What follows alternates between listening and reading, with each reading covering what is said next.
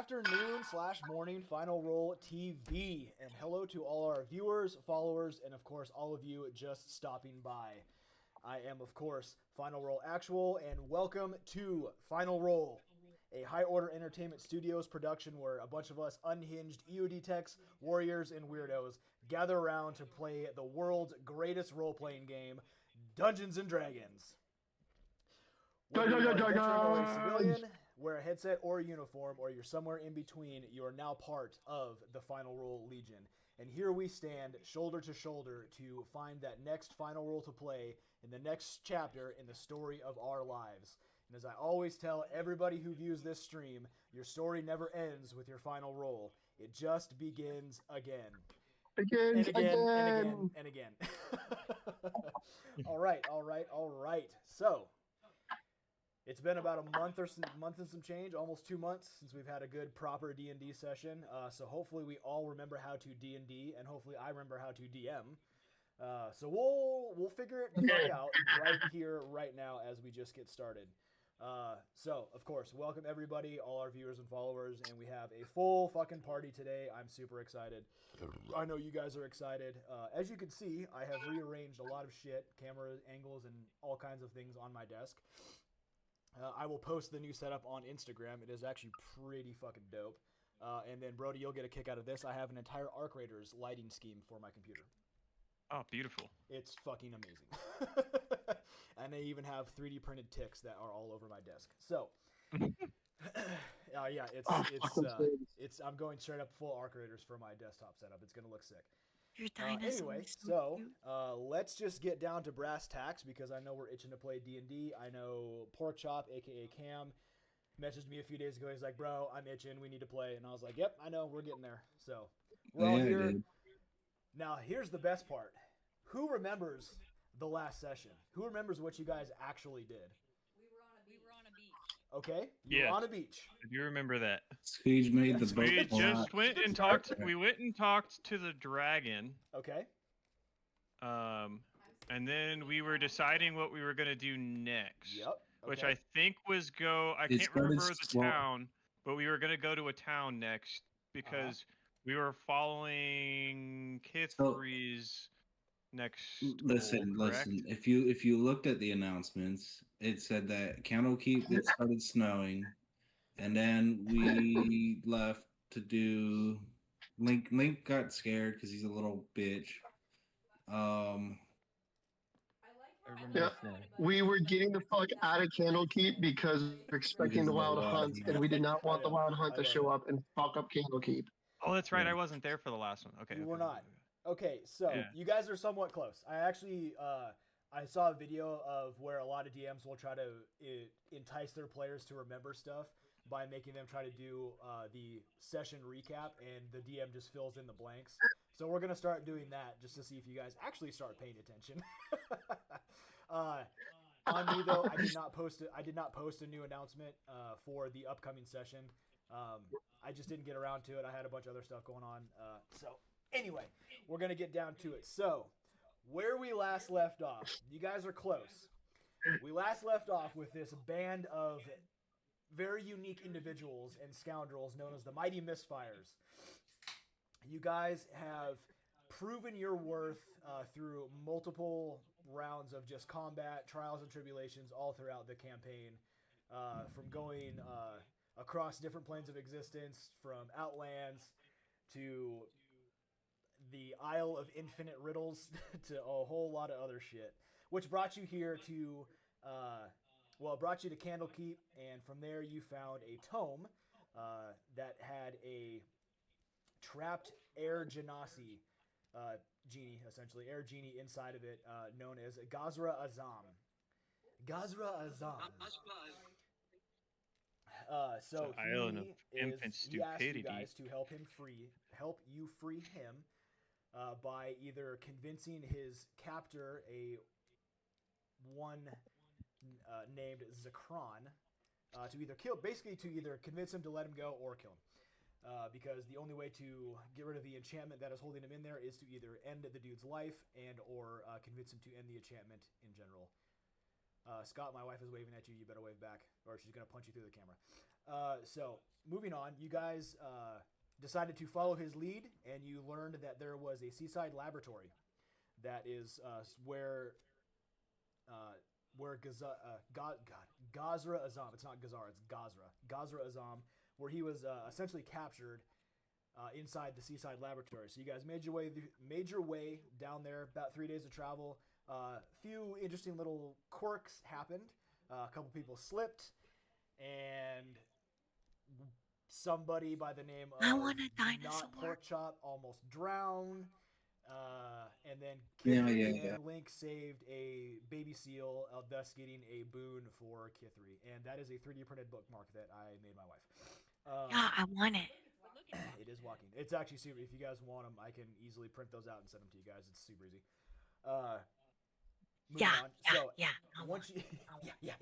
Once you guys got to the Seaside laboratory, you realized that it was in fact a young dragon's lair. And through diplomatic means, and I don't mean that in a sarcastic way, through diplomatic means and dialogue, you did not in fact have to fight the young bronze dragon, which would have been really, really, really fun for me.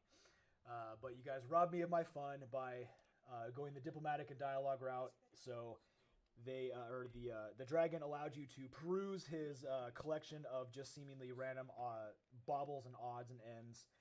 But you did in fact find something that was very, very curious. Actually, a few things that were very curious. Let me pull them up real fast. So when you went through the hoard, if you want to call it that, the dragon had, there was 3 things that I said that you guys found that were very specific. One was an old diary that tells the tale of a paranoid and lonely man. In this diary, you realize that it is Zikran writing about a rival he's not named, but there is a rival who he thought sought the location of his laboratory. Jesus, words are going to be hard today. So fear of discovery prompted Zikran to pack up all his stuff from his lab right there and then go out elsewhere. You found a stray map that looks like it described some type of route into a mountain range further south known as the Cloud Peaks. And then there is a particular mountain that is circled in ink with the word "here" written beside it in underlined 3 times. And then you also there was also a basically not quite a sketchbook, but a book of diagrams that look to show the inner workings of some type of device. You guys didn't really actually go through them in depth yet. You kind of just grabbed everything, begin to talk to the dragon to kind of see what he knew, and then you guys decided to leave through the main entrance, bypassing 2 bodies that were there originally. And the funny part is you guys didn't touch the bodies going in, but you guys decided to touch the bodies going out, thus triggering 2 ghosts to apparate from those bodies, and you guys encountered ghosts for the first time, and everybody panicked, and it was quite funny. You guys were actually very clueless on what to do. It was really, really, really interesting. But you guys figured it out, and you prevailed. Ghosts are actually not super hard to kill. They take a little thinking. But you guys made your way back out to the beach and all the nice fun things. Let me put on some beach music. Environment, beachfront. So you guys made your way back out to the outside of the Seaside lab, where you found this giant coral spire denoting where this lab was at. You decided to make camp and just kind of settle down for the remainder of the day / evening and figure out your next moves from there. So, Mighty Misfires, what do you wish to do?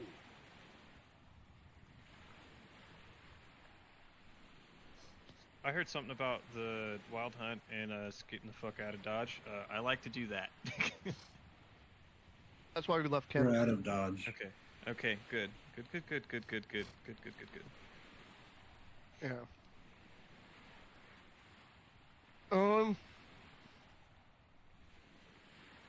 I mean, what time of day is it? It is getting closer to like the late afternoon.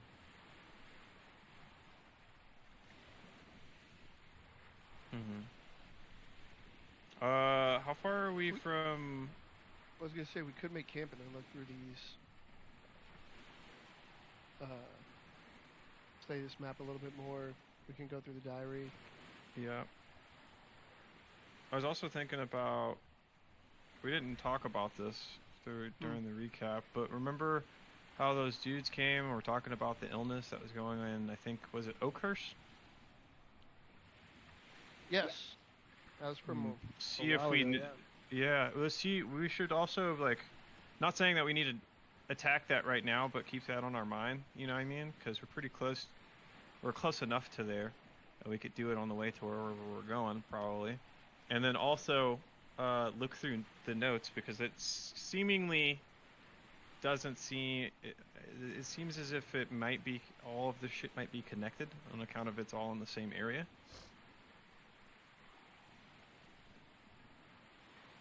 I mean, I'm down. Yeah, check it out.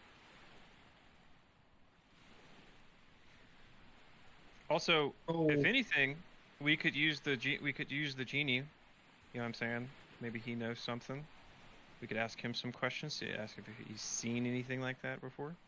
I mean, it's not like he's going to go anywhere, and it's his interest to give us as much info as possible so we can try and free his ass. So, yeah. Exactly. So, what do you guys want to do? I don't think I've been keeping him in the bag of holding. The tome, the Zikran Zephyrin tome, the one that has Gazra Azam trapped in it. To my knowledge, you have been keeping it on your person. You have not been keeping it in the bag of holding. Yeah, I was gonna say. I think That way we were you just able holding to one. consult him should you want to.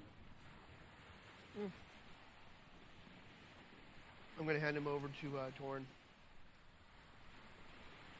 Okay, I'm gonna pop that book open, dude. All right. Start asking some Cool. questions. So as you pop open Zikran's tome, you feel that familiar breeze once again as Gazra Azam begins to apparate in front of you.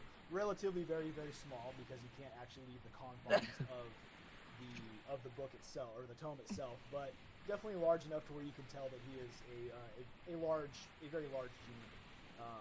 But as he apparates, you can see his bright smile, and he kind of looks up at you. Yes, Torin, my friend. Well, I see that you have made it to Zikran's lab, the Seaside lab. Tell me, what has become of the things inside? Well, you see, a dragon has taken over it. It's his lab now, so not many things we were able to look through a lot of the stuff. We got some notes and a map and a couple other things, which we can let you see later. But I had a couple of quick questions for you. In your time, before you got sealed, have you ever heard of any weird illnesses, basically turning people into zombies?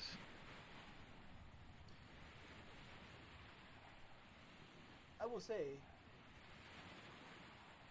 the undead, mortal kind turning into zombies is not unheard of. There are multiple rituals that allow such people to accomplish that type of vile deed. But do tell. You said you found things inside this Seaside laboratory. What did you find? Perhaps we can find another clue as to Zikran, and I can be free of this tome. Yeah. We're definitely still doing that, but we might end up passing through this place, which has this illness thing that we're talking about. But I was just trying to see if you had if you might have known something, if it's ever been seen before. Maybe it's like a cycle type thing that happens every so often. But hey, can you show me those maps so I can show him the maps? Can you pull those out real quick? Yeah. It's Cloud Peaks map. Mm-hmm. Okay, Big ol' here, underlined. Yep, I'm just showing it to him and being like, so this is what we found. He allowed us to take this. There's the map. It's Cloud Peaks. It's big old circles here, underlined 3 times. Would you happen to know anything about that? The Cloud Peaks, yes. They were in fact actually home to a clan of cloud giants, but centuries ago. Wonderful. They occupied a keep near the top of the mountain. It actually looks to be that circle where it says here on your map there. I believe that is the last location of where that keep was. But this was centuries ago. Perhaps those ruins are still there? I know at one point Zikran was very interested in some of the, how do you say, secrets of the Cloud Giants. To what end, I know not. But he did mention some type of secrets with the essence of air up in their keep. That makes sense. That's also something we read in one of the books as well that had something to do with elementals and the essence of air and well, a couple of other essences, right? I wouldn't be surprised if the ruins were still there. Giants are pretty resilient, as well as the things they make. So, That is very true. I believe that'll probably be where we're heading next to get our next clue on how to help you out. I believe that is good. I second this motion, although I cannot really dictate where you guys go. I am, of course, trapped within this tome, so as you mortals like to say, I'm along for the ride. Question, DM. Yeah. Do we know where this Cloud Peak is? So, the funny thing is about that is you in fact have a map Yeah. We do. Yep. that just so happens to have cloud peaks on it. And if you take the map you Awesome. have been provided and you use the map that you just got and put them together, Mm-hmm. Mm-hmm. logical deduction would say probably the same place. Awesome. Yeah. So Rough yes, estimate. How many according, days travel are according we? to your map, you can see where Cloud Peaks is. If you do look at it, where Candlekeep is on the map, if you follow that road all the way down, it literally goes right to the Cloud Peaks. Awesome. How many days away are we? Let's say for whoever wants to do that, go ahead and roll me a survival check. Actually, you know what? No. Yeah, no, it's survival. I got a 12. That, as I said, Fuck you.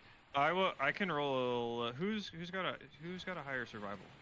I'm have pretty plus sure my seven. Anybody who is shit. proficient Plus with 7. navigator's tools can roll at advantage. I'm pretty sure my survival is pretty Sorry, high, I but do let not me have that. Sorry check. about that. Cartography. Oh no, my survival is low as fuck. Never mind. Whoever said that +7 should probably do that. Is your mic on? Babe? I heard the +5. She's a +5, yeah. Is your mic on? Okay. Okay. I'm just making sure your mic is on. Okay, so, K3, if you be so kind as... It's not on. That's still a +5. Maze has the I have plus 7. 7. Hold on. Hold on. So, whoever wants to roll for this roll, go ahead and roll. I don't think I've ever said this before, but I think the girl should, use the map.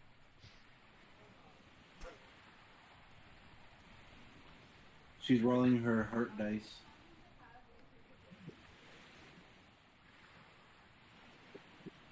Hit me when you need some nature stuff. I got a 14 and then A 14. plus 7, so 21. 21. 21? Okay, so... after looking over the map, Maze, you're able to gauge it's probably going to take about 4 to 5 days by walk. So long as you stick to the main road. You can obviously cut down your time, possibly, by finding shortcuts, but you never know what you might find. If you stick to the main road, you know it's going to take roughly about 4 to 5 days. One of these days, we need to go buy a What's the fucking horse. closest town that might have horse and carriage that could take us? You would have to backtrack all the way to Camel Keep, Fuck that. All right. which We've is already been essentially going for about the days. same amount of time. It'll take you about 4 days. We're to walking. Alright, Well- I'm buying a horse the next time we stop somewhere. Well, yeah. We I brought this don't- up. I mean, last time you guys got horses, you kind of left them and they got 8. Yeah, I remember that.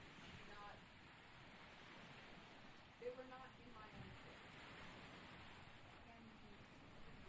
We're relatively independently. Oh, wealthy. Cam was We can- not. we can afford- Flute was. Flute was, not Cam. We're Okay, relatively so- independently wealthy. We can afford. I horses. think Torin leads the way, but Maze points to where we gotta go because if Torin can find a shortcut, then we take that. Oh, that's a good idea, dude.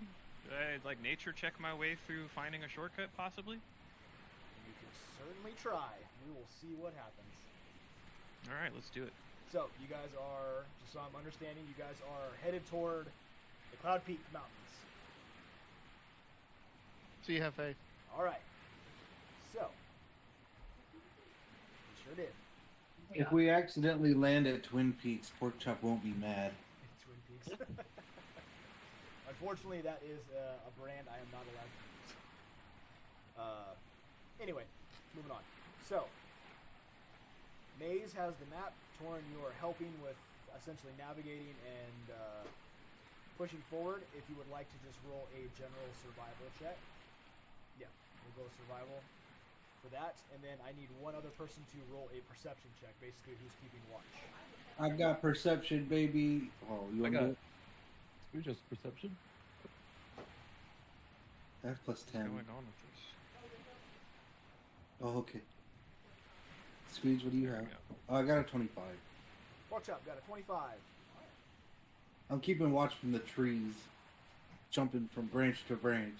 You are in fact not near very many trees. It's mostly like rolling hills and like splotches of small trees. So, yeah, not Fewer very than the perceptive trees. for somebody who rolled 25. Yeah, well, I rolled a 18.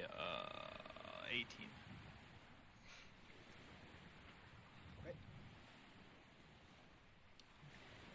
Maze, what did you roll?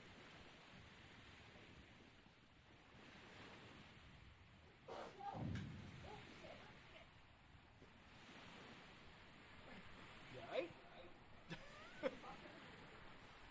Sorry, I didn't. Okay, I didn't roll perception, so let me do that real fast. No, 'cause I didn't. roll survival, Maze. Oh, I You already have the did map. that. It was. You're Do you want me to do it navigating. again? I didn't hear you. Oh, it was a 21. 21. Okay, cool. Think about it. Yeah, you're good. You're good. I'm trying not to have my speakers on my desktop too loud because then I'll get feedback on the mic. You're good. Okay, cool. So with those rolls, you guys make your way across the rolling hills using the main road. Nice, wide cobblestone. 3 meters across. Very, very well traveled. Mighty Misfires, as you progress down the road, the floor is yours to roleplay how you see while I gather a few things and get look over a couple notes. about the I got road Torin's shoulders. again. Oh, excuse me, and I, like, fucking crawl up Torin like a fucking lizard. Nope. You're watching from the woods. I gotta get high. I gotta get high up. It's rolling hills and stuff. I gotta get You on are the shoulder. watching from the woods. Piss the Watchtower. fuck off. I need somewhere where I can sit so I can read. I pick up both of them with one hand and just set them both on my shoulder. Fair enough. Perfect. Jackass. So, as you guys are traveling down the road, there's actually really not a whole lot to look at. You do see some splotches of trees that kind of just dot the areas around, but from where the road is, you see relatively flatter, rolling hill type ground. There's really not a whole lot to really look at. You can see pretty far looking down the road, but you can see as the hills kind of go up and down, and off in the very, very, very far distance, you do in fact see the mountain range known as the Cloud Peaks. You are headed that direction, yes. See it over there. What's my next? Oh, I know what I want to do. I'm gonna snap my fingers. My Drake is gonna appear, and then I'm gonna take Pork Chop and just kind of like toss him on the back of the Drake. It's medium sized now, so it's like it's kind of good size. He can ride it. He can definitely ride it. The Drake is struggling a little bit because pork Are you- chop's a little hefty. You sure? It's big enough. It's big enough to hold me, and I weigh much more than you do. I don't know. So, You don't call it pork chop for nothing. Exactly. But it would be funny to watch it struggle. So let's just say as you guys continue moving towards the mountains, you do kind of get the sense that you can see the sun is setting along the horizon.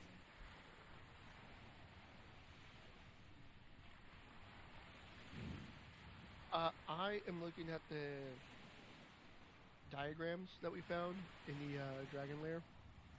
Okay. I think you're looking at the diagrams right now. Okay. I would like Yeah. you to roll me a intelligence check, please. Or I'm sorry, Arcana.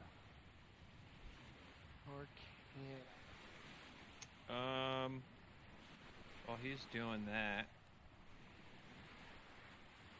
I heard someone say something about camp. Did you say that out loud, or were you just thinking that? Oh, yeah, I guess we could make a camp somewhere.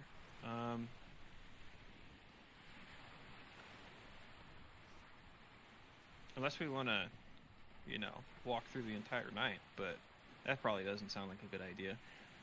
Let's see. What's the worst that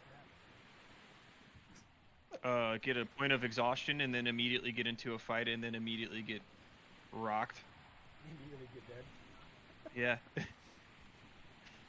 Oh, that's not the worst that could happen. I guess there are worse things that could happen for sure.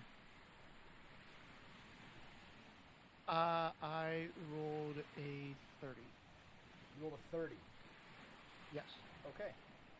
So I as rolled a you're 17 looking and I through have a these- plus. Go ahead. I rolled a 17 and I have a plus 13 on my Yeah, Arcana. no, I believe you. 30. Whew. Yeah, no, I mean, you're getting up to the levels where you guys are going to start rolling a lot higher. So, as you look through these diagrams, you do understand, after looking through them back and forth, they are, in fact, like schematics. Very similar to a lot of stuff that you've seen before, stuff you've, not devices specifically you've created, but you've been around schematics and blueprints pretty much your entire life. So these are very, very familiar to you. You're actually kind of mad at yourself for not recognizing it sooner. But as you are looking through this, you understand that the diagrams you're looking at are the inner workings of a structure, or the inner workings and a structure of a magical cannon that is powered by elemental air. And obviously, because it's a cannon, you understand the functioning is pretty obvious, but you understand the workings so well that if you found something like this, you would easily be able to operate it. I'd easily be able to operate it, even though it functions by elemental air. Correct. Does it- Because kind of secluded in some of the writings, you understand that this can be operated manually or by a command word. But there's no command word anywhere you can locate on the diagram. Do you remember that book we read about the air elemental stuff and how it was talking about commanding things and remember that? Well, no, see, that's what we I'm have a curious copy about. of the book, don't we? We made copies. No, we didn't make. I I thought we did make copies. I was able. Well, Right. so I didn't make copies of the entire book, but I did make copies. Hold on. Yeah, I was gonna say make sure that we, because I'm fairly certain we made copies of a lot of stuff.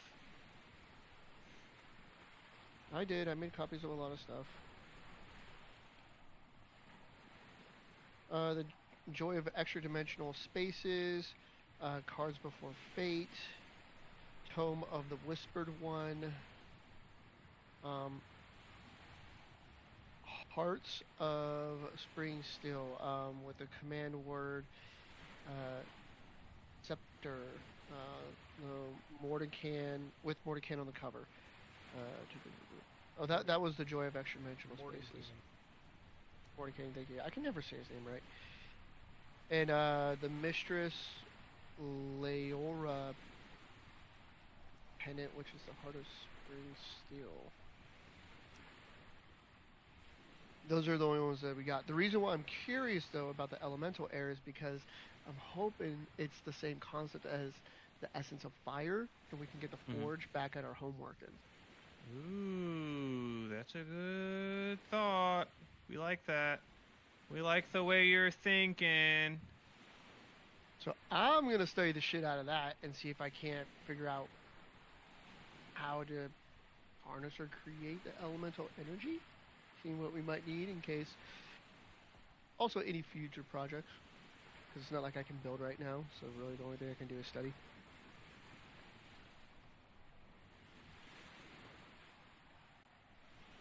That's gonna be my next 5 days. The little man speaks knowledge. I'm here to gather food and smoke boots. Smoke food and gather boots? Mm-hmm. Yes. Nice. Whichever one comes first. Do I see any movement in the distance? Make something exciting? You do not, pork chop. Damn it. You do not see anything above you, below you, in front of you, or Or behind you. someone on me. Or, Okay. The only thing you see- wait, The only I thing have you an can idea. see below you is, in fact, the very nicely well-made cobblestone road. Okay, so off of the road, is there anywhere to make like a camp, like so we're just not, in the middle of the road? I'm listening, Link. For Just that, I talk will over let me. you re-roll your survival check, Torin. And what is your favorite terrains again? Swamp. That's a swamp. good I know question. swamp, I can't remember Swamp and Ocean. beach and I think mountain. Yeah, ocean and mountain. I thought you had grasslands, but maybe. I do remember. Let swamps me specifically, check. I can't remember. Because trying to make it so it looks like the instant smoke is coming out of my gun. well, the swamp terrain, the swamp favorite terrain has saved you guys' life a few times, Mm-hmm. especially in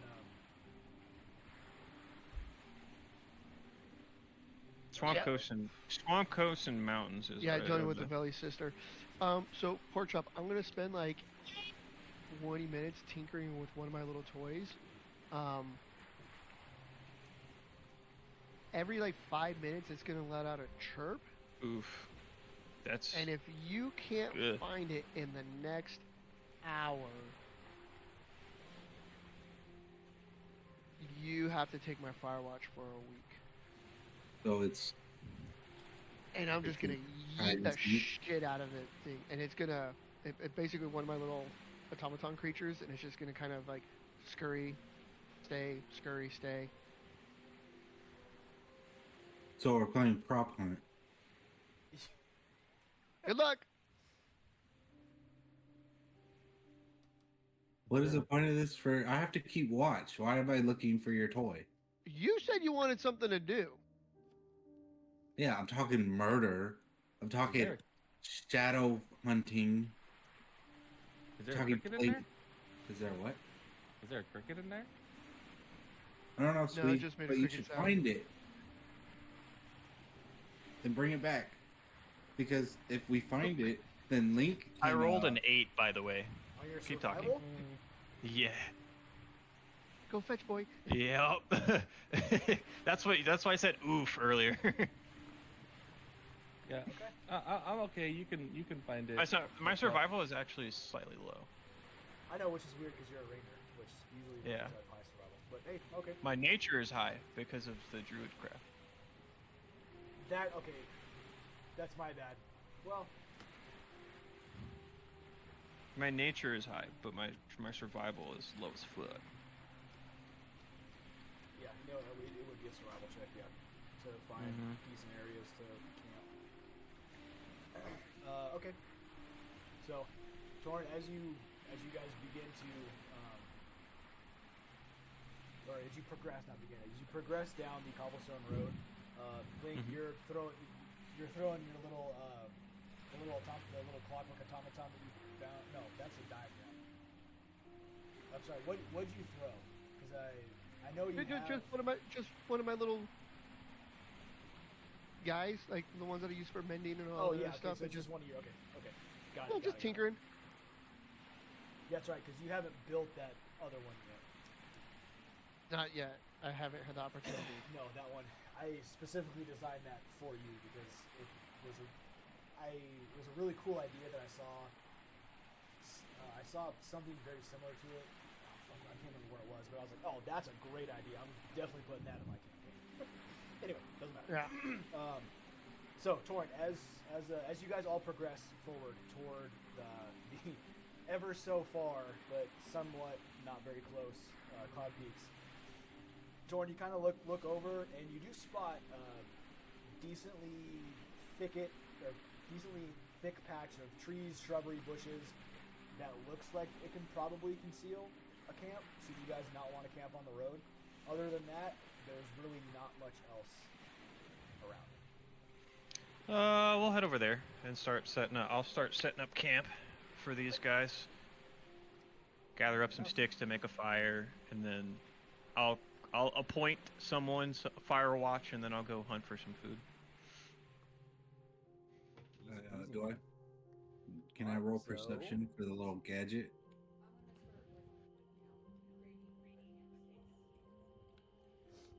Okay, so Torin and Kithri, if you both would roll me nature checks. Oh, beautiful! Thank you. Thank God. Okay.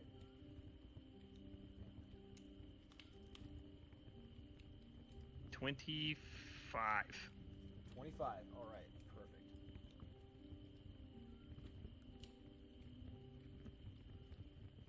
So, as Kithri, as you and Torin both work together to clear out what looks to be a pretty decent area, you manage to find a little bit of flat ground, move some sticks, rocks, things of that nature, and get a decently sized, essentially like a circle cleared out to plop down a few tents and some bedrolls, and you all managed to getting a fire going is pretty easy because you're spellcasters.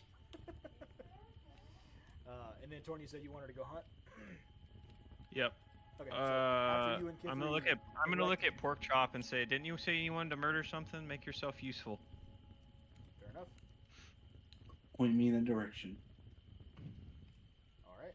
So after the camp has been built, the fire has been started. Torin takes Pork Chop. All right, Torin. Do you want to choose where you go, or do you want to let the fates decide? I can go with you guys. We can do. I'm gonna do tracking. So I'm basically gonna look for any signs of animals that would be able to feed the entire camp. I like it. I can tell you exactly where one is. Oh, beautiful. Yeah. What kind of animal are we looking for? A buffalo? Anything. A deer? Not a horse. Not a horse. Not a horse. Not a horse. Okay. Not a horse. If we end up shooting somebody's horse, it's gonna be really bad. I cast locate animal. So, I can tell you the direction of a deer within 5 miles. A deer. Yeah. All right. We can make a deer work. Okay. All right. So locate animals. It is. I like it.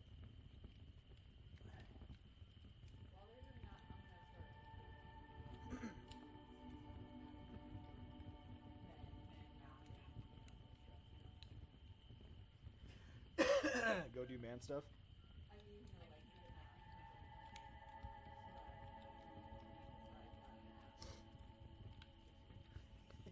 Okay, so Kithri, I would like you to also roll a. Let's roll me a nature check for foraging for berries and hopefully. I could tell you exactly where the berries are too. Actually, I'm gonna use that next. I'm gonna ask for some herbs. Can we do herbs? Do herbs work? Sure. Yep. We like berries, but we use some Describe herbs the herb too. you're looking for. What herbs go good with venison? Juniper berries. Yes. I cast locate plants, and I can tell you exactly where juniper berries are within the next 5 miles. Okay. Within a 5 mile radius. I like it. All right, Torin. So, I'm not Torin. Squeege. after a back-to-back rounds of casting animals for Torin and casting plants for. So Torin, are you going for animals and plants, and then Kithri, you're looking for something else, I could do a little bit of both.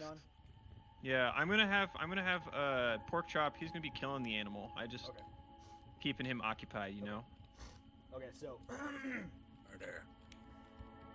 fortunately enough for you, Squeege, both the hits you get for deer and juniper berries are in the same direction. They are to the north. That way. Both of them straight up north. Not Follow very me. far. Sweet. I'm gonna do my tracker thing and start tracking. Okay, easy enough. With Squeege's guidance, that's easy enough. Yep. And then for Kithri, your roll, what exactly are you looking for? Tubers and starches, things of that nature? Okay. Easy enough. You do find what looks to be some type of small root that looks very similar to like a yam or a sweet potato. And you also find some wild onions because those literally grow everywhere. You also find a little bit of lemongrass and what looks to be some type of white berry.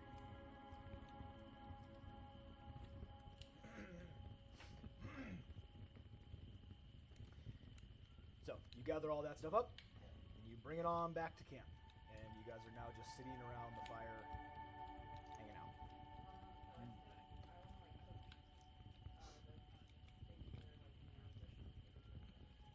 Okay.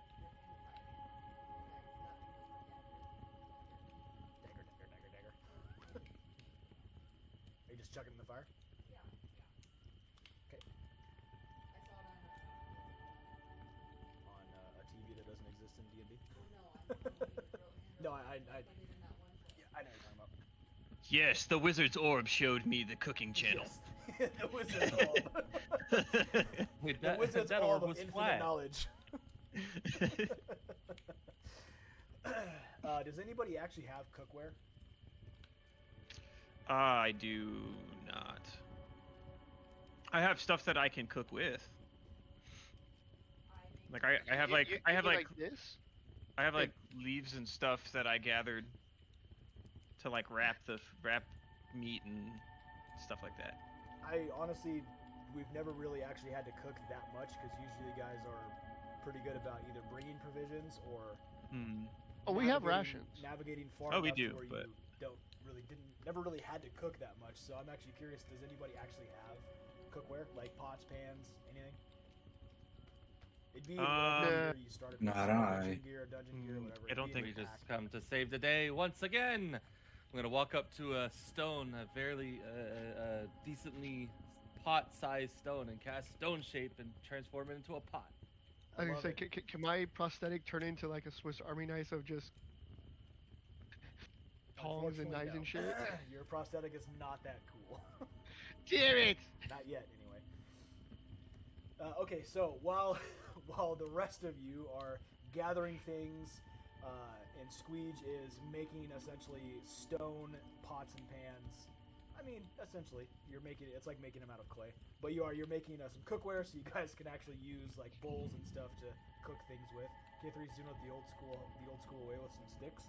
I like it. Meanwhile, Torn and Porkchop, you're moving north as it gets slightly quieter and slightly quieter. The crackling of the fire is dissipating as you get farther away from camp. You hear the crickets chirping. The wind is kind of rustling back and forth in what little bit of branches and trees are around. And as you're looking around, trying to navigate where you believe Squeege has pointed you in the right direction, you begin to see small bushes kind of pop up that weren't there, or that you haven't seen yet as you progress forward. As you go forward and look at these bushes, you do in fact see juniper berries. So it looked like Squeege did in fact point you in the right direction. All right, Squeege. You're the gatherer, brother. You want to gather some of these berries? I'll help you out too. Oh yeah. Well, Squeege is not And with then you guys. He just pointed you in the right direction. Oh, he just pointed us. Oh, yeah, Okay, that's right, okay. I'm making pots and pans right now. Oh, yeah, that's right. Okay, okay, okay. He's currently So then, yeah, making- I'll just gather the berries. I'll just be like, pork chop, keep an eye out for that deer. There's still a bunch of trees around us or no? There is. I will also be like, Perfect, and You're in a pretty decent patch of trees. I slither up a tree to like a medium height. Okay. Like halfway up the roll tree. me a athletics check. 8. Oh, Perfect. So, as you begin to try to slither and scamper your way up the tree, you grab a hold of what you think is a pretty decent branch. Then, as you're pulling your plump weight up, and it's like in slow motion, you look up as you're holding this branch, and all of a sudden you hit the ground. Damn it. Torn, help me up here. I'm gonna look at him and put my finger over my mouth, and then I don't know if he knows any of the languages I know. I was just gonna hand sign to him, and then I'm gonna be like, no poison. Damn it. Remember, we're gonna eat this. And then I'm gonna pick him up and put him in the tree. Fair enough. So, with a little bit of Tauren muscular help, pork chop, you're able to get essentially yeeted up into the tree. Oh yeah. Now I look around for a deer. Okay. So I would like you to roll a perception check for me. Tauren, if Can I you also are roll also looking stealth? around and tracking, you can also roll. Sweet. 19 plus 10, so 29. Oh, well, yeah, he doesn't need my help. But I'll do it.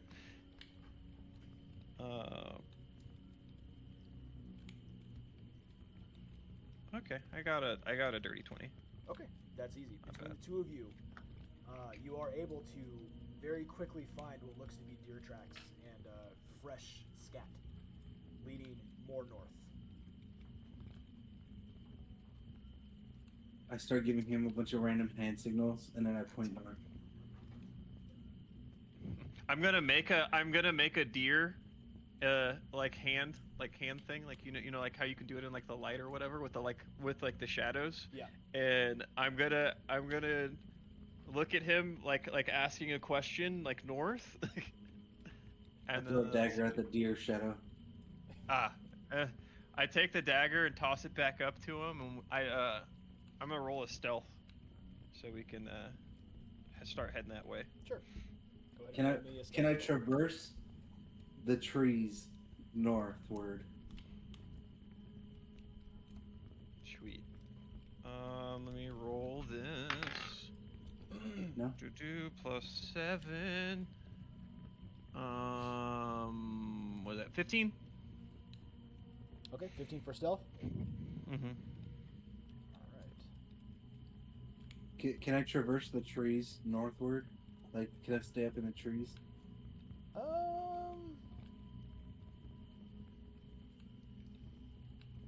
Actually, hold on.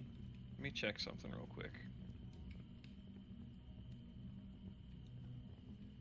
I would say, pork chop, go ahead and roll me just a quick perception again to see if you can find a path that allows you to kind of just jump 13. between branches like the fucking predator. I got 13 plus 10, so 23. 23. You're able to see what looks to be a few branches that do allow you to go north in the northern direction, but it doesn't look like it goes very far. Oh. Okay, so I say. You can basically you can navigate through a couple of the trees going forward, but once you get past that little area, it looks like most of the trees don't have very many branches that low. Gotcha. I jump down and see that Torrin's trying to be sneaky, but I jump down and make a thud, and then I get up and start being sneaky too. All right, perfect. Go ahead and roll me a stealth check. The post 9 plus stealth 11, check. so dirty 20? 20 with a 9. Okay, cool. Dirty 20. All right, so between both of you, you begin moving northward. following this little game trail that has what appear to be fresh deer tracks and fresh deer scat. After about 2 or 3 minutes, good God, that's loud. After about 2 or 3 minutes, you come upon what looks to be a small clearing within the tree line. And as you just stop short of the trees and some of the shrubbery, you spot what looks to be a small cluster of stones kind of just into the hillside, and a small, I would say medium-sized, just for lack of a better term, medium-sized creature hole that is directly dead center within this rock formation. Essentially, what looks to be like a den. And in front of that den is 2 deer carcasses. Carcasses? Yep. And I whisper to Torin, and I, as well as doing awkward, weird hand signals, I say, were they supposed to be alive? Do you know thieves can't? Yes, but did you check the poop? I'm gonna start talking to you in thieves can't. Okay. Just so you're aware. Yep. And I'm gonna be like, I'm gonna investigate the. Can I look at the carcasses from where I'm at and see if? You guys are about 15 feet away from the first carcass. Oh, 15 feet. That should be fine. That should be fine. I'm gonna look at it and see if I can tell what has attacked it. Okay, go ahead and roll a. It's gonna be nothing but nature checks tonight. Roll me a nature check. To glean, you're trying to figure out what killed it, right? Yep. Okay. Yep. Nature check. Whether it was like human or canted. 18. 18. Cool. So, without moving closer, just with your pretty keen eyesight and a little bit of height that you have, being over 6 foot, you do spot what looks to be claw marks. Claw marks. Can I use like perception to see, or maybe investigation to see if like size, maybe recognize patterns of a like you know how like I mean, you know how you can tell whether like a cat attacked an animal or of this, and I sneak up to the without rocks. getting closer, it's going to be very hard to tell what killed it. Okay, I can move up a little bit. Well, I'm gonna tell Pork Chop to cover me, and then I'm gonna move up on it. Okay. I ready my daggers. I'm actually surprised Pork Chop didn't try to hug you. But moving on. How far up are you moving, Torin? As close as I need to see what I need to see. That's pretty much going to be right up on it. That's fine. Okay.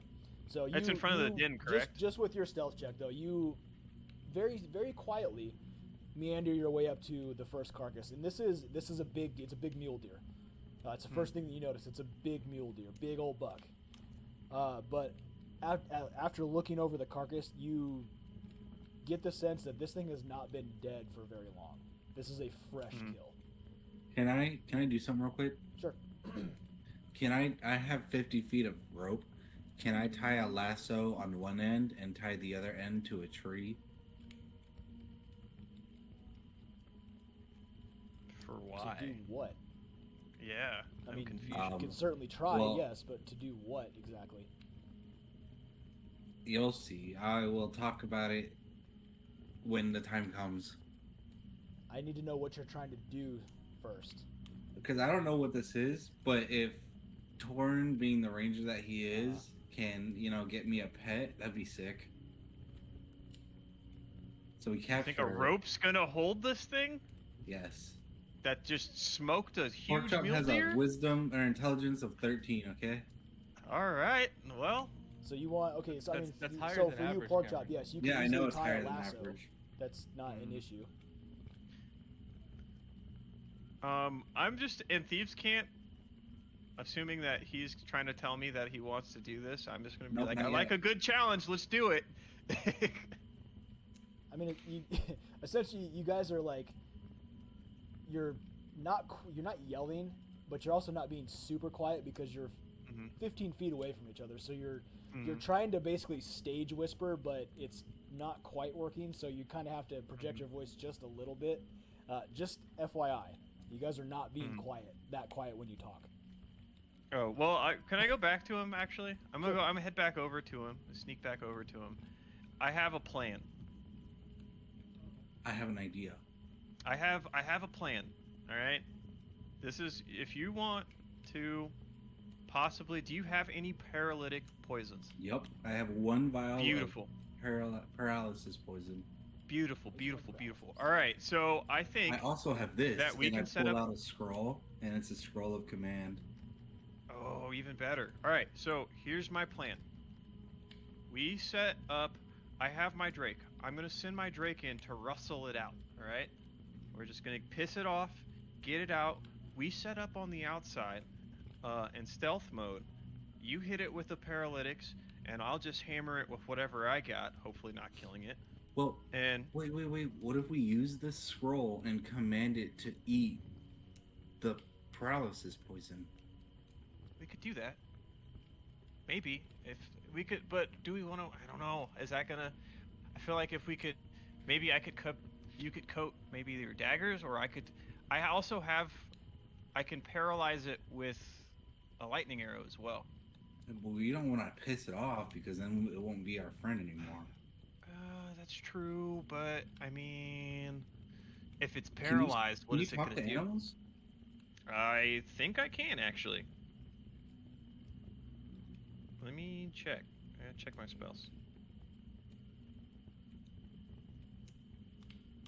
Wait. What if we put the paralysis poison on the deer and just wait for it to eat it? That is a good idea. But then we'd have to wait for it to come out. It doesn't seem like it's even interested in the deer right now. Otherwise, it'd be eating it. So you think this animal just murders for fun? No, I think it's definitely building up food, right? But it's not. I don't know. We don't have a lot of time, and we can't just sit and wait this out. We're supposed to be hunting for the camp.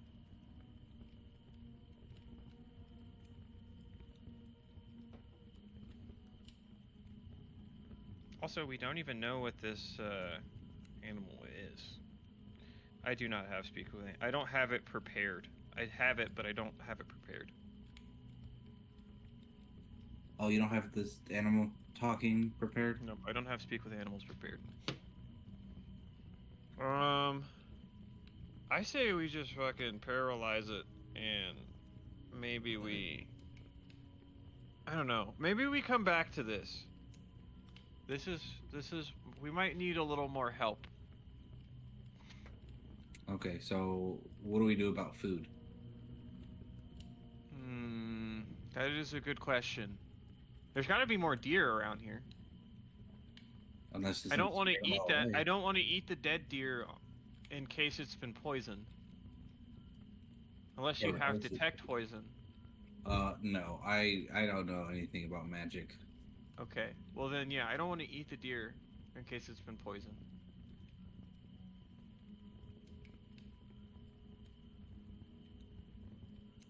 Okay. I kind of want to see what this thing is. I mean, like I said, we can send the Drake in, or I can summon a beast, piss it off, and we can be waiting on the outside. Can you summon a beast? As in, like, can you summon like a small one? Probably. And just see what it is. Yeah. Can you see maybe. through the beast's eyes? I don't know about that. Oh well, if you can't see through, I know I can see if you through. can't talk to them, then there's no point in summoning one and sending it in there. Call forth the beast spirit, manifests in its. It manifests this stat blocks spell environment. The creature resembles an animal, your choice that is native to chosen environment. Okay, so you can't talk to him. I'm gonna sneak up there. Hold on, Really, I'm really still fast. reading. All right, so Phase Pork your Chop, curve you're from sneaking here. up.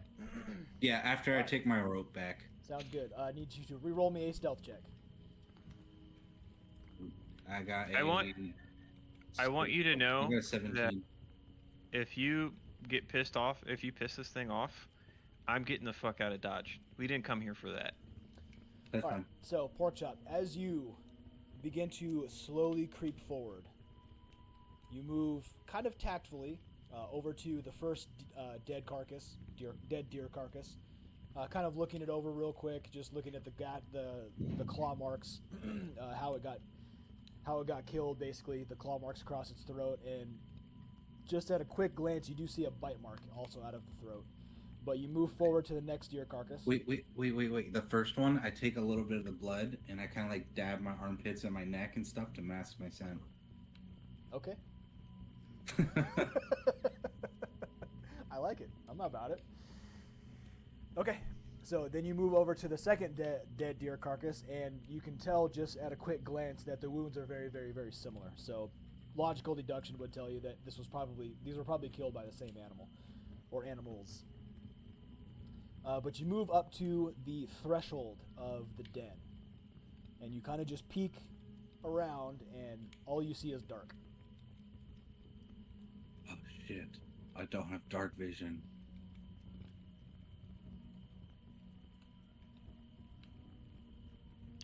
But Well- I do have a lantern.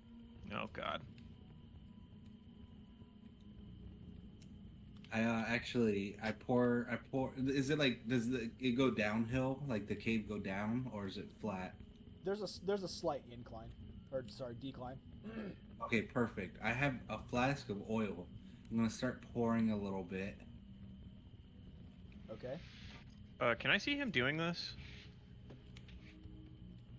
You're not quite sure what he's doing. You just see him he's right in front of the threshold of the den, and it looks like he's doing something. You just can't quite tell what it is. And I take my Kinda just tinderbox looks and I he's light bent it. over taking a piss. I take my tinderbox and I light it.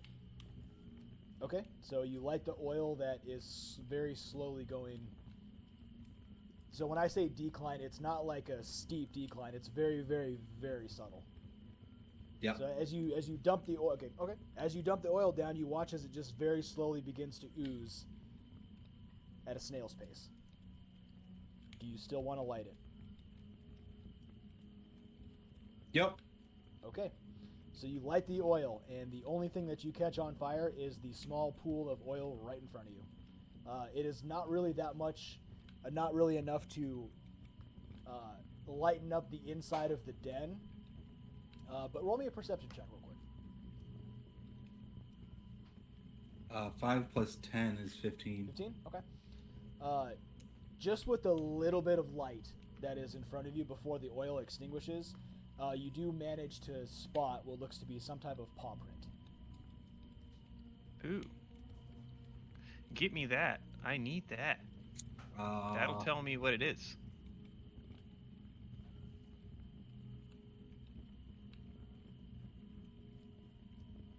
I don't know how to bring it back, so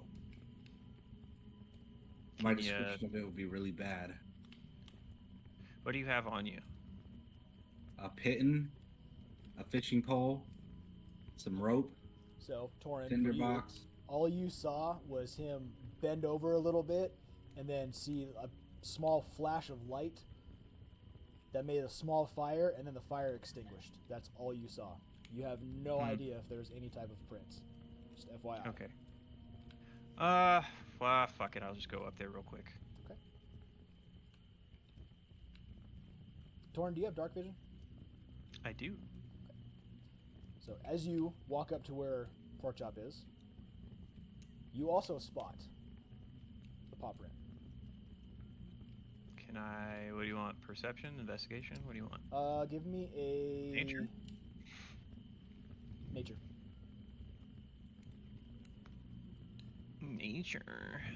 A lot of nature. Oh, checks. nat 20. Nat 20. You've seen this Plus paw 6 print. is a 26. So. You've seen very similar paw prints before. Mhm. This is a wolf print. However, the thing that sticks out in your mind the most is this is the largest wolf print you've ever seen. It is twice the size of a normal wolf.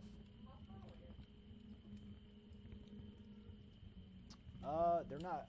They're far enough. You guys don't know. I mean, you saw them go north into the trees. Wait a minute, Torin. And I'm whispering to him. You said you could summon a beast?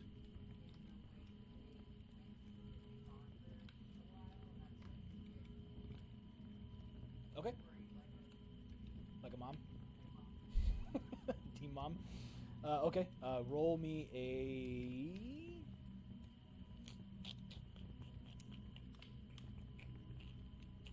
You can also roll me a nature check. Torin, did you say you could summon a beast? I can. 17. Okay. You can also Is it a summon my magical Drake. beast or a regular beast? You begin to meander It's in magic. the northern It's like direction magic to where beans. Squeege pointed them out. But it's a regular type beast, yes. So you could have just summoned a deer, and we ate that. No, we can't eat that. The beast. It's not how it works. This is bullshit.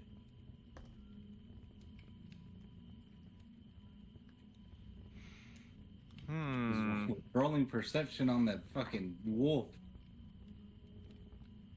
It's a really big wolf, and it sounds like it wants to be our friend. I accept, and Nah, I that's- light the lantern. Too Too late. I lit the lantern. And I'm gonna make a mad dash out of there then. If he's Okay. gonna be dumb, I'm just gonna So, fucking take off. As Porkchop lights the lantern, Porkchop, you look to your left, and Torrent is halfway across that little clearing, back into the bushes at remarkably fast speed. Scooby-Doo ran away. So, Kithri, as you are navigating through the shrubs and the trees and the underbrush of this kind of like dense thicket, you begin to hear footsteps approaching you at a very rapid pace.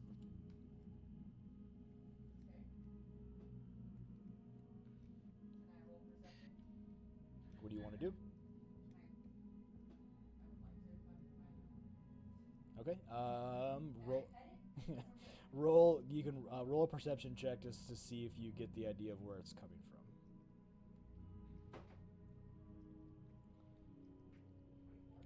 Okay. They are coming. Whatever these footsteps are, it's coming directly at you. What do you want to do?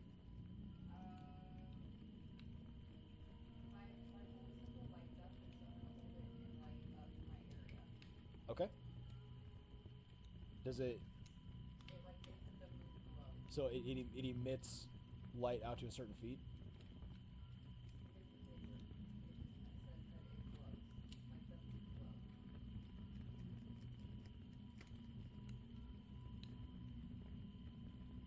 So it doesn't actually give you a specific feet where it basically illuminates an area around you. Okay, we'll just call it 5 feet then, because that's your immediate area. That's basically a grid square for the map. So the immediate area around you. As you do, Kithri, you suddenly see a very large dragonborn who is sprinting toward you.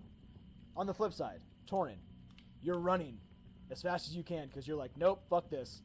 You vault over the shrubbery that was where the opening was. You just vault over it because why not? You thought it was cool. And as you do, when you land, you see this small flicker of light, and a very small halfling creature is right in front of you as she is holding her holy symbol. Oh, I'm gonna pick her up. I'm gonna say, "Big wolf, pork chop, dumb," and then throw her over my shoulder, and then very frantically look for Link, probably reading a book. I'm gonna pick him up, throw him over my shoulder. Well, you're not. Hold on. Back up. You're not near the camp. Kithri has come to you. I was gonna say, what the Oh, fuck? she's kind of coming towards us. Yes, Oh, so- okay. Well, then I'm gonna start running towards I'm gonna continue running towards the camp Do you pick to Kithri pick up? people up. Yeah. Okay. Kithri, do you allow You know- do you allow him to pick you up? Wait, are you in armor? I probably should strength No, check I if don't she's have in armor. armor. Okay. I'm in my robe still. Her vestments. Her vestments are actually pretty dope. Okay. Okay. Okay, so Kithri, as you see Torin, He immediately grabs you, throws you over his shoulder, and you guys take off toward the camp. Porkchop, back to you. As you light your lantern to look into the dark, it does illuminate a little farther into what looks to be a den, and the first thing that you spot are bones on the ground.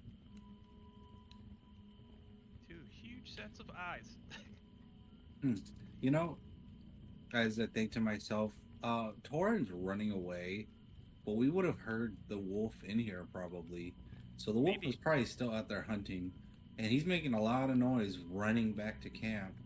So I turn around and start sneakily walking back to camp, and I turn off the lantern.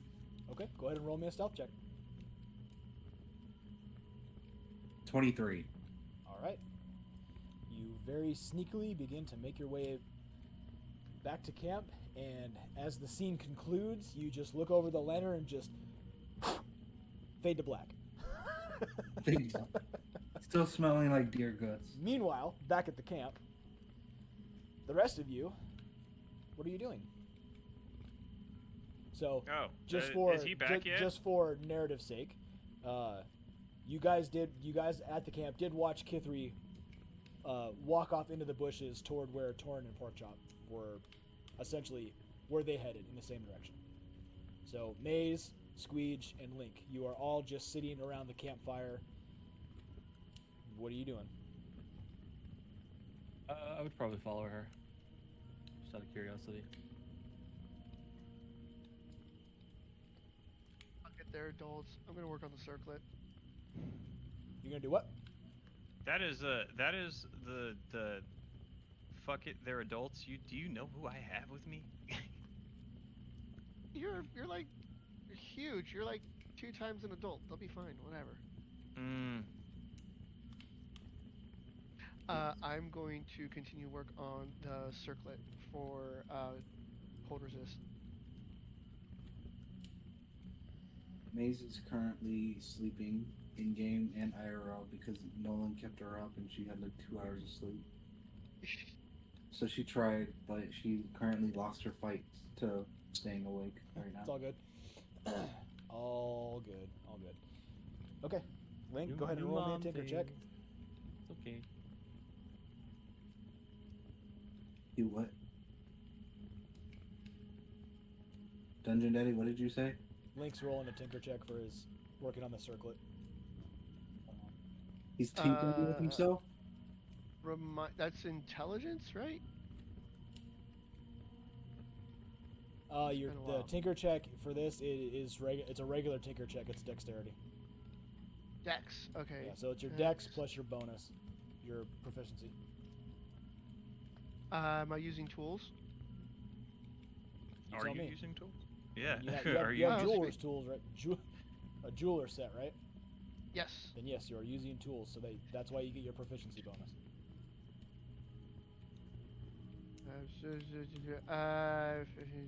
20.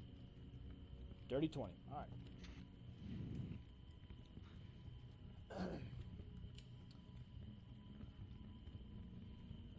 Oh wait, actually I get a roll at advantage. My bad. Hold on. Okay. Shit. 29.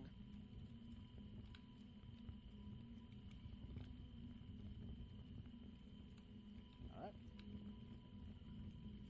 One step closer to getting that one fixed. Yeah. Or finished. Not fixed, finished.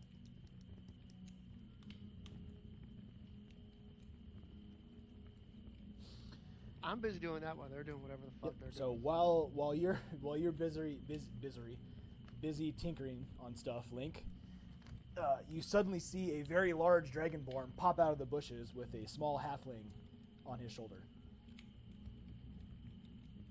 And no Hey, pork guys. chop. Pork chop, don't think, just do. Big wolf, let's go. Huh? No time. Snatched him up.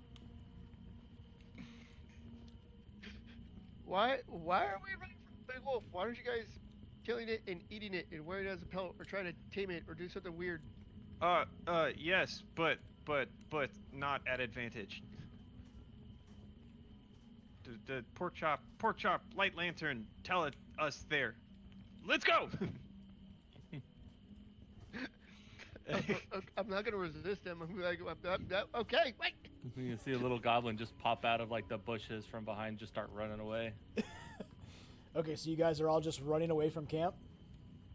Not away from it. I'm running back towards the thing to help pork chop. Oh, to back toward the den? Yes, I was just gathering them to help. Gotcha. Okay. Just in case.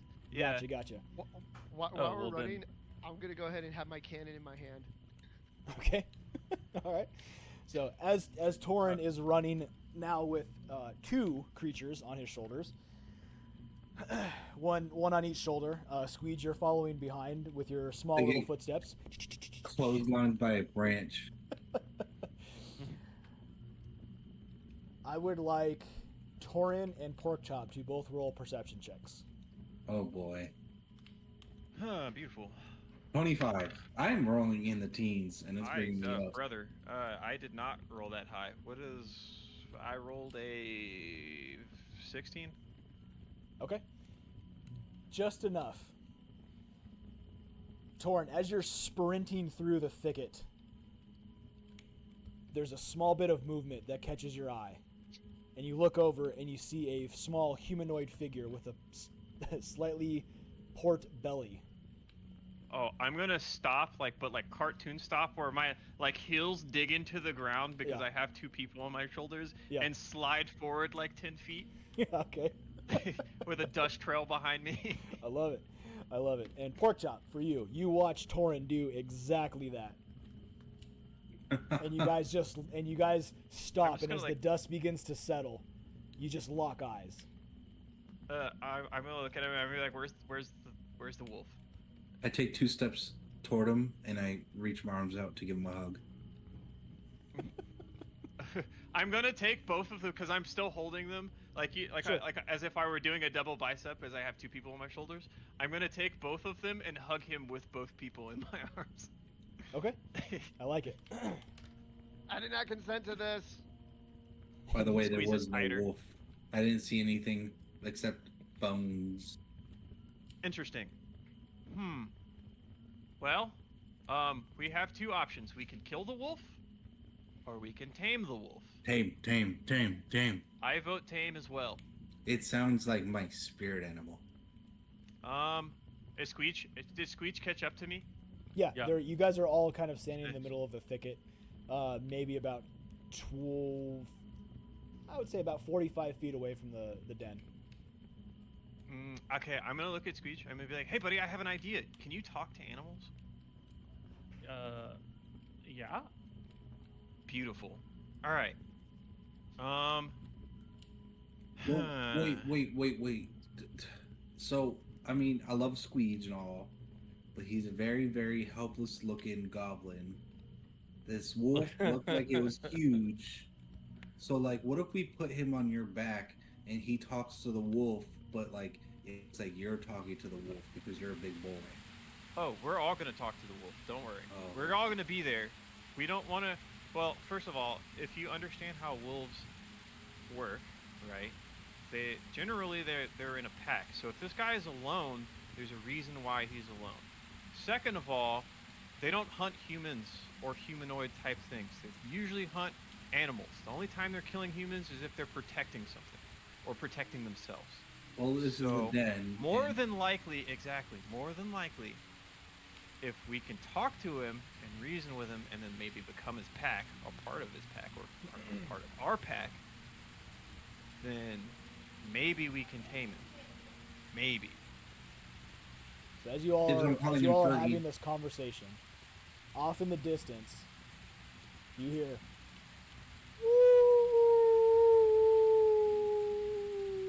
We caught it, but it cut out.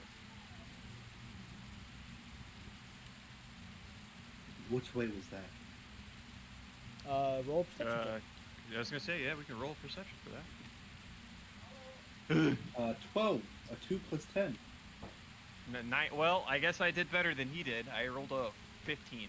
Okay, so when I call for a roll, I need to know who's rolling. That way, not everybody rolls at the same time. But I'll let this one go since Kithri rolled it super fucking high. That sounded like it came from the direction of camp.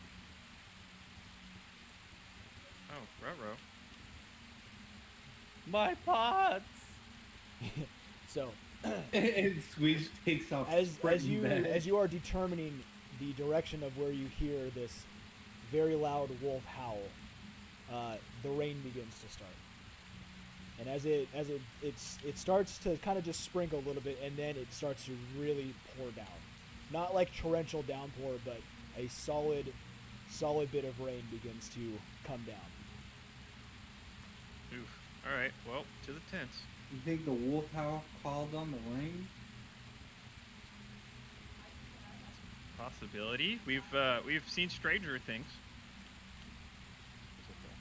I didn't see the last season. Oh, but what did you watch it on? The Wizard's Orb?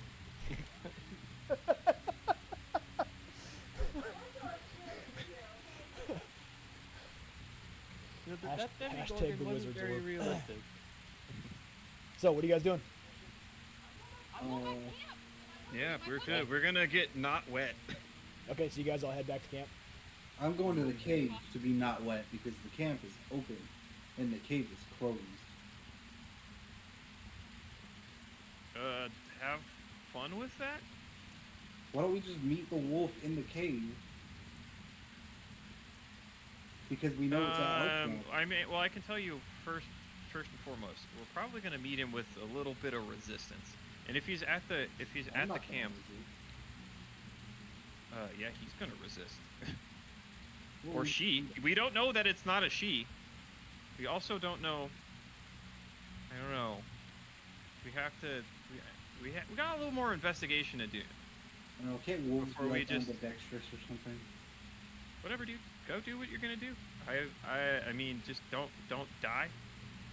Question mark. But I'll go back with you guys, but only because of Squeege's pots. 'Cause I can't cook anything with skeletons. Okay, so you guys all head back to camp, correct? Yes. All right. So Kithri did say cautiously, so I would like a group stealth check, please. Do we all roll, or do we want one person? All to roll. first? That's my first nat 20 for a 31. 23. I rolled stealth. What's 19? 12. Okay. 17. Okay. Skeevage. 12. 12. All right. So you guys very cautiously make your way back to camp. Luckily, the rain does muffle some of your steps, especially for you, Squeege. And it also muffles the smell. Mm-hmm. That's what I was thinking. So as you begin to get to the clearing where you see your camp, the fire is faint. The rain obviously playing a factor into that. There are still small embers, but the fire is dying. And as you progress forward and look around, you do spot a little bit of movement behind one of the tents. What are you guys doing? I'm gonna go grab my hand. Okay. Say, Squeege, I think we might wanna. Yeah, we might wanna use that. Speaks with. Do you have to know the animal to be able to speak with animals? No, but so I'm gonna preemptively cast speak with animals. But as soon as I get vision of this creature, I have another spell to cast. I'm sorry, say that again. I'm going to cast speak with animals, but Okay. as soon as we get vision of this creature, I have another spell to cast, depending on what it is exactly, if it is a wolf. Okay. And you two look at my spell. Okay. So, Kithri, as you move over to the fire to grab your yams, which are actually, in fact, still pretty warm, you just so happen to look toward the tent where you spotted the movement, and you see immediately a very, very large wolf head before all of a sudden, it disappears. Like literally like disappears, or like it ran away, disappeared? You don't know. You didn't see it. Well, Oh, I didn't hear you say that. It literally disappeared. oh, like it like poofed, like it poofed, like magic. literally disappeared. Okay. I don't know. Are you gonna Okay. Are you gonna tell us that? Do we know? Is it gonna? Okay. No. I mean about the wolf poofing, because I didn't see it. That's why I'm asking. Yeah. I'm gonna like scratch my dragonborn head and be like, magic wolf, way out of my review. I don't even know what to think at this point. But it didn't attack us. That's good. So as far as we know, could be still invisible, sitting and waiting to slit our throats in our sleep. That is a wolf tactic. So, what do you guys want to do?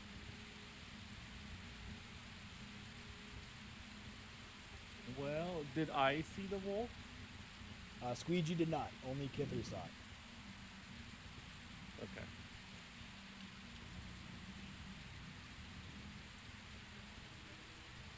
Okay. I'm off in La La Land. I'm like, do do do do do do do do. So, Climb it's a still tree. raining. The fire is still dying. And you are all standing out in the elements. What do you want to do? Fucking cold right now. The temperature is also dropping. Okay. Are we doing this? I put my cloak on and I climb a tree again to keep watch. So you're taking first watch, or you're Alright. taking the whole night? I'm going to sleep. I'll take first watch. Okay. Almost said fruit. Alright, so pork chop, first watch. Kithri, second Yep. watch. Are I'll you take guys third doing watch. 2 and 1 and... You tell me how you guys gonna do it, because you can do all night, or, 1, 2, 3, 4, 1, 2, 3, 1, 2. How do you want to do it? You only need 4 hours of sleep, right? 6. 6? For a full Okay, night so shift, then we you do technically- need So you need 8 hours of uninterrupted rest. 6 of which can be sleeping, 2 of which can be spent doing other things. Unless you're elf. in which Unless you're an case elf, they don't sleep. You don't. Yeah, I was gonna say you don't sleep. That'd be Makes great. sense.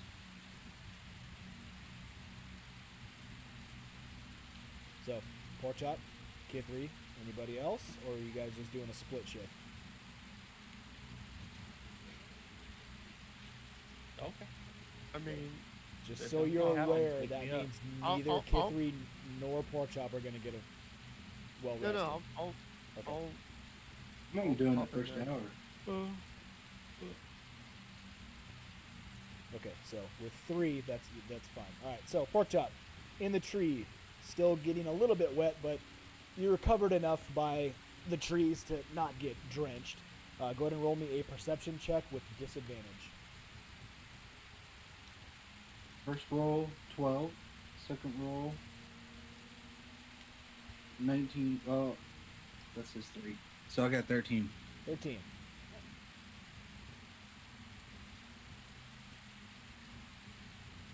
So, pork chop. As the night progresses on, the rain doesn't seem to want to stop. You feel the temperature begin to get a little colder. And a little colder. To the point where you feel a few shivers and you pull your cloak tighter, trying to get some semblance of warmth from the soaked cloth that you are wrapping yourself around it. But alas, it does not seem to work quite that well. But you do have a uneventful watch. Oh, yeah. I go down into the tent to wake Kithri up. And then when she leaves the tent, I strip down to my underwear and go to sleep. All right. Whitey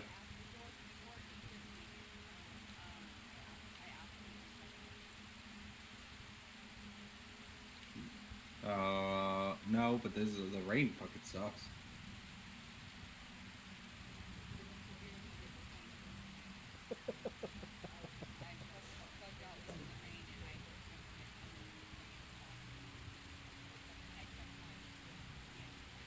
Your yam snacks that you have in your pockets. Because it has in its pockets. It's always the halflings that have snacks. So, Kithrin, I would like you to roll me a perception check with disadvantage. Because it is nighttime and it is raining. And you do not have dark vision.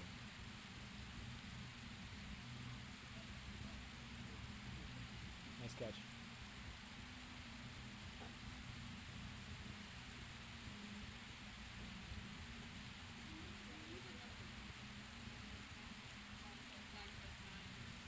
Plus 9 is 18. Actually, hold on. Let me. I'm pretty sure halflings don't have dark vision. I could be wrong, but I'm pretty sure they don't.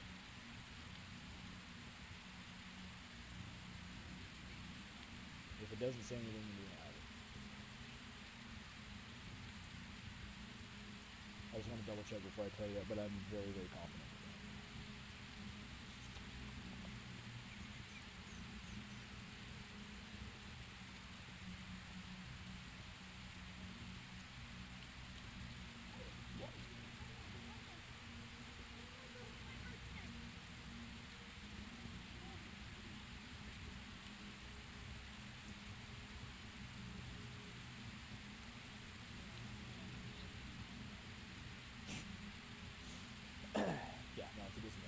So, Kithri. So, 18. I mean, it's still not terrible. The plus 9 definitely helped. As you sit underneath the tree, munching, holding on to your snacks, longingly hoping this puppy comes back. You feel just a sudden small drip on top of your head, and you look up and notice that there's just a small drip, drip, drip. Somehow, some way, this one small droplet is making it through this giant thick tree, smacking you right in the head.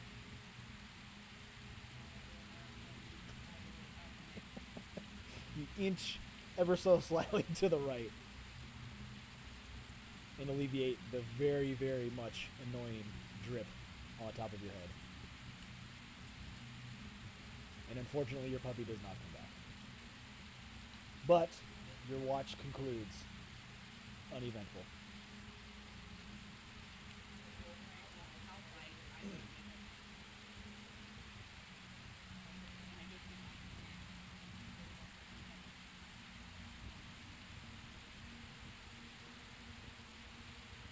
Who's after Screech? No, it's Link.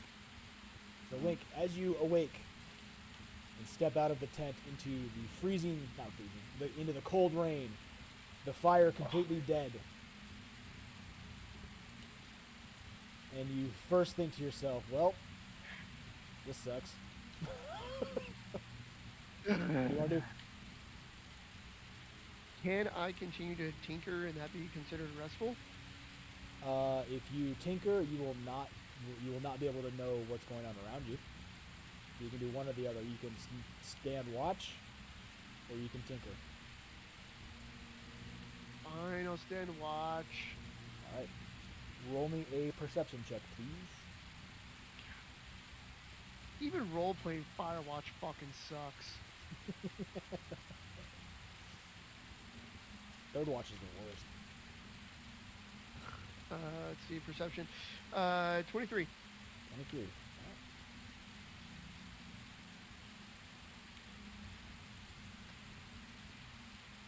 Are you just standing in the rain? No, I Like a mean, weirdo, yeah. I can have my shield over my head, I guess. I don't have. You're gonna my hold your umbrella. shield over your head for 2 hours? Unless I can whip, like, MacGyver something up real quick with, like, a tarp and a stick. You tell me, brother. Oh, yeah, fuck it. I'm gonna start MacGyvering shit. Okay, what do you want to do? Gonna take a traveling cloak, and have my, little creatures, basically, yeah, like, not like quite a lean-to, but a canopy.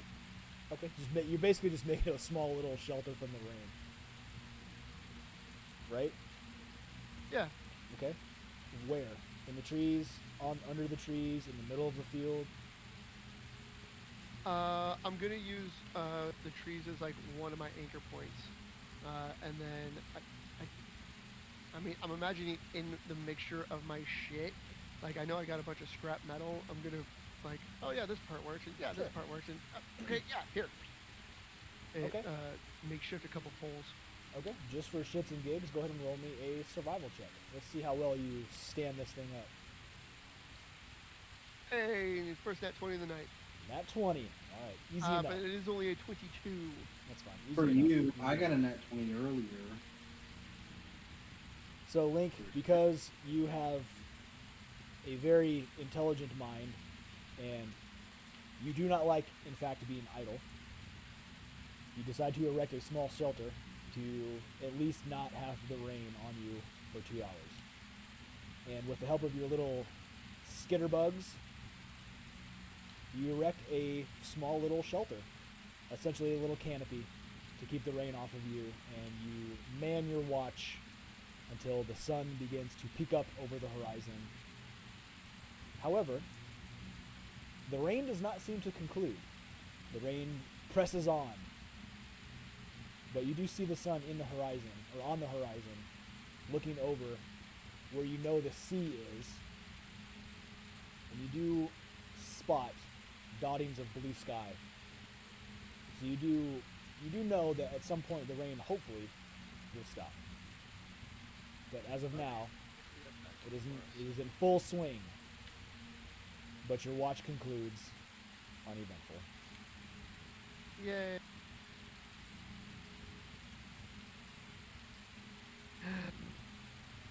Reveille! Wake up, bitches! I start waking up slowly, but I'm spread eagle with one leg over Sweet's chest. Upside down. I'm gonna grab all my little tinkering things and go bug them and send them out, and I want them to like kind of just play with their noses, flick their eyebrows, like get in their ears, just annoy them, just little brother the shit out of them. For sure, 100%. So, for all of you, I'm wide awake. His leg's too fat. I can't move. Squeege is stuck. Kithri, you wake up and you have a very, very, very large metallic beetle that is sitting on your chest, looking at you with its big giant bug eyes. And then it skitters off. The one that's messing with me, like, tickles my nose, and I sneeze and fart at the same time. Hell yeah. That one is for speed. I love it. Alright, so, as you all awake to the sounds of rain in the cold morning air of the Sword Coast, Mighty Misfires, what do you want to do? I mean, have breakfast and continue on south, unless anyone's got some bread or ideas. You keep on going. Okay. Oh, can I flick my bug thing like super hard, but like accidentally super hard, and 100%. Hit Link in the back of the head or wherever I am in relation to him? You do manage to flick his mending bug. We'll call it a beetle for right now. You do flick it quite hard, but Link is in fact outside underneath his little canopy still. So Suck it, nerd. Oh, can I hit one of the sticks on the canopy and knock it over? Sure, why not? So, Link, as you're kind of chuckling at the big brother, little brother, big brother thing you just did, you watch Torrin just walk over with a purpose and just smack one of the support beams, and your canopy just right on top of you.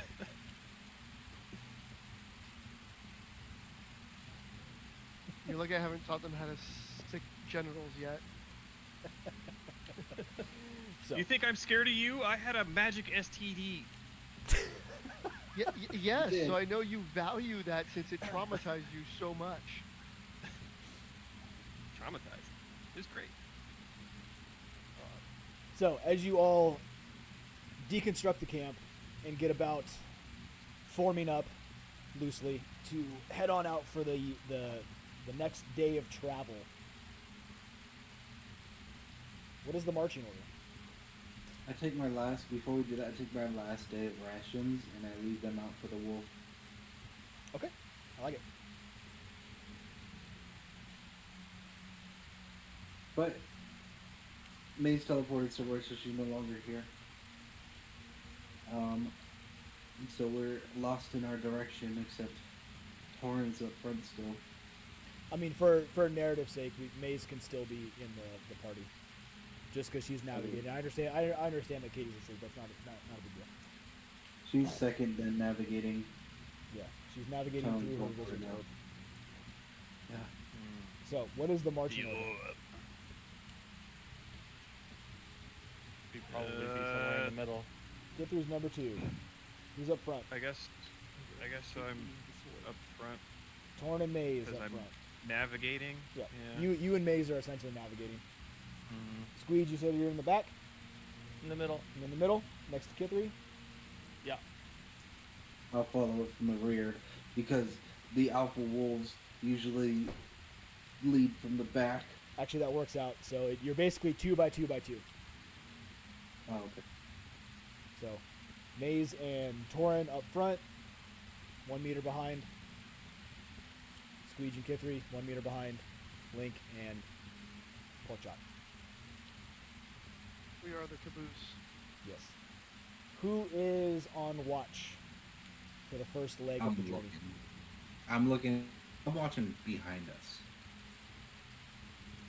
I mean, we're navigating, so we're probably looking at the map and looking down, looking up, looking down, looking up, looking Correct. down. So looking up. I Torrin don't know and if we're going to be Maze able are to. in the process of navigating. We'll get to that in a second. So out of the other 4, who's keeping an eye out of pretty much all the other areas? Left, right, behind. I got my spyglass, so I guess I'll do it. Okay, so Link is on, basically you're on watch for the first leg of the journey. Link, go ahead and roll me a perception check. I will give it to you with advantage since you are using your spyglass and you're in a relatively clearing area since you're not actually in a dense forest. Perception 22. 22, alright. Torrin, go ahead and roll me a survival check. With advantage because Maze is helping you navigate. Beautiful. Because I definitely rolled a 2 the first time. Nice. You guys are super fucking lost. The second time I rolled a 17. Okay. So. You guys would have wound up right back at camp. Yeah. Okay. Thank God you said that. Alright. So, with Torrin and Maze leading the way down the cobblestone road, you leave the sanctuary of the small thickets behind where you once had your camp, where you found what appears to be some type of wolf den. And you progress ever so slightly forward south towards the cloud peaks that are slowly getting closer with every step you take. But the rain just will not subside. You guys are getting soaked to the bone.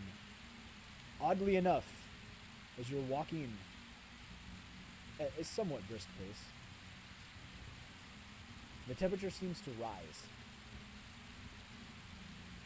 which is pretty normal for this time of year, but it is getting abnormally hot. for it being rainy. I want to get out our gin friend. Okay.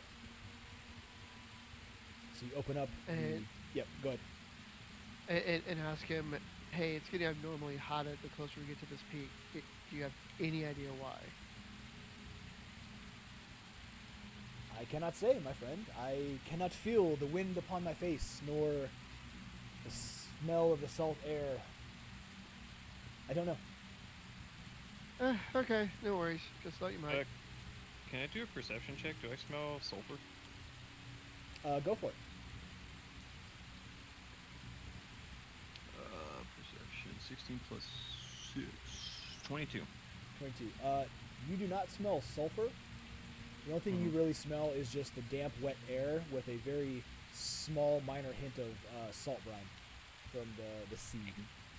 From the sea, okay. Trying to see if I smell sulfur, because if we're going towards a mountain and it's getting hotter, probably a volcano. But maybe not, since there's no sulfur.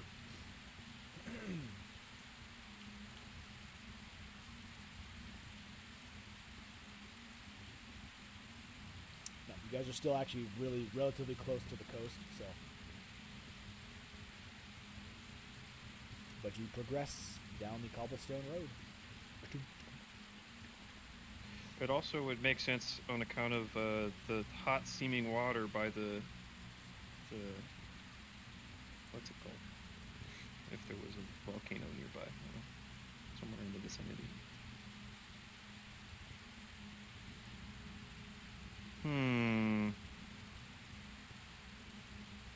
Is it getting like unbearably hot, or is it's just getting warm? It is getting it's getting warmer and warmer. It doesn't feel as though it's getting warmer because you're going toward the mountains. If anything, if you're going toward these mountains, they should be getting colder.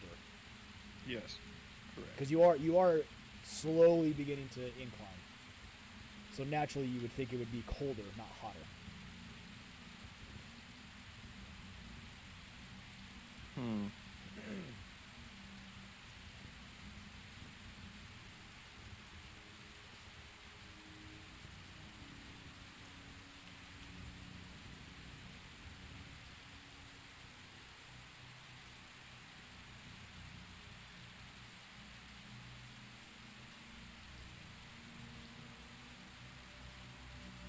So.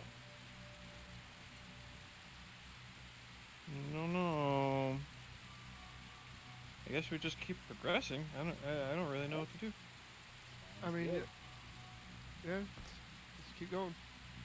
Okay. Keep moving forward. Keep moving Just forward. keep I like moving. Just keep moving. Just keep moving. it. All right, for the next leg of the journey, do you want to swap watches, or are you going to continue watching it? If someone else wants to take it, cool. But otherwise, yeah, let's keep watching. Yeah, you have fun. I just walking. All right, Link, it's on you. Go ahead and re-roll your perception check with advantage for Oh, jeez. Is that a good OGs or a bad OGs? I rolled a 16 and a 19 for 25. me. Nice, 25. All right, That's a good OGs. nice. All right, Torin, re-roll your survival check for me. Is this still at advantage? Yeah, still at advantage. Oh, well, it didn't matter anyway. 14.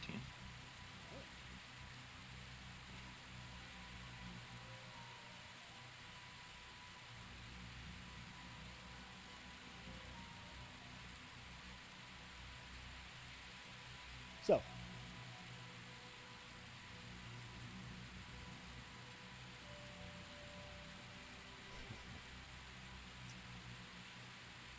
let's see.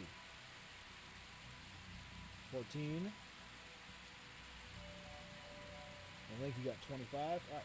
So, Link, as you are looking around,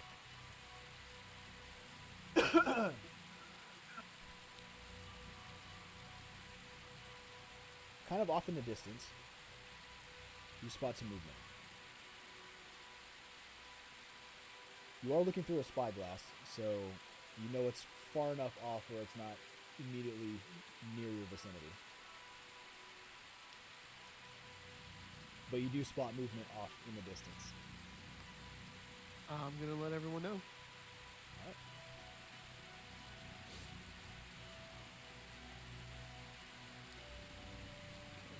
So, Is the wolf again?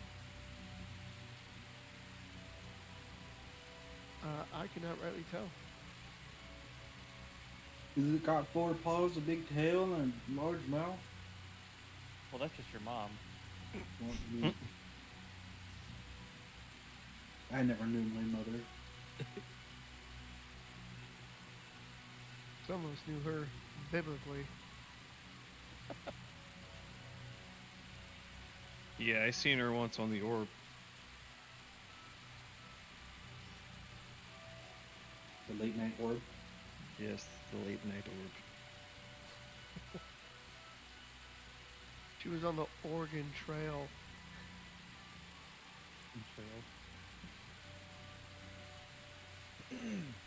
On someone's organ.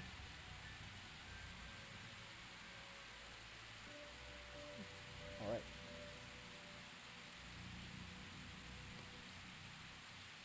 So, as you guys progress forward, that movement doesn't seem to pay you any mind. You spotted some movement, and now, Link, it just seems to be gone. Yeah, that does not make me feel any better. Can we detour and just go looking for it? I mean, I really it's want to nice. make friends with this wolf. I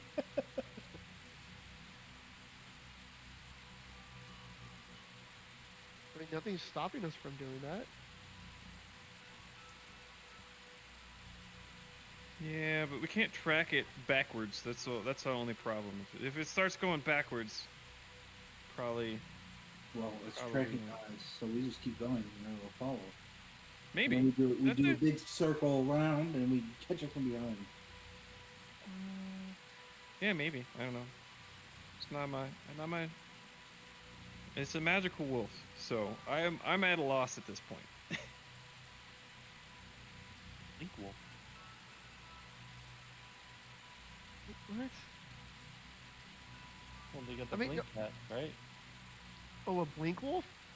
Maybe. Yeah, yeah. That'd be That kinda cool. it literally poofed out of thin air.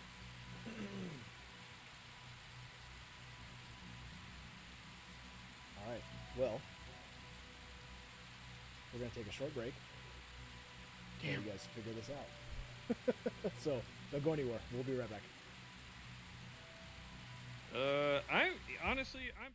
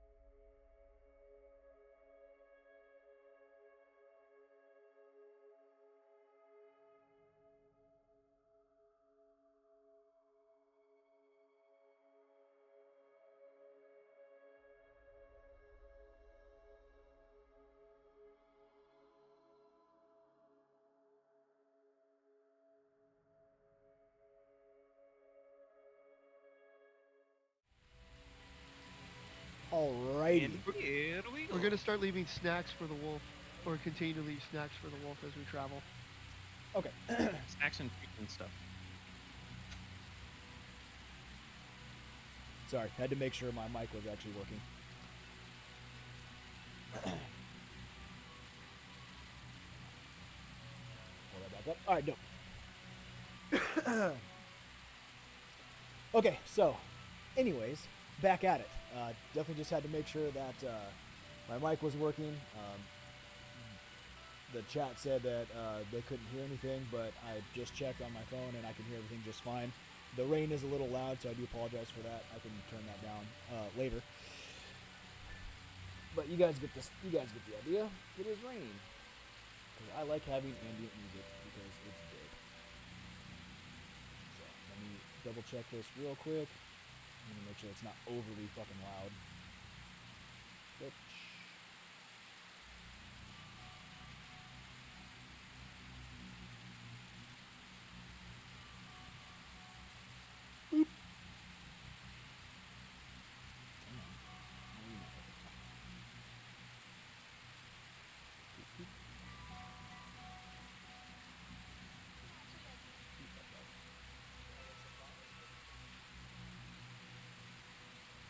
okay.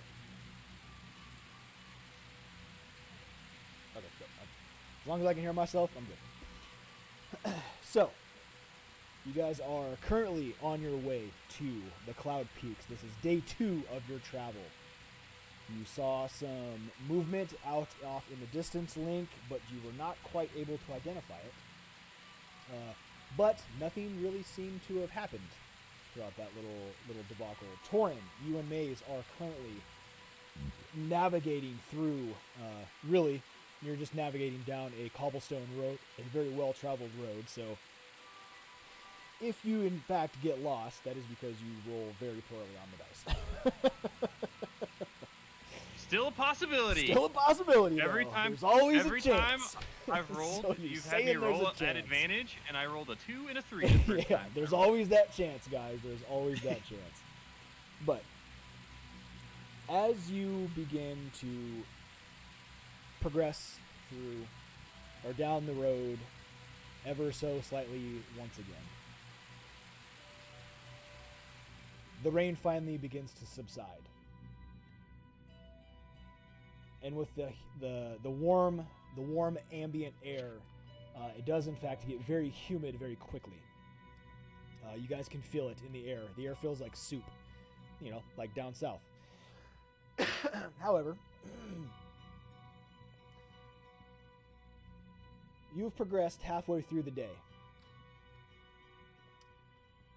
with nothing seemingly happening, and you've made it thus far unmolested. So I'm going to say, for narrative's sake, the rest of the leg of your journey up until the evening, you also go unmolested. So, if you would like to make camp for night 2, you may, or you may progress through the night. It depends on what you guys want to do.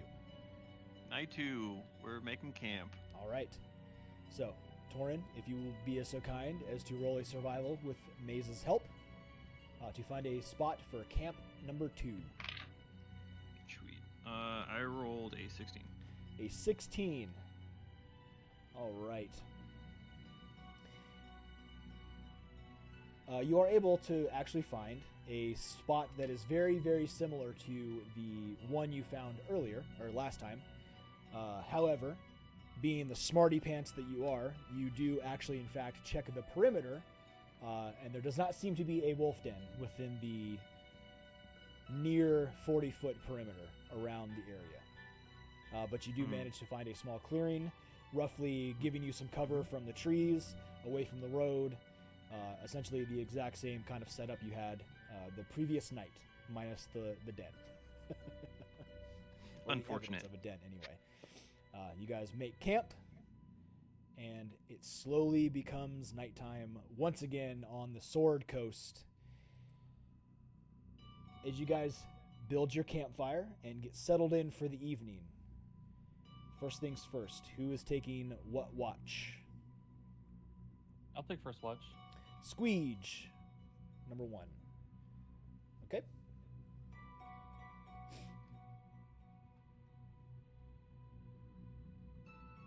Did anybody say anything about pork chop? I went and grabbed a bottle. Nope. Just I can take a watch. I didn't take a watch the last time. I'll take one. okay. Torn on watch 2.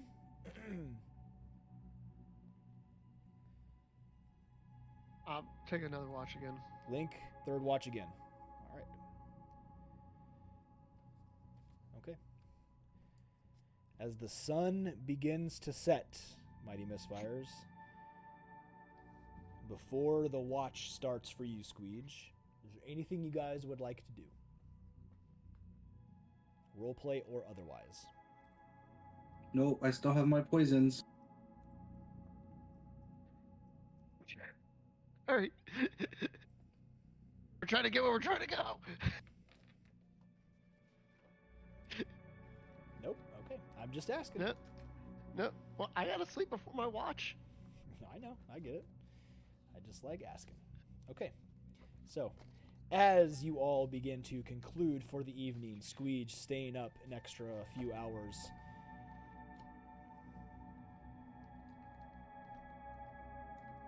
To man the first watch. If you would be so kind as to roll me a perception check, please. Good sir. I'm gonna change a diaper real quick. You're good. 9. 9. Oh boy. Okay. So, as the night begins to clear and the clouds break, Squeege, you do look up and you see stars. Very, very beautiful, beautiful stars. Oh, they remind me of the specks in the sewer water. Fucking idiot. So eerily similar. There's even the nice green and blue hue that reminds you very much of the dank sewer water and the sewer rivers you're ever so acquainted with. Aurora Borealis. This Yep. time of year?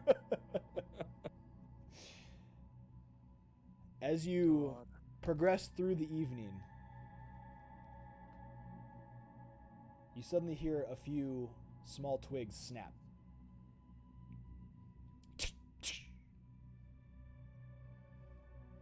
Oh. I'm scared. I cast greater invisibility on myself. Okay. So as you finish and you just disappear, what do you do? Now I'm gonna take that time to actually look around to see what it is, if it was something that was stalking me or not. Okay. Go ahead and re-roll your perception check for me. 16. 16? All right. As you begin to kind of walk the perimeter of the camp, the firelight flickering and kind of casting eerie shadows out in the somewhat clearing and then in the thicket. And as you begin to look around, you don't actually notice anything out of the ordinary. So you decide to move toward where you heard the snap. Not directly toward it, but near it. Just to get the warm and fuzzy of hopefully there's nothing out here. And you do manage to actually find a couple broken twigs. And in the middle of said broken twigs is a very large paw print.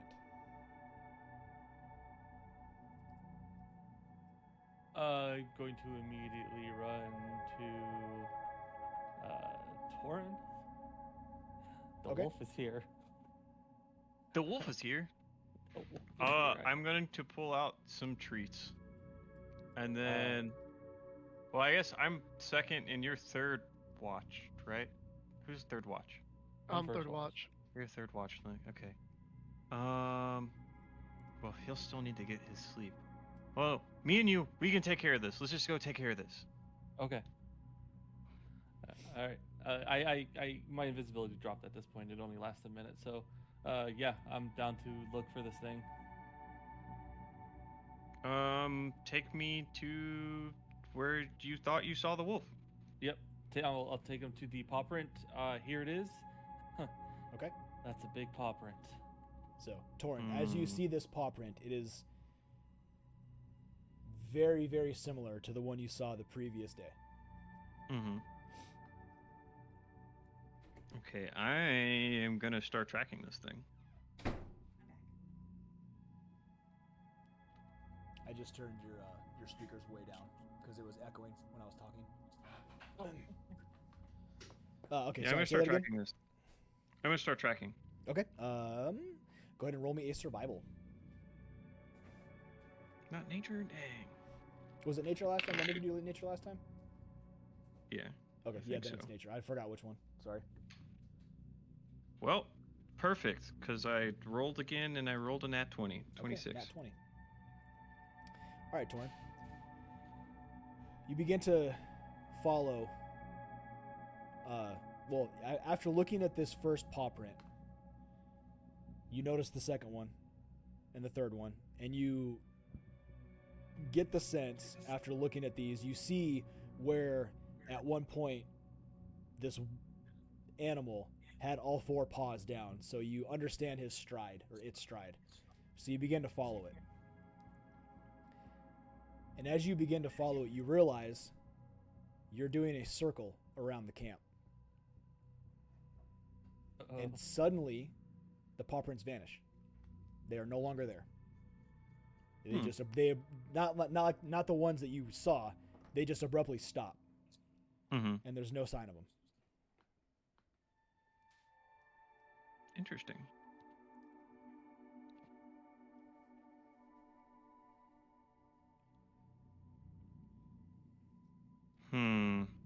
So it's tracking us. Maybe we leave something out, see if it takes it. I don't know. I don't think it's gonna want. I'm okay with that. Hasn't Leave something out. tried to hurt us yet. Maybe we call out to it. Can you speak with animals real quick and say, "Hey, we know you're here, and we don't want to hurt you." That's a little terrifying. And then ask it, just be like, "Hey, do you want to hurt us?" Then we make a determination on. Okay, I'll cast. Try Speak with not to make animals. it sound like an invitation. Oh, it's an invitation. If it wants to hurt us, it can try. Can we not? Okay. Hello, Mr. Wolf. Please don't hurt us. We're your friends. It's just bear. Squeege and Torin, and we have food for you. We're not the food. We're not the food. Please don't come out and just appear in front of. My eyes were closed this entire time. Okay. Please don't kill us. Oh, tell him to come out. Don't tell him not to come out. Tell him to come out. Come out, come out. I'm like, I'm gonna like put my hands over my eyes now and like look away from where I was, like leaning back. Okay. Seeing that he's so scared, I'm gonna like pick him up and like basically like nurture him like he's a little child. All right. Okay, so Squeege, as you finish saying all these things, there's just a eerie quiet for a few seconds. Then a few more. Not even the wind rustling, just dead silence. Nothing seems to happen. Yep, don't like that. Can I take out some of my rations and have him say, these are for you as a peace offering. Take them. Don't take them. Offering. Don't take them. I mean, take them. Take them or don't take them. But they're for you. Goodbye. Bye. Where do you put them? Just on the ground. Just right where I saw the footprints disappear. Okay. So in the vicinity of where you saw the prints. Mhm. Any rations that I had, I just kind of like tossed up in the air as I ran back to camp. Okay, fair enough. And then I'm just gonna go back on the watch. Okay. Because his is probably pretty close to being done, is. I would say at this point his can conclude. Then Torin, yours will. Yeah, you overlapped. So Torin, if you want to roll a perception check for me for the rest of your watch. I'll probably I just try to rolled hide a myself in 17. Pork Chop's fat rolls. Wait. My Yeah, fat 17. rolls? What? Yep.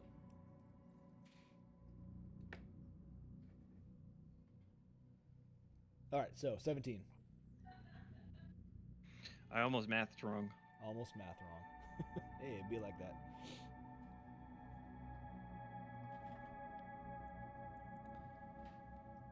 All right. So, Torin, as you get yourself a little comfortable, kind of just overwatching the camp, you get sucked into the embers of the fire as the fire is slowly trickling. Not quite blazing like you had it earlier, but low and slow. You just get lost in the fire, in the embers, the reds, the oranges. And you just feel content. For the first time in a long time, you feel content. Even with everything going on. Even with the paw prints you just found and something possibly stalking you. You feel content. Like you were meant to be here. Interesting. And as you kind of just... what's the word I'm looking for? Reminisce. And just reflect. That's the word I'm looking for. Reflect on everything that you've been through since you met this weird band of people. The pain, the suffering, the happiness, the triumph. It all goes back to one single event that always comes to your mind. And it was that of your choice when you stood before the Raven Queen. Instead of her just taking your life, she offered you the second chance. And you feel as though sometimes you feel you don't deserve it. But you're trying to make right all the wrongs. And as you sit there and continue to reflect, you hear a raven caw in the distance. And then your watch concludes, unmolested. Interesting.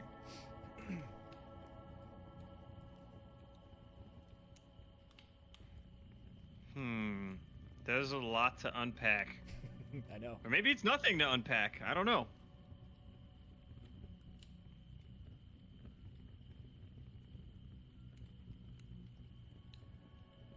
So.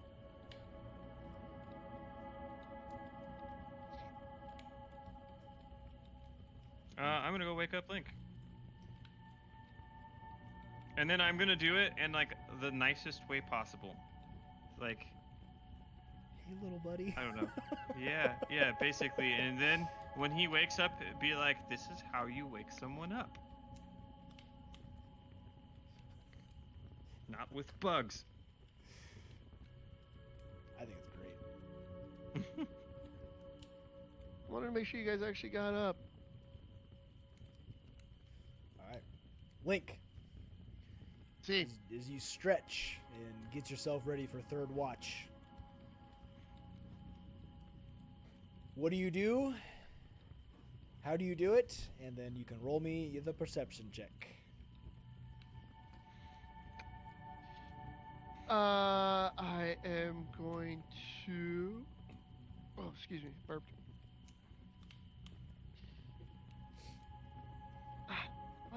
I mean, the watch part's pretty normal, right? But I kind of want to do something weird. Go for it. It's your watch.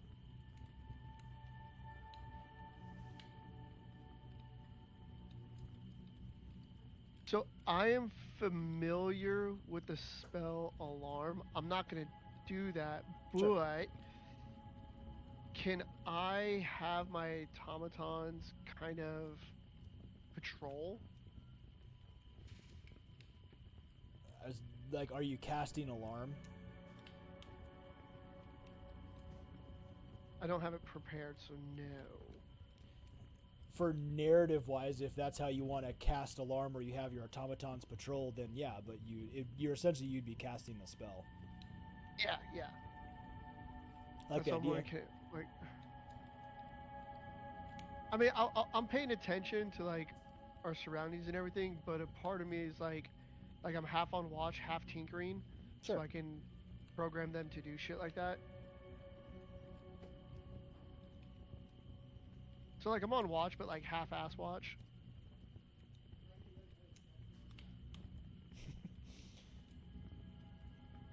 I would say the actual automatons that you would tinker with would be the one that you have the schematic for. The ones that kind of help you mend and do all that stuff, that's basically just your flavor of you casting spells. Yeah. Okay. So the little pneumatic whatever it's called, that automaton would be one that you actually tinker on, because that is an actual item. Okay. Well, I'm gonna kind of Maybe- half-ass tinker on that. Sure.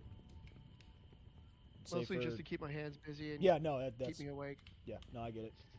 We'll say it's not half-ass tinkering. It's more of you. Well, it's half-ass tinkering, but you're doing it just enough to basically stay awake, because third watch Yeah. sucks. But you're trying to stay alert as possible. Makes sense. Got it. Yeah. All right, so go ahead and roll me your perception check then.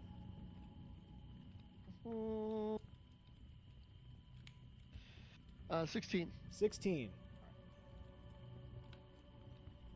Because during changeover, no one told me about a giant fucking wolf around. He did not. He did not mention anything. The reflecting Well, it of didn't the hurt us. choice of the Raven Queen was weighing heavily on his mind, apparently. Yes. Yeah, it's not often the goddess of death gives you a second chance. So, Link, as you kind of just tinker with a few little bits of clockwork and gears, kind of mostly just to keep your hands and your mind busy so you don't fall asleep.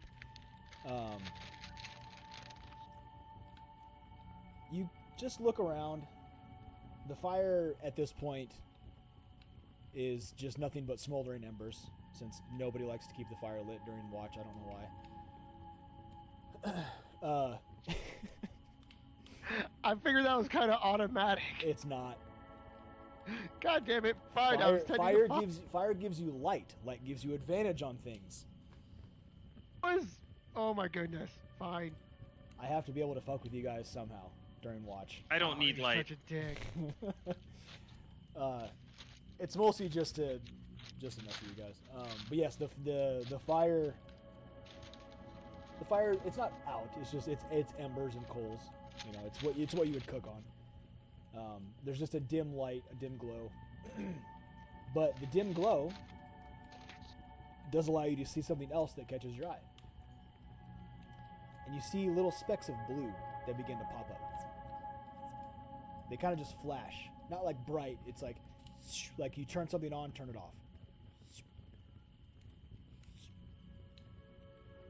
And there's like one, and then there's another, and then a few more.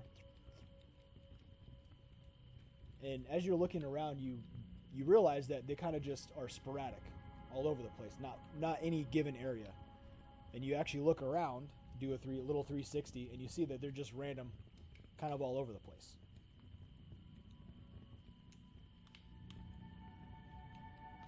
You deader than fuck. I was Don't gonna give it say, away. Okay.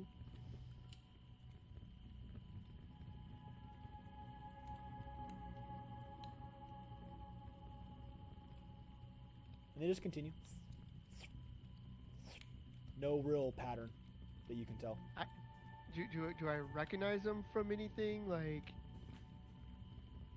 can I do like a history or a kind of like, is it like Will the Wisp kind of shit?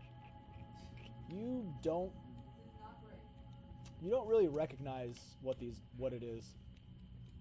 Doesn't seem just with your base knowledge, doesn't seem magical.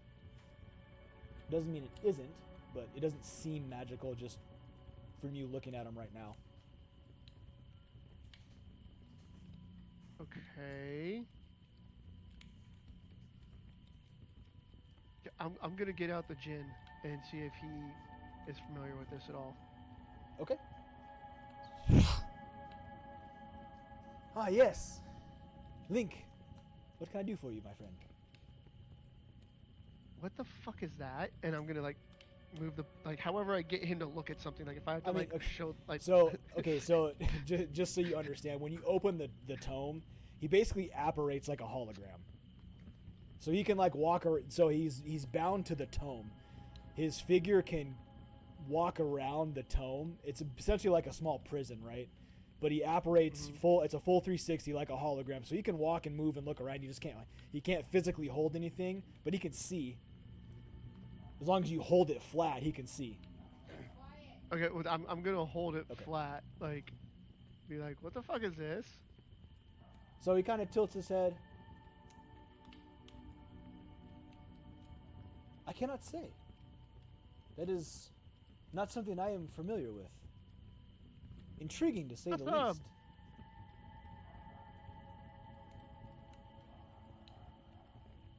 Okay, I mean, you don't recognize it as something but good or bad, so I guess that's... Oh, okay. I'm just gonna keep watch, I guess. I don't like this! I'm sorry, say that again. I said I'll just keep watch, I guess. I don't like this. Okay. Are you keeping Gazar out there with you? Yes, Okay. at this point I want someone with me. But of course, my friend. I do not sleep anyway. Not that I can in a tome. But yes, I will happily keep you company. Ugh. That's gotta be horrible. Okay, yeah, I'm gonna start taking you out more often. I didn't realize you were just chilling in there by yourself all freaking day long. I cannot say, or there's not much else to do when you are stuck within the confines of a tome. Okay, It is. yeah, well... It is like being in a realm between realms. That sounds incredibly shitty. Yeah, it is we'll incredibly take you out shitty, more as you often. say. We'll But take yes, you out any more chance often. I get to see the mortal world itself, believe you me, I prefer it.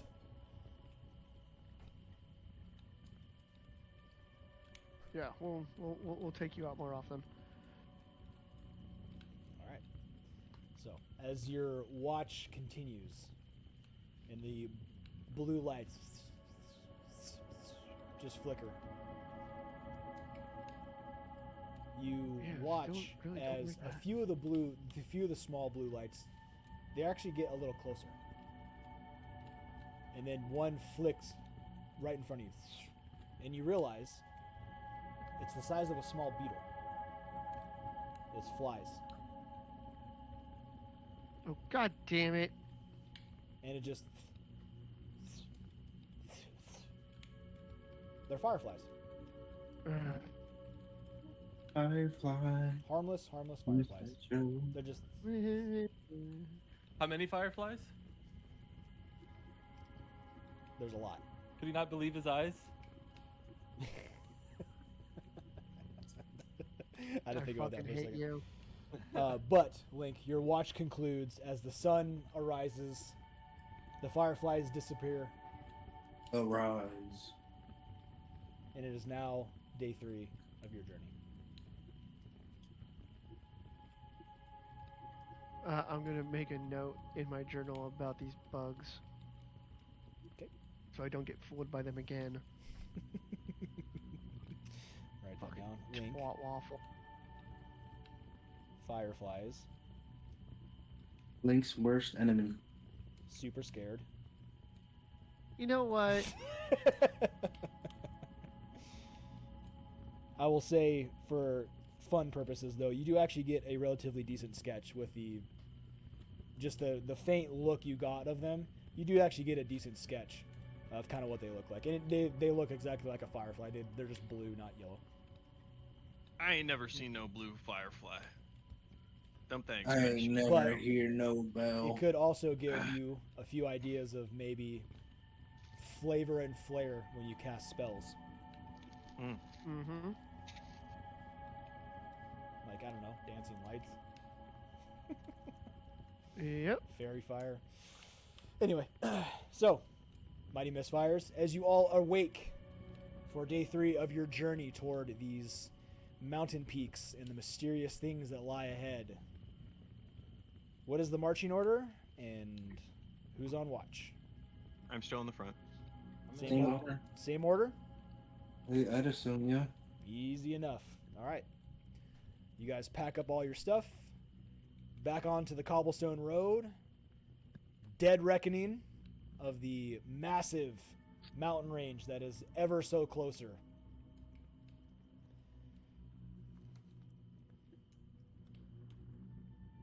So, who's on watch? And how fast are you guys going? I didn't ask that last time. I mean, So, I'll be on watch. There's three speeds of travel. There's slow, which gives you advantage on perception checks. There's regular, which is just a straight roll, and there's also basically force march, which gives you disadvantage on perception checks, but it gets you to where you're going faster.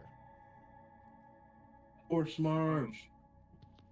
Nah, we don't. There's no reason to force march. We're not running away from something, so I would say either regular or slow. Slow does take Regular. longer. Slow will add on to your journey. Yeah. How much time would you say? Just based off of like a pace, if I could pace count it out, how much time do you think that would add? Like another day or like a couple of hours? It depends on. No, it'd be closer Terrain, to like what another happened. day. Yeah, because when you're moving Alright. slower, it's like you're not moving very fast. Okay. Like let's do the regular. regular walking pace is what you've been doing most of your travel right now. Okay. Yeah. Let's do regular. Let's keep it at regular. Fair enough. There's no reason to speed it up and miss something or slow it down. Easy peasy. All right, Torin. You know the drill. And then whoever's on watch for the first leg. 21. 21. All right, easy enough, Torin. You are very good at navigating a cobblestone road and not getting lost. I'm on the road again. I'm on the road again. All right, so On. who's on watch? That link's in there. Are you just I'll doing be it on again, watch Link? again. Okay. Yeah, I'll be on watch again. Sure. With your spyglass or no? Yes. Yes. Dope. Okay. I like it. So, Link, go ahead and roll me a perception check with advantage, if you so please.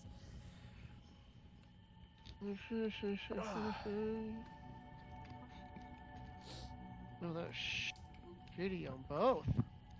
It'd be like that sometimes. It do be like that It'd be. sometimes. Single digits. Oof. Ooh that's- wee. that's No, tough. that it don't be like that. That's sometimes. real You tough. just- My high roll was a 5. Ooh wee. But What was your low perception- roll? 3. Okay. Yikes, brother. Hey, the last time you told me to roll with advantage, I rolled a 16 and a 19. So, I mean, it kind of fucking balances out. No levels out. Fair enough. Fair enough. I mean, that's fair. But so, it's an 11. An 11? 11. Okay. That's all right. That's all right. It's not horrible. No, but it's- fuck. 10 is the standard. Right in the middle. Okay, so as you guys continue forward, continued south, it is a bright, beautiful day on the Sword Coast. The sun is shining. There's not a cloud in the sky. There's a slight, gentle breeze. The temperature is perfect. It is sunny and 75, as they like to say down here in the south. And you guys are having just a good day. There's the nice little salt smell in the air from the sea. The ambient breeze is keeping you guys cool with, not working up a huge sweat. And Link, as you're looking about, you do realize that a lot of the thickets and small tree patches and whatnot are becoming less and less. Where a lot of it is now behind you. Looking forward, you see nothing but grass plains as you begin to traverse and go up into the lower end of the Cloud Peak mountain range. And looking ahead, you do see that terrain is going to start getting a little bit more rugged. Not quite rough, but definitely a little bit more rugged. Okay. And as you look around, you spot a few dirt trails that kind of just go off the path. Game trails, hunting trails, things that kind of just go off the main road. And what catches your eye is you actually see wagon tracks that go off one of the dirt paths off the cobblestone road. And as you guys begin to just progress south more, you meet this dirt road that comes off the cobblestone path, and it actually goes north. And you spot wagon tracks that look to be pretty fresh. I'm gonna let the rest of the party know about that. Like, hey, civilization, or people at least. Is there any footprints around us? Say that again? Are there any footprints around us? There are no footprints that you can see. Well, human-wise, anyway. There looks to be horse prints, like a horse-drawn carriage.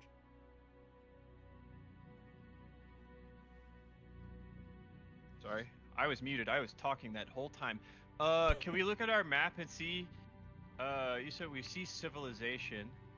Maybe we try and figure out where the fuck we're at. Like that? So, if you consult your map,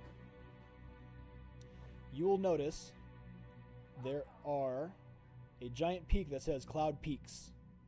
Mm-hmm. And at the very northern tip of where the mountain range is about where you guys are at. So you'll see the tip of the mountain range, and then you'll see the road right off to the right-hand side of it. You guys are right about there. I gotta find this map again. Sorry.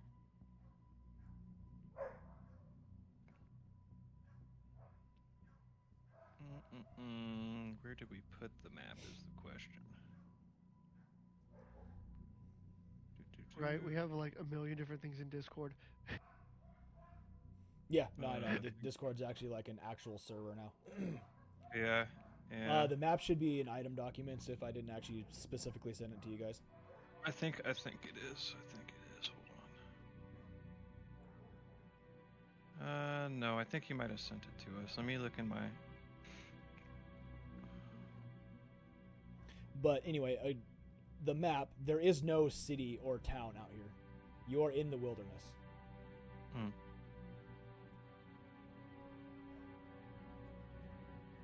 We're just looking, we're saying that we see civilization, but on the map there's no civilization to be found. If anything, it might be a almost like a logging town, kind of where it just kind of popped up in the middle of nothing. Interesting. If anything, it'll likely be by a body of water. Could be a traveling circus.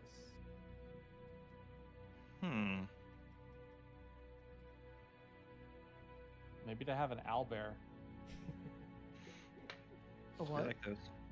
An owlbear. Dope. Wait, those are real?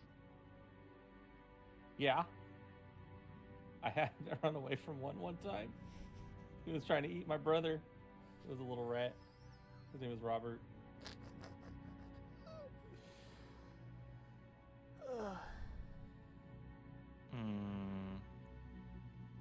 Okay, well, I guess we continue. Do we want to go and look at the possible town civilization of whatever? Yeah. You guys gonna follow the wagon tracks? Yeah, let's do it. Okay, Yeah. sounds good. All right, so you guys veer off the path of the cobblestone road just for a second, just to see where these wagon tracks go. I'm about it. Just roll me a group perception check. Make this easy. All right. Hey, there we go. 18. 23 is doing something. I'll roll for her real fast. I got 23. She's gonna be mad about that one. Okay, so Kithri is more enthralled about being in nature because she rolled an 8. So she's enjoying just being outside. Just happy to be here. Ooh, pretty trees. Yeah, just happy to be here. But as you guys, there's enough for you guys to easily follow these wagon tracks, and it's a decently looks like it's a decently used road. Like it's not one of those ones where it's like a one-off. Looks like it's been used pretty recently. But you guys follow along these wagon tracks, and they just abruptly stopped and end. The trail continues on, but they just abruptly end. It's a flying wagon. Nope, don't like that. Oh, I love it. Let's do it. All right, just keep an eye out. I'm gonna sit down and start pulling out tools and measuring devices, and I'm going to ritually cast detect magic. Okay. You guys just staying in the immediate area? Yeah. Okay. Well, until I get it going, and then it's gonna last for 30 minutes once I get it going. So, as you guys are just kind of hanging out in the immediate area, while Link casts his ritual, what are the rest of you doing? I'm looking for signs of this horse and carriage and wherever the fuck it went. Okay, Torin, go ahead and roll me an investigation check. 17 plus 6 is 23. All right. So, kind of just looking about, Torin. It is odd that the wagon tracks and hoof prints just abruptly end with no sign of anything. There doesn't even seem to be a sign of like a struggle. It just is though they upped and vanished. And as you kind of look around and you check just the shrubbery and just the random, things about, you find, in fact, a small bit of parchment that is stuck in the shrub, or one of the shrubs.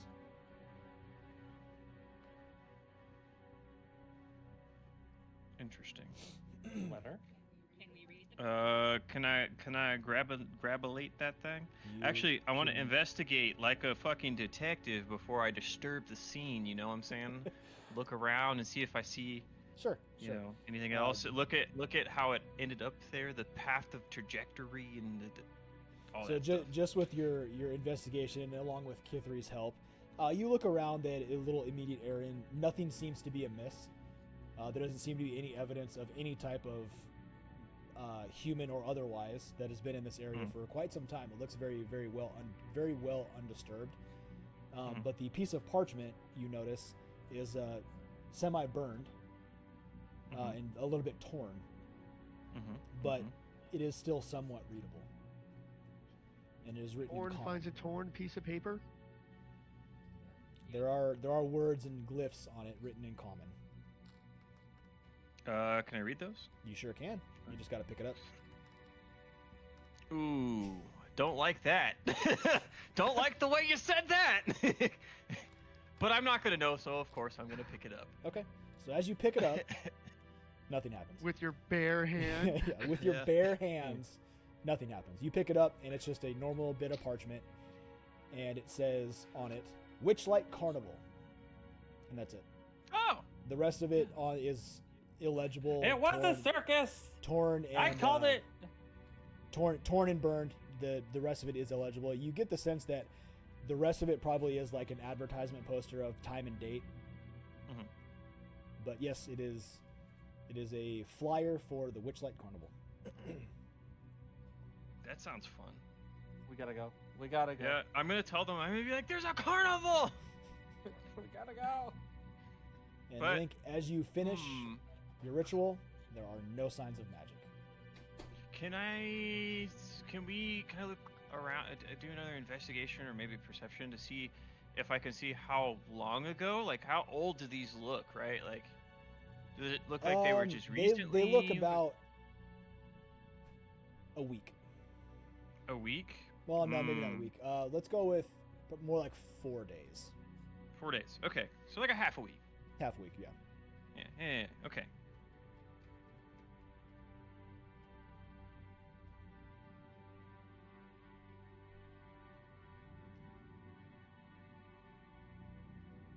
So, as you guys are looking around, I'm so excited right now. what do you want to do? Excited. You guys are idiots. Oh, dude, you have no idea how much fun we're about to have at this carnival if we catch it. Oh If my it God. exists. I'm surrounded by children. And yeah, none of you would know off. Yeah, not with your backgrounds, you would not know this. So, yep. Yep, don't like that. I was just thinking, just don't worry about it. Oh man, so this is not going to be an actual carnival, huh? It's gonna be carnival, right? Of fucking nightmares. Yeah. Oh, that's great. Okay, well, you know what? Don't care. I get to kill things or I get to play games. It's it's one thing or the other. It doesn't matter. To some people, they're one and the same. What matters is we're having fun. It's all good. So, anyways, what are you guys doing? You guys just because right now you're just kind of just standing around.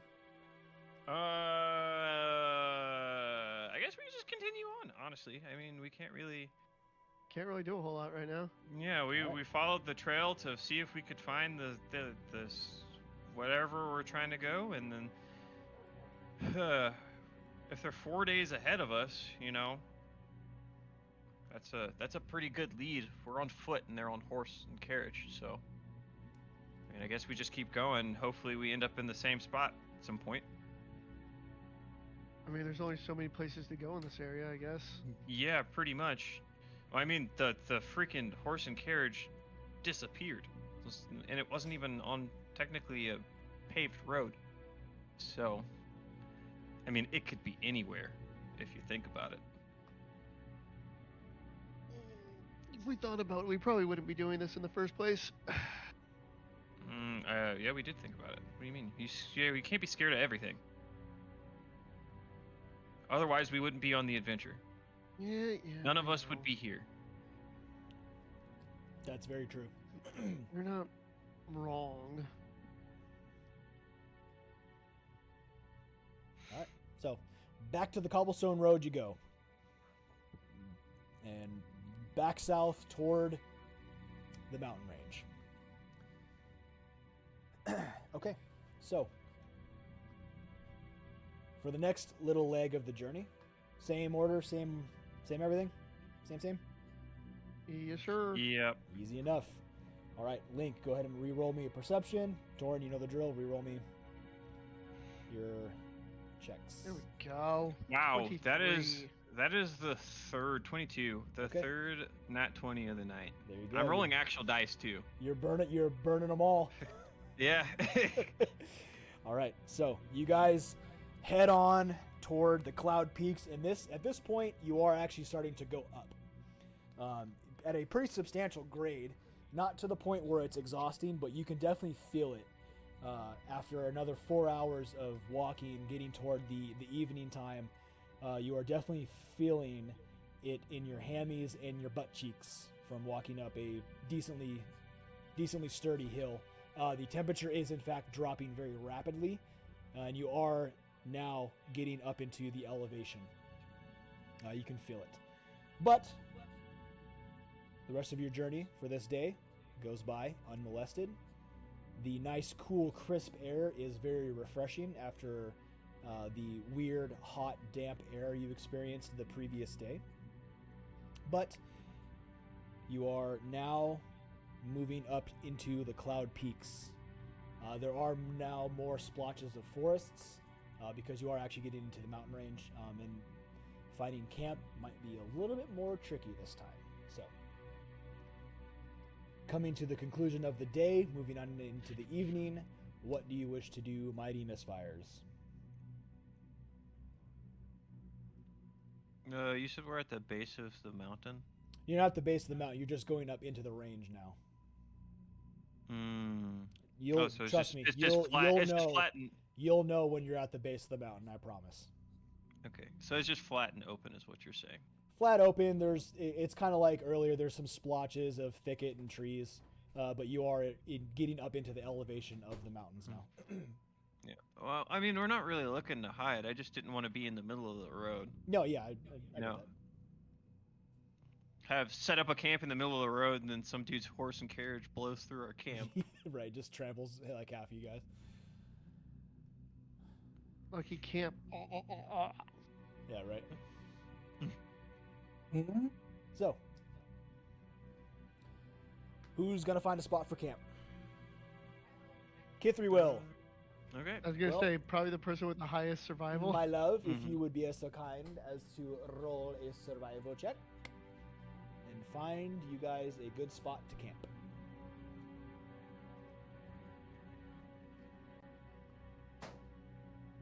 Ooh, 21 with a nat 20. All right, so you are. Oh yeah. Wait. You can't math.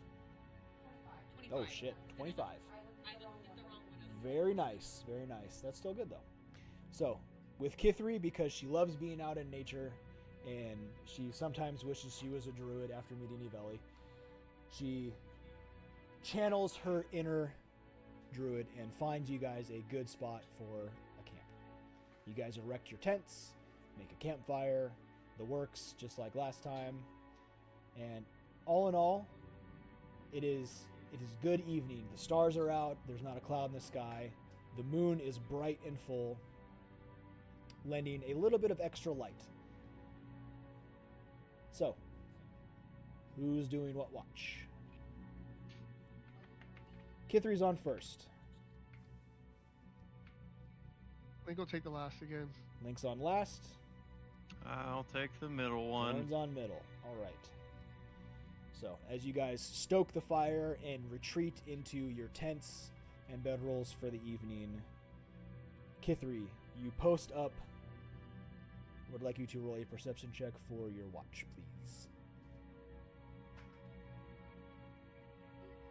18.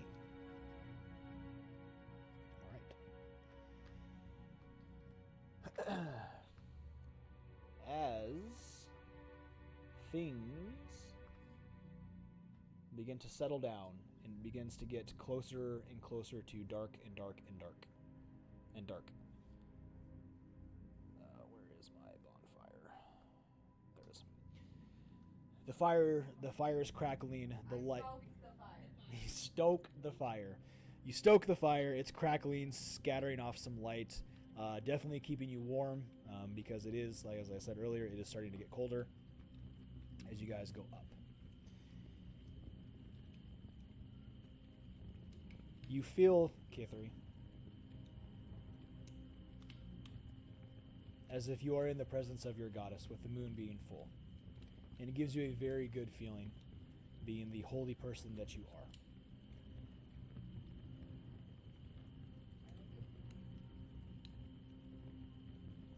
As you are sitting about, just keeping watch over the camp,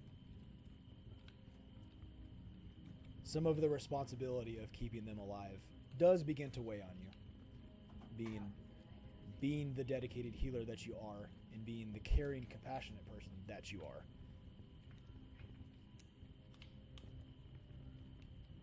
But you wouldn't have it any other way. You enjoy the party, even with all their quirks and all their flaws.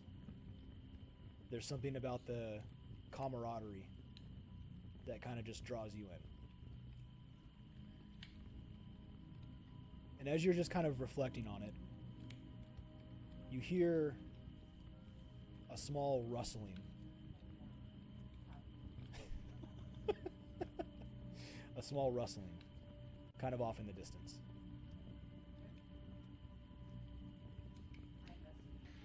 Okay. Go ahead and let's see. Roll that. Okay, so you kind of move off into where this rustling is, and kind of looking around, You don't quite see anything. As you begin to kind of just circle the camp, you spot what looks to be a somebody's pack. You're not really sure whose, resting against one of the tents. And the pack seems to be open, and you see some type of small animal. With enthusiasm. As you get a little closer, you see the back end of some type of animal. It does look fluffy. It is gray, and you can just barely make out some small black spots. And as you try to get a little bit closer, okay, you pull out your snacks. And as you do, the rustling in the bag stops. And the animal backs up, and you now see what looks to be a wolf puppy. And it is looking directly at you, and then it barks and growls at you and gets in like a defensive posture with its heckles up.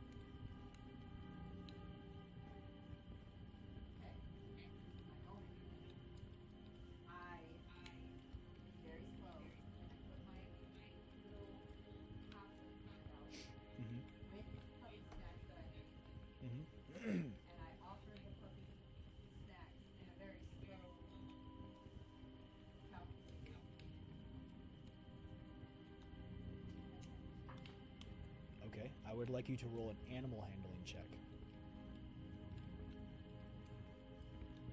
Oh, you did grab more paint. I didn't think we had any more. Oh, well, I'm retarded. Well, your words. Your words, not mine. 23. 17 plus 5. Okay. As you hold out your snacks for the puppy, the wolf puppy, just looking at this animal, it is in fact half your size for a puppy. You're a halfling. You're 3 feet tall. No, I know that. I'm just giving you perspective because you are a 3 foot tall halfling, and this dog is half your size already. Just want you to. I know. I'm just I'm just giving you the size for narrative so you have it in your mind. And you go to kind of just feed it like, here you go, and it does kind of calm down a little bit. It's still hesitant and defensive, but its heckles are not up and it's not growling at you. And you can watch as it sniffs, and it kind of gives like a little bark, and then it grabs something out of your hand and kind of retreats back in like a little defensive posture. But it does start munching on your snacks, or what it just grabbed from you.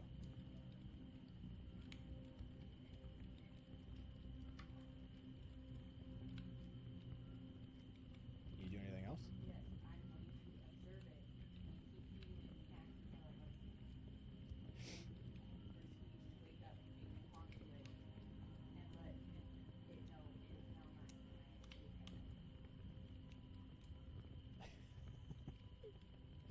Okay.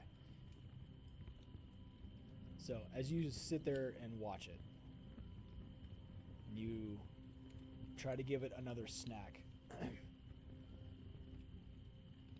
You can see the flickering of the firelight because kind of like overshadowing stuff, but there is light kind of around.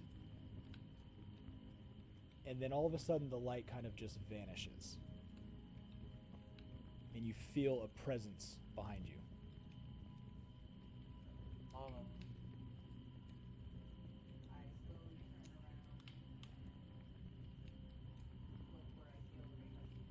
As you turn around, you come face to face with the legs of what looks to be a very large wolf. And as you look up, its abnormally large head is looking directly at you. Its piercing ice blue eyes are staring directly at you.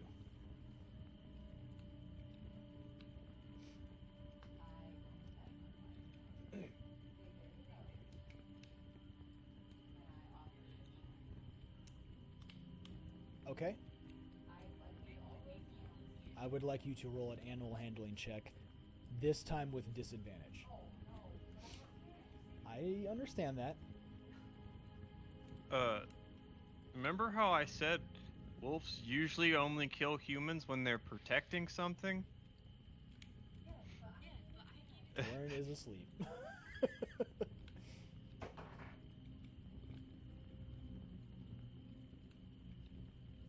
said animal handling? Yep. 19. That was the first roll. Oh no. That one was way better. 22. So 19 was the first one? Yes. Okay. Hey, that's... You rolled high with disadvantage. That's still good. But not high enough. You, Yeah, he right. bites your head off. So, it looks at you, and it leans down just a little, and it sniffs what you're holding out. And its maw, its jowls, are big enough to where it could probably, if it really tried, swallow you whole. It is a very, very large animal. But it ever so gingerly, with its very large tongue, scoops up what you have in your hand, takes it, steps over you, and then drops it in front of the puppy. And then steps back and looks directly at you again.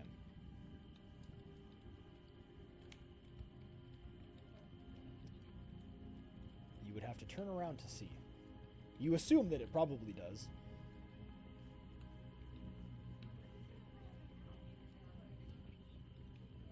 And the rest of us are asleep during all this, yes? The rest of you are all asleep.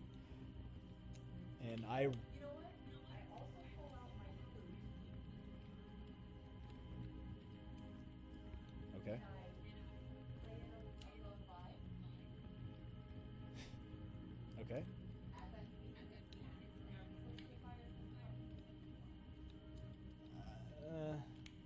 But everything is very slow. It's... You're not close enough.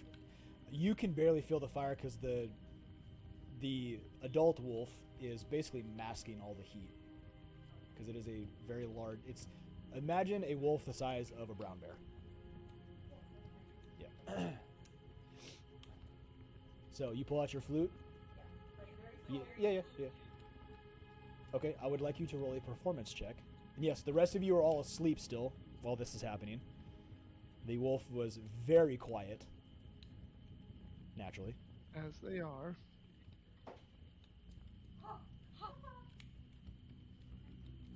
Okay. And we have a +1 and I got So, okay, 19. So you begin to ever so slightly play the flute just a little bit. Not loud, not obnoxious. But you do just a little tune, and you watch and wait to see how the adult wolf reacts. It kind of tilts its head just a little, and you go again a little bit, and then stop. And you repeat the pattern a few times just to watch and gauge its reaction. Yeah, no, it makes sense. And with no reaction, you begin to go a little longer and a little longer until you begin to actually play a little tune. The rest of you, I would like you all to roll perception check with disadvantage. First roll 30-20. Second roll 28. 28, okay. And My lowest roll was a 17. Okay. Yeah, I got a dirty 20. My what'd you get? highest roll was a 3, and my lowest roll was a 3. So Link is dead asleep. Squeeze rolled a 10. Squeeze roll, okay. So everybody but Link is able to hear Kithri's flute.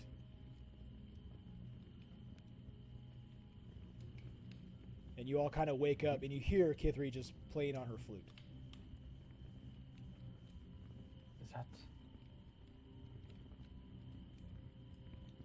Is that the legendary? Ocarina of Time? No. Is that music from the legendary flute? fire dong.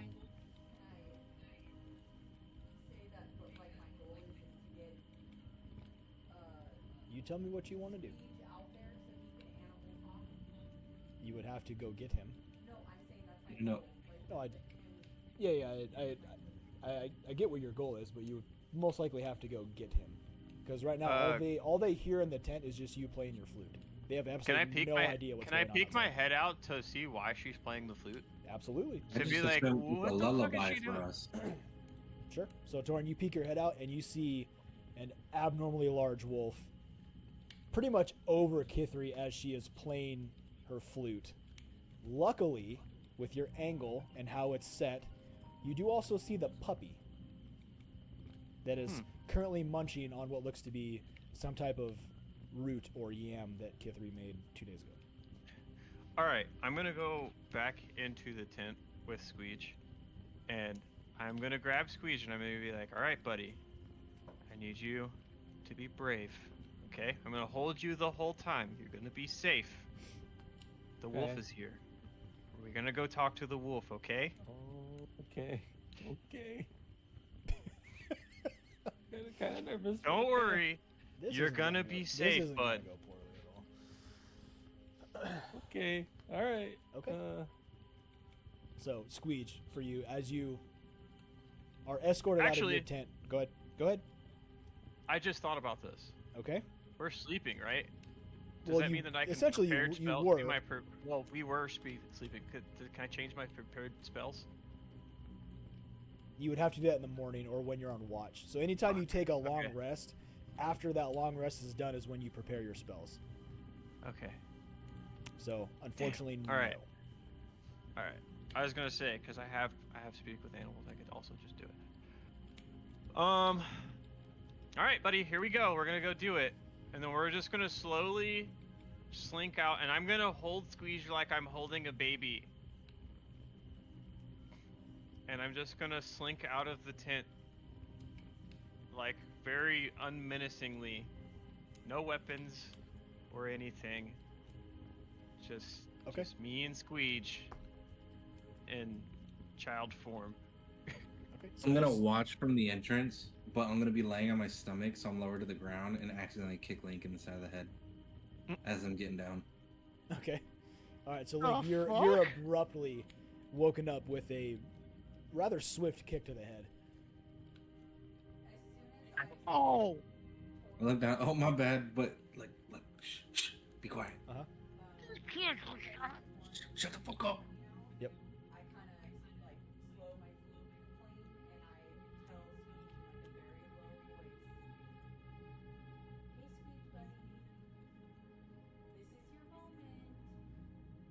I'm just holding. I'm like shaking him like a baby, as if I'm trying to lull him to sleep.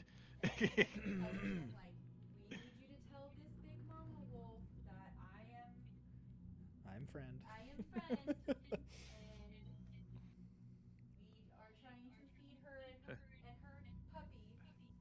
We are friend. Any type of harm, and just want to love them. Can you do that? So, as you are saying that to Squeege, Kithri, you watch as the adult wolf whips its head around, and now it is staring at Squeege and Torin immediately. And Torin, the amount of movement and how fast this thing moved without making a sound is inspiring and terrifying. That something that big can move that quick without making a sound. Kind of let out a little screech as it looks over. Ah! I'm like slowly or quickly put my hand over his mouth, like no loud noises. Okay, and then I'm gonna slowly remove it and be like, all right, talk calmly.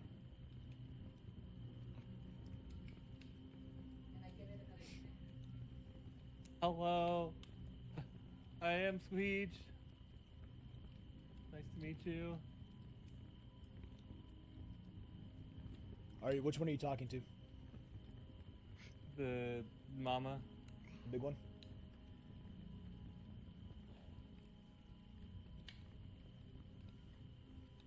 It kind of looks at you, Squeege,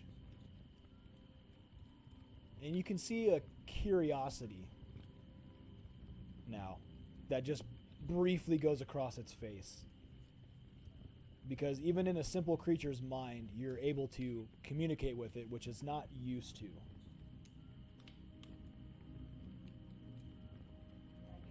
Can I assist him because I, as a forest gnome, I innately have speak with small animals, so I might not be able to communicate with the mom, but I can communicate with the pup. You can. Maybe we don't talk to the pup This is just not yet. a small animal. Yeah, maybe we talk to the mom first, and then we go from there. But yes, to answer your question, Link, you would be able to talk to the pup. I do not want to eat your baby.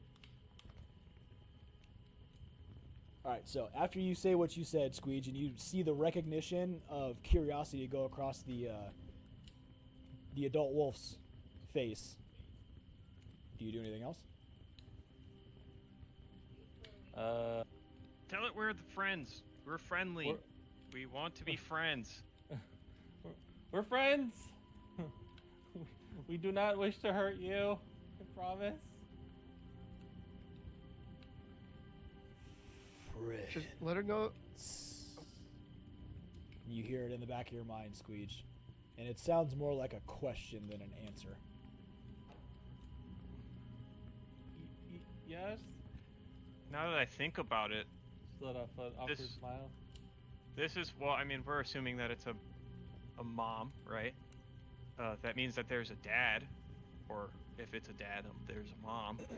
Maybe we ask what happened to the other parent. Is there anyone else around? Are there any? Where's the dad? Are you Mama? Are you Dada? My pack. Gone. Ooh, she said her pack is dead. No, just gone. Gone as in they left, or gone as in they perished? Gone as left or gone as perished?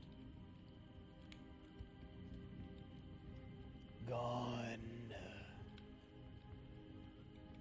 She said gone. Okay.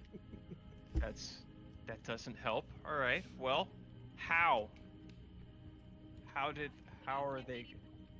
Yeah, that's what I was gonna say. So, how? Is there someone hunting them? Are there bad people hunting you? Creature. Creature. Creature or reacher? Creature. Creature. Comes from below. Kills pack. I flee. Search for pup. Well, we got one of those pups right here. Are there more pups? Mama has more pups. Only pup. So you found what you're looking for. What now? What if we... New home. Time. Not here. Do you think maybe we could take them to that circus? Or the circuses aren't bad, right? I don't think they're gonna want to work for someone else. I think maybe they're not the type of circus pet type of animal. Go ahead, Killer. I was gonna say we're traveling to the mountains. Maybe ask them if they want to come with us to the mountains. We'll protect them and make sure nothing kills them. Right now the adult is looking at Torn and Squeege. You're kind of like behind her. She hasn't turned fully around, but you can see pretty much her full body, and you see wounds. Ooh. Yes, I am. So I look at Sweet and I tell him that she needs help, that she needs to be healed, and that I can help heal her and her puppy because I can't see obviously through the and the pup or her pup or whoever's puppy it is. If she would allow that. Like I tell Sweet, tell her that. Like I can help her. We can help you if you have puppy. Help. Your wounds. We can heal your wounds. Tell her we can heal the wounds. We can heal your wounds. Help, pup. Leave me. She wants us to leave her and help the puppy. Oh, ask her if she's dying. Are you dying? Yes. Here, Hmm. I have something for you. I'm gonna pull out some good berries. Give him I'm to the going pup. to give one to the puppy. Okay. And then I tell Sweet, tell her if she wants me to help the puppy, that I have to get closer and touch the puppy. We have to touch the puppy if we are to help the puppy. Yes, Mama?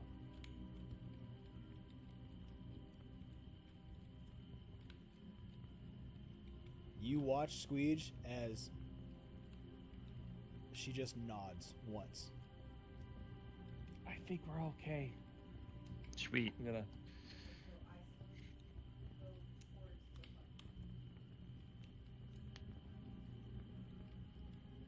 And I roll a perception to see how It would be a medicine check.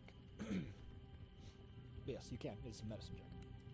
While she's healing the puppy, can I ask more questions? Do what you want. Do Squeege. All right, Squeege. Ask her. Squeege is the wolf medium. Yes. Ask her if she would like us. Tell her that we're heading to the mountain, and ask her if she would like us to take her and the puppy to the mountain so that she can make a new home where it's safe. 23. Do you want help from us? We take you to the mountains. We take puppy to the mountains. Yes. Safer there. Very safe. And This keep- is very keeps them very safe. safe. We can keep you safe. You help puppy. Yeah. Leave me. No. I go alone. Do you have more puppies? Nope, she only has one. Puppy She said that. Where needs is she? new pack. What's the puppy's name? What's your name? My name's Squeech. Not your name. Oh. The mama's name. Oh, what's your name?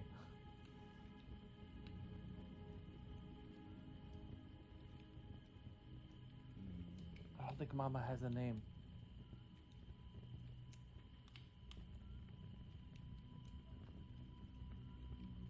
We're gonna call her Wolfina.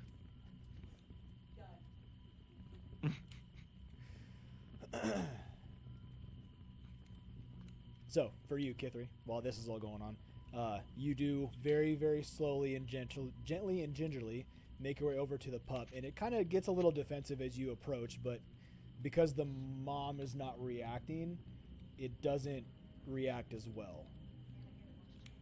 So you feed it while you look over its body, and it doesn't seem to be wounded. However, on one of its ears, you spot a brand. WL. It's in common. Don't like that.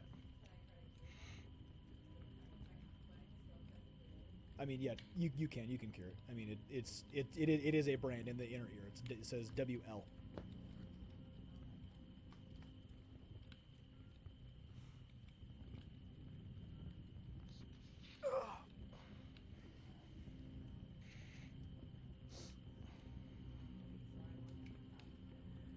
Okay. So you cast Cure Wounds. At what level?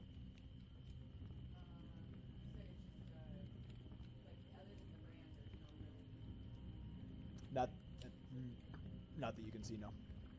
All in all, the puppy seems like semi-healthy, maybe a slightly malnourished, but as far as wound-wise goes, it just looks like the brand in the inner ear.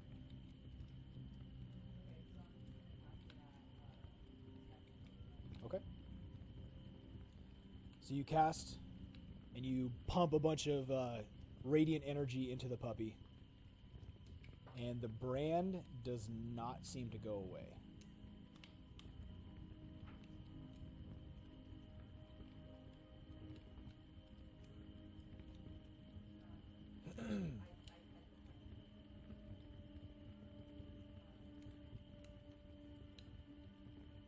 Okay.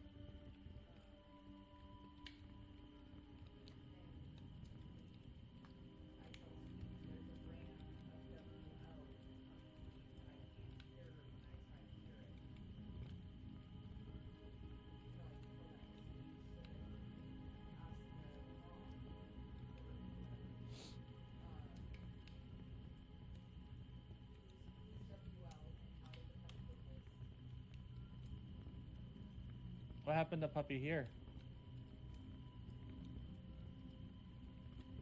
Pup. Taken.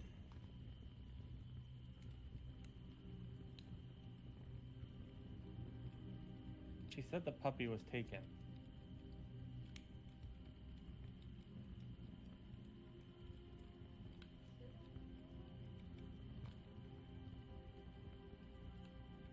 I didn't hear that.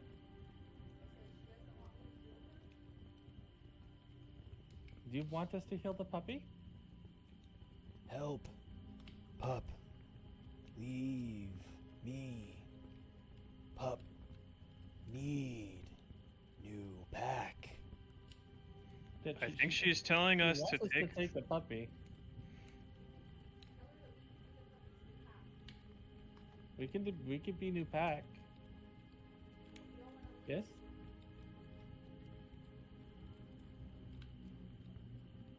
We don't want to leave Mama.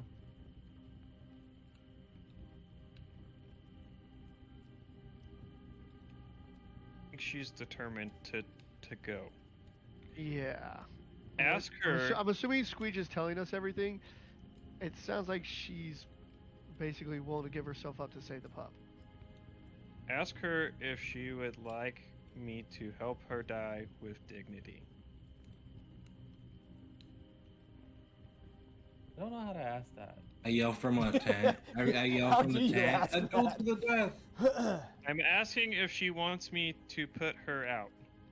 We know what you're asking.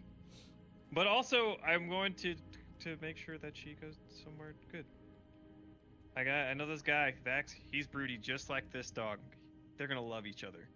Or wait, he's not. It's not Vax, but you know, whatever his name is, Dusk something or another. Dusk Soul. Yeah, Valen Dusk Soul. Soul. Yeah. V.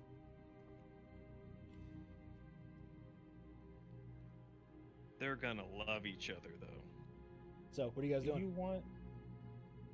We can take the puppy, and we can help you sleep better. Take pup. Sleep forever. No sleep. I go. Find new way to sleep. I think she might be looking for some kind of vengeance. Ooh, I like vengeance. Fine. I'll just warn them about her coming. I don't know if they do animals, but I will speak. I will commune with my patron.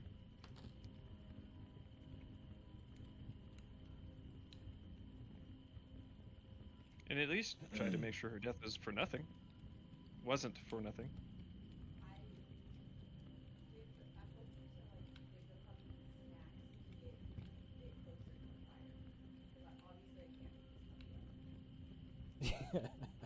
you could basically fucking ride it at this point. So you're basically trying to ply it over to the fire with snacks. Okay. So as you're doing this, you watch as the adult wolf slowly turns, picks up the pup by the scruff, and just moves it very slowly over to the fire.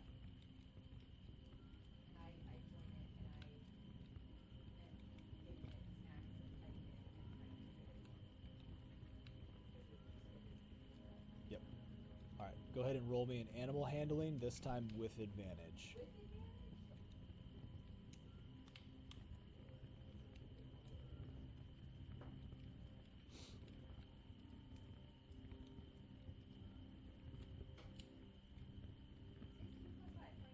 21. Nice. All right. So as the pup, which is essentially half your size, is next to the fire, you're plying it with snacks and you're kind of just petting it slowly, trying to be friendly with it. It is kind of like semi-sitting, standing. It finally sits down and it's lays down and kind of just scooches a little closer to you as you pet it. And the mom, the adult pup, looks directly at you with its overly large head.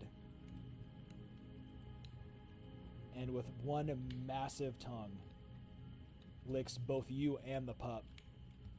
It looks directly at you, Squeege. Thank you. And then you watch as it just disappears. And in the small little trace, there looks to be blood where it was.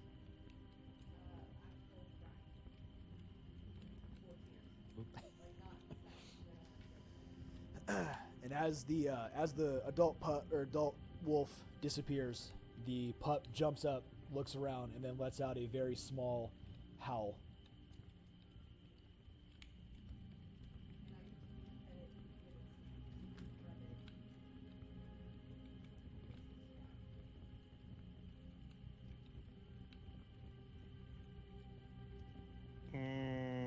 I'm gonna look at it and be like, it's okay. I'm the last of my pack too. But just like me, you get to be a part of this pack. He doesn't understand a word I'm saying, but I don't care.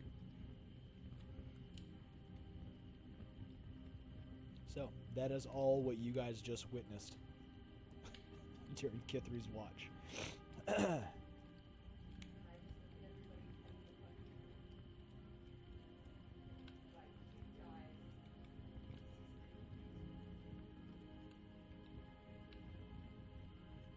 Well, while the rest of you are all gathered around the fire, looking around, wondering what the fuck just happened,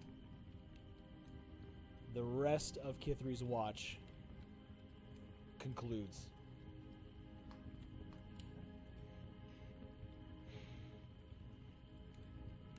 It's my turn. So, that brings us to Torin. All right, unless the rest of you are staying up. Yeah, I'm going back to bed. Link's like, fuck it, I'm going back to sleep. I was already asleep. As soon as the wolf left, I'm like, I'm out. All right, so you guys reconvene and retire back to your tents. Torin staying awake for his watch. Go ahead and roll me a perception check, please. 16 plus 6, 22. Perfect. Okay. So, for you, Torin, you are a little awestruck, a little jealous, a little inspired, and a little terrified, all wrapped up together at what just transpired. Curiously enough, you do go walk over to where the blood is and touch it. And it feels like normal blood. And you just post back up to a good spot. Offer up a little prayer to the Raven Queen, and your watch concludes unmolested. Could I do one more thing? Sure. Can I, like... I don't know. I want to, like... You know how, like, when you see something, it replays in your mind, and you, like, just, like, ingrain it in your brain? Sure. Can I do that with how fucking quickly and silently that fucking huge-ass wolf moved? Oh, yeah, that's a memory you're never... Do you need to gonna... roll something? No, that's just a memory you'll never forget. I'm gonna, like, can play it over and over in my brain, and then eventually I'm gonna start trying to train to emulate it. Just so you're aware. Interesting. Okay. Okay. So I didn't know if you wanted me to roll for it. That's why I was asking you. Now, if you're gonna... No, that's... We'll see how that can work. Maybe, maybe not. But yes, that is a memory that you will forever have in your brain, at least. For sure. Sweet. So, your watch concludes, bringing us to Link. For narrative and brevity's sake, Link, you also go unmolested for the evening, bringing us to day 4 of your guys' journey up into Cloud Peaks. No, the big one was the wolf. That was the big encounter for that night. Yeah, but it would have been way funnier if you brought out more fireflies. I was thinking about it. It's gonna be the bane of Link's existence is just random fireflies. Fuck you. So that brings us to day 4 of your guys' journey. You break down camp, snuff the fire, and get prepared for the journey upwards into the depths of the cloud peaks, hopefully getting to your destination soon.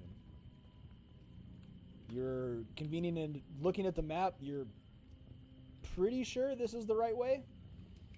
We'll see where Torin takes you. So, I would argue Link would know what fireflies are. Say what? Not blue ones. He grew up in the woods. You ever seen a blue firefly? Also, I rolled a 19, which makes it a 21, by the way. Okay. So, is this with advantage? You do know what fireflies are. You've just never seen them blue. That's why it was weird.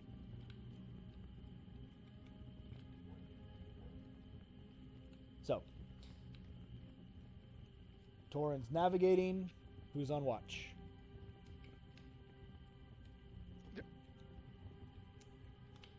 I am. Okay, so same as the previous days. Got it. Link, go ahead and roll at advantage.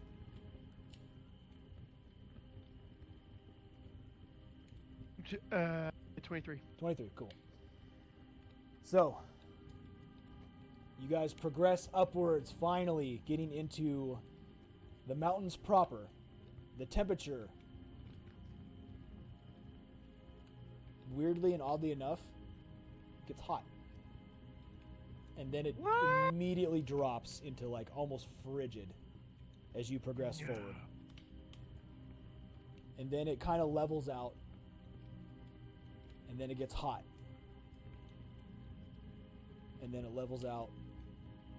Cold. And it varies for the next 4 hours. It's almost as if the temperature can't make up its mind. Mother Nature. And as you are progressing and moving forward, looking at the mountains and realize that you're getting closer and closer to the snow line, the clouds begin to kind of gather overhead. And even in the hot temperature, you see purple lightning just kind of randomly. Purple. Purple. Purple. Not the normal baby blue you normally see. You mean the kind I make? But it just, the odd enough part about it is it's completely silent. There's no thunder. Can I roll like or something to see if I remember anything about purple lightning? Go ahead and roll me a, let's see. If you're trying to remember something, go ahead and roll an insight. Insight. Yeah, that would work. Insight. Yeah. Let's see. Alrighty. Let me see what my insight bonus is. Not much. Alright. 14. 14. Okay. No, not much. Outside of some very specific instances you only ever saw in the astral plane,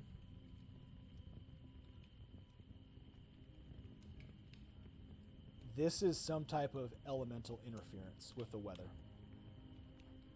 Interesting. Some type of elemental magic is fucking with the weather patterns, essentially. That's why the temperature can't make up its mind. That's why the lightning's blue, or not blue. That's why the lightning's purple. There's no thunder. There is something wrong going on. So, Can I have, well, I guess Link, if you can was a puppy. First, we need to explain to the puppy that we're on a trek to reach the mountains and that his mom wanted us to get to the path. Yeah. So that that's easy enough. it comes with us. Well, you have to roll animal handling to get it to come with you. It is a puppy, so you have to train it. Well, I know that, but I mean, that way, if the puppy knows what's going on, I can't speak to the puppy. Well, you can, it just whether or not it understands you or not. Yes, I understand what you're trying to do, but I get it, yes. Can I tell them that? Yes. And it goes into other. Go for it. Yeah. No, you're good. Yeah, you're good. I also prepared the speaks with animals. Yes, for all you spellcasters, you can swap spells and all that stuff at the beginning of the next day, after a long rest. Just FYI. I was just letting you know. I did that earlier because you said, but I didn't tell you no, that. You're good. So, but yeah, that's the explanation that you understand, Torin, from the little bit of time you spent out in the astral plane during your shenanigans. Outside of very specific instances, it's usually elemental magic that will change patterns in the weather. All right. Well, when in doubt, genie out. I'm gonna tell them all the stuff that you just told me. Okay. And I'm gonna say, ask the genie if he knows anything about any of that stuff. Maybe we should have him out while we're walking around. That might be a I'm good down idea. with that. Well, my friends, I will say that is intriguing, yet terrifying. The amount of elemental magic it would take to change weather patterns over such a grand area is not something to turn your back on. Something very amiss is happening. What? I cannot say. But something is definitely changing. Something sinister. Love that. As Link would say, Yeah. don't like that. Yeah, really? He had to use the word sinister? Yeah, obviously.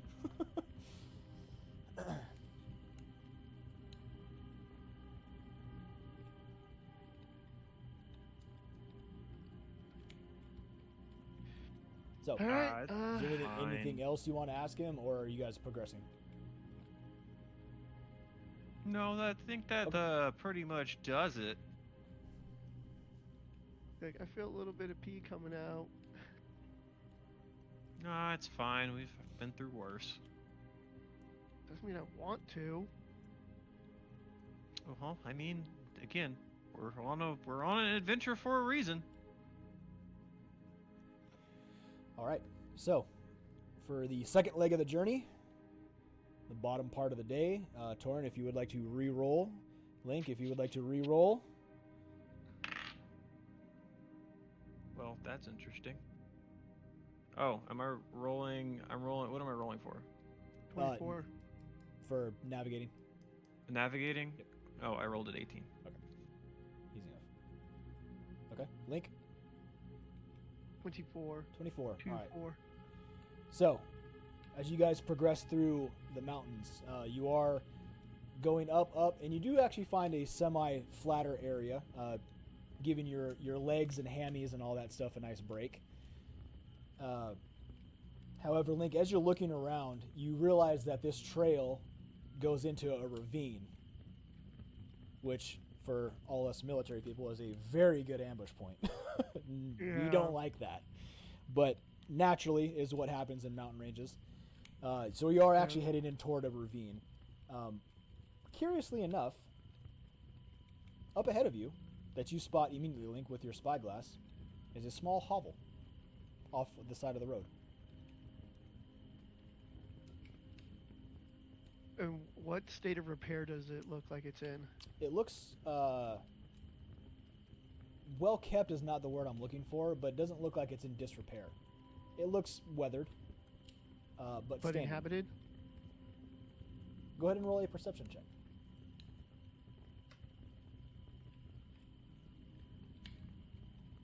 18. 18. Looking through your spyglass, you do spot what looks to be the small end of a chimney on the back end of the roof, and there is smoke coming out of it. Okay. I'm going to let everyone know.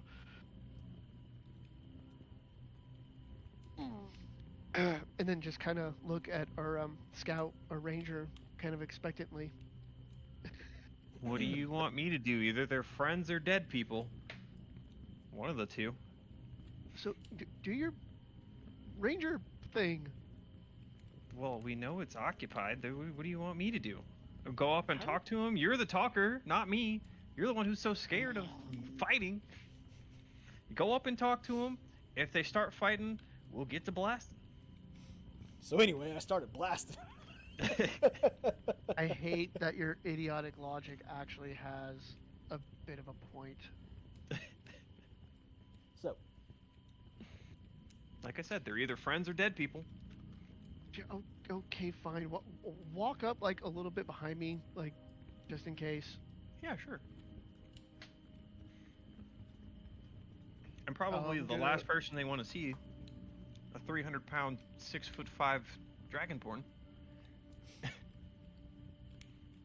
last thing any of us want to see. Yeah, I'll go ahead and start approaching the hovel. You're gonna walk up to it? Okay. Okay, Link, as you walk up, this is actually just it's like a cottage. It's very quaint, very cozy, doesn't stand out, doesn't ring like gaudy or anything. It's very functional. Okay. So as you walk, I am not. Go ahead. Oh, I am not trying to sneak up in any way. Sure.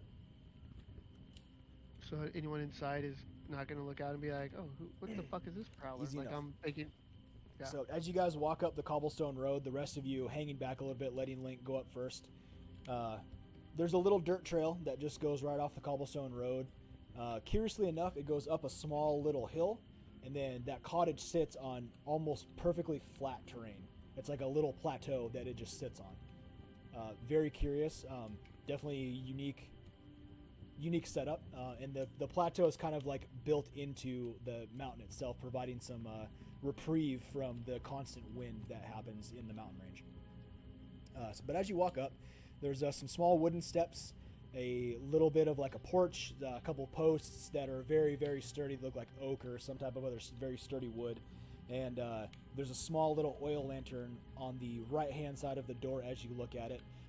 Wooden door, no window on the door, some very small port windows on either side of the door on the wall, and then it kind of just, the walls go out and kind of just bend around like a square cottage does.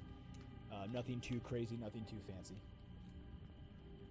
And there's the faint aroma of just various herbs, various savory type herbs. Sage, what else? Sage is the big one that comes to my mind. Lavender. Ooh, I like lavender. Yeah, thyme, rosemary.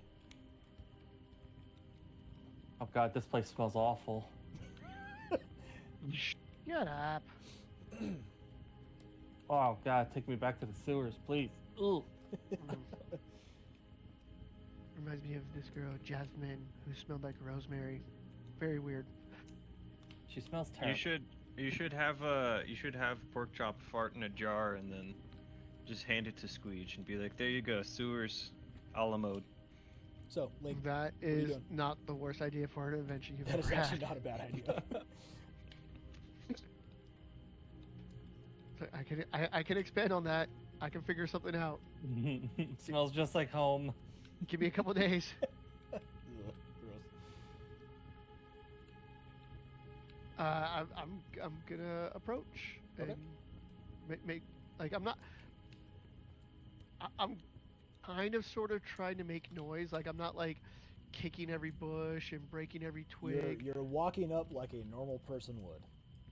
Yeah, and making a little bit more noise than I normally would. Sure. You're not trying to sneak up. Not trying to. Basically you're making your presence known. Yeah, Just enough. Okay, makes sense. yeah. So you walk up. Do you knock? Do you just kick the door open? Like, what do you do? Oh yeah, I'm gonna knock. Okay. Oh, just a minute, just a minute. You hear a voice from somewhere behind it. You hear just a faint little shuffle. Sounds Just- like Herbert the pervert from Highway Guy. Like 4 or 5 locks. Opens up, and you see it's not quite an older woman, but she's, well, not like old, but she's definitely like up there, you know, in her closer to like her 70s, but still very lean and very, you know, very built for someone of her age. And she's just white hair, pulled back in a braid, reader glasses, just a leather tunic. Just a leather tunic? Damn. You know what I mean. Nothing, no armor, nothing. It's just your normal leather tunic and breeches, boots, or not boots, but she's barefoot. But a few tattoos on her arms that you can see. And she kind of looks at you. Oh, hello there. Curious. I rarely get any visitors. What can I do you for? Hello, ma'am.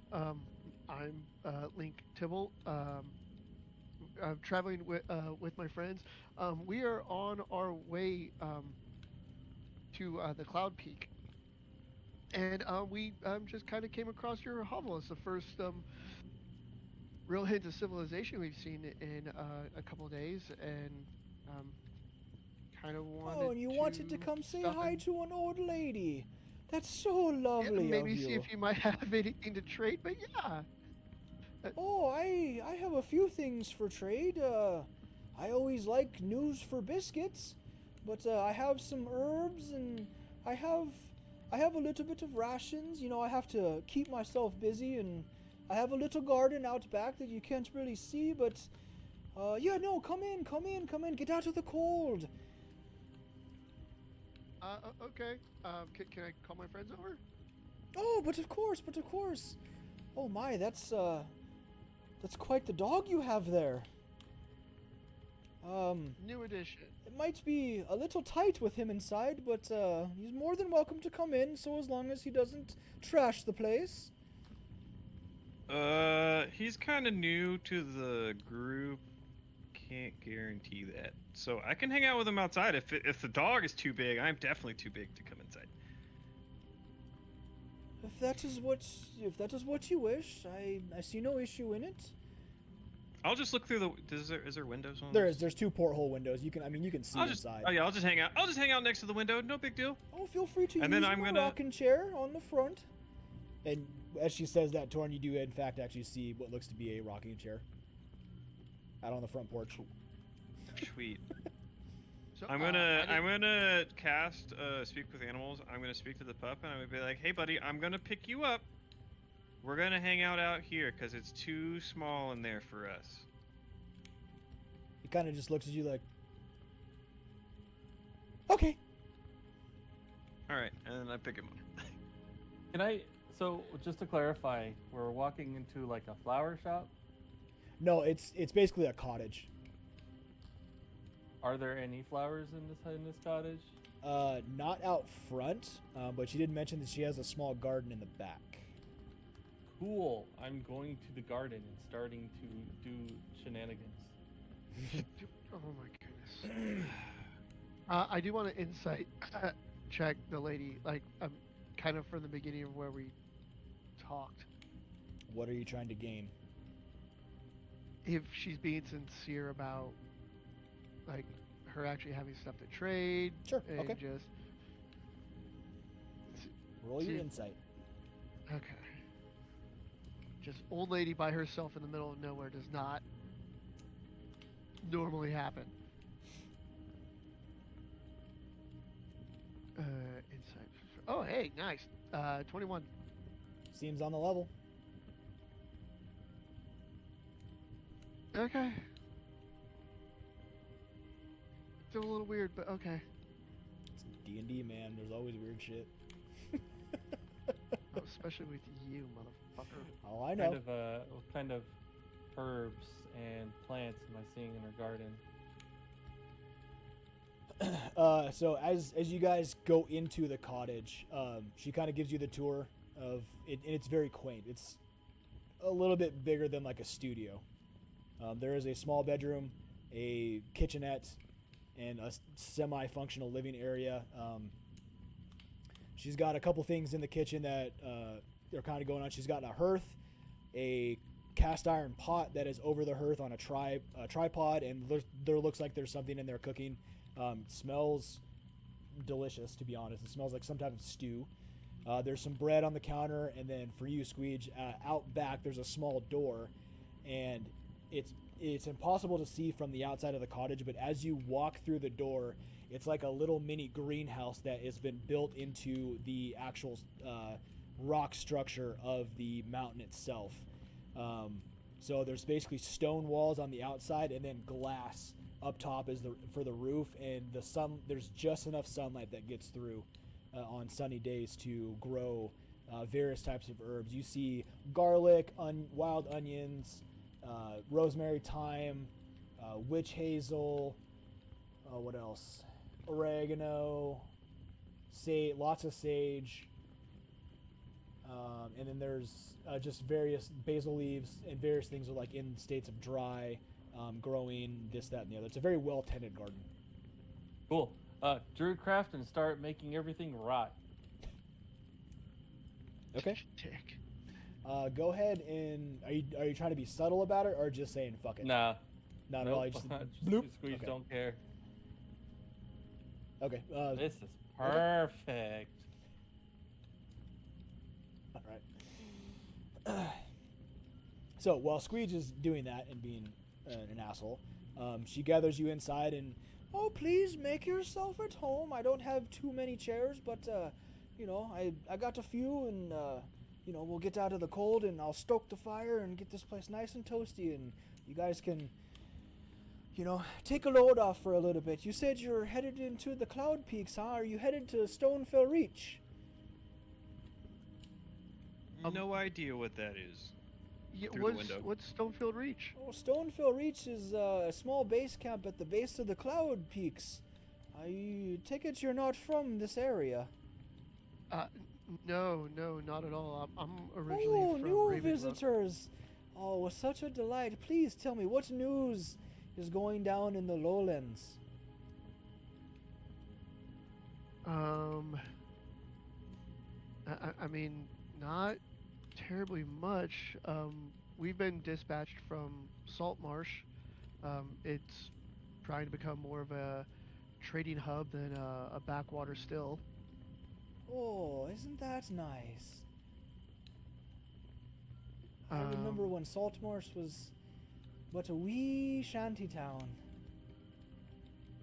Well, it's come up quite a bit from what I understand. Most of the buildings there are new, and they've had some recent expansions. There's a cattle operation going on over there, and then we were originally sent to Candlekeep to get information, and then sent out this way for an expedition of sorts. Well, I must say, it sounds like quite the adventure. I used to do some adventuring on my own. You tell me, is Is that old rascal? Oh, what's his name? I think he was Ensign Corrales. Is he still around in Saltmarsh? Edson Corrales is not. However, Captain Corrales is. Oh, he's a captain now. Of course he is, that old fucker. I guess that's not surprising. Yeah. He did have a thing for the sea more than anybody else. Oh, good for him. Good for him. Is he well? Yeah. The last time we saw him, he was doing quite well. He's also a pillar of Saltmarsh now. Oh, is he now? He's a pillar. Not quite the mayor, but he definitely has some serious sway there. Oh, that's good for him. I remember when he was but a wee ensign, he definitely liked to get himself into some trouble. So sounds like fun. That would explain things because he's helped us get out of some trouble. Oh, he knows his way around trouble. Let me tell you. Well, if you see him again, tell him Mole Bren says hello. Bren. Molbren. Mole Bren. It's 2 words. Okay. Not one. It's 2 words. I'm still writing it down as one. Piss off. Yeah, that's fine.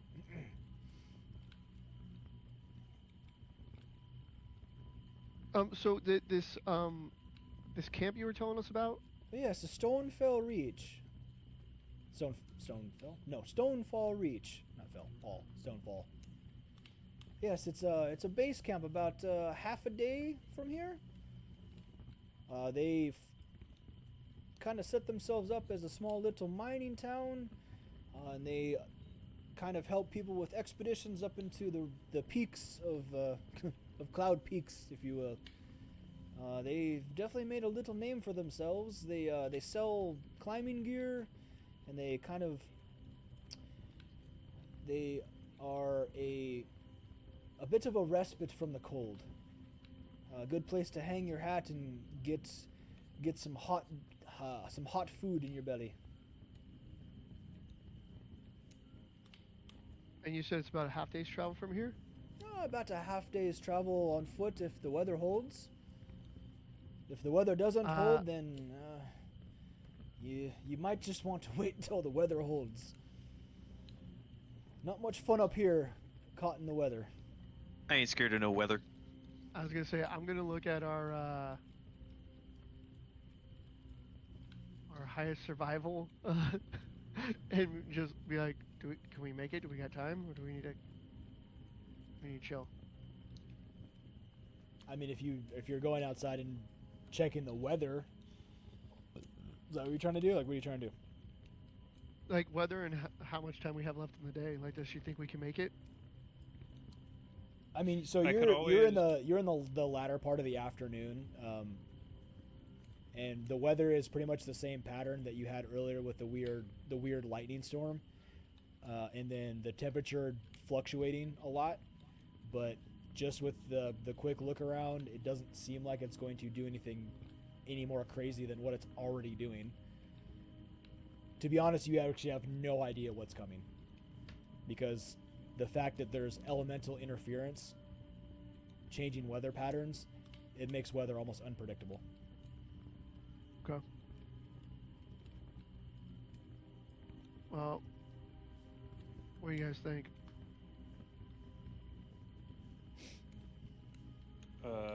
I'm not I there. don't know. I don't care either way.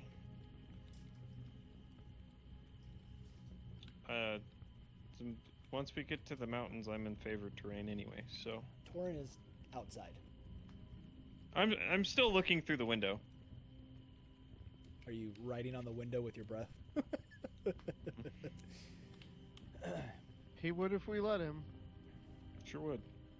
Window liquor through and through, baby. Well, I mean, you've been of great help as far as information goes. Oh, can you point on this map where the Stonefall reaches, please? Oh yes, sure, honey. But of course. And where she points is just a hair under where that circle is, where it says here. Oh. Okay. That's hopefully a good thing. That's never a good thing. You should know that by now. I can hope. Shut up. Is there anything that we can do, like, before we leave? To repay your kindness? Oh, well, if you have a little oil to spare for me lamps, that would be of great use for me. But all in all, no, I tend to keep myself busy. That's why I'm not, bent over all weird. Say, you are moving around pretty good for someone with your amount of experience. Well, I thank the gods for that. And I'm gonna start digging through my the bag of holding and take out the oil that I do have for like my contraptions and machines and stuff. Okay, so as you do that, you can tell, like, from her face, she's never seen anything like that before. Oh, that's some very curious things you have there. I wonder if you'll excuse me just 1 second, young man. And she kind of gets up and quickly walks into her bedroom. You hear some like rummaging around, and then you hear this something drop to the ground and just damn it, and some more rummaging around, and then she walks back out, hair kind of disheveled a little bit, and okay, well, I thought I lost this, but maybe you can tell me what this is. And she has, in fact, a broken up version of that device that you have schematics for. The automaton.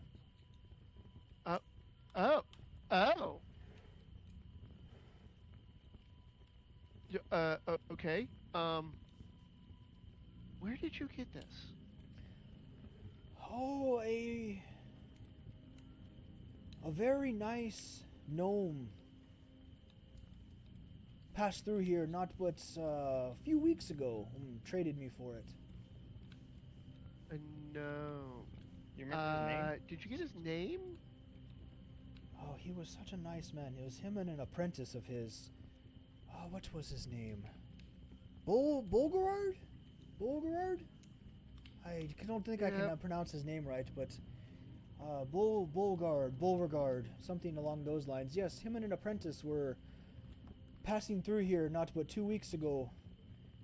They were headed up into the Cloud Peaks for something. He didn't quite say what he was after, but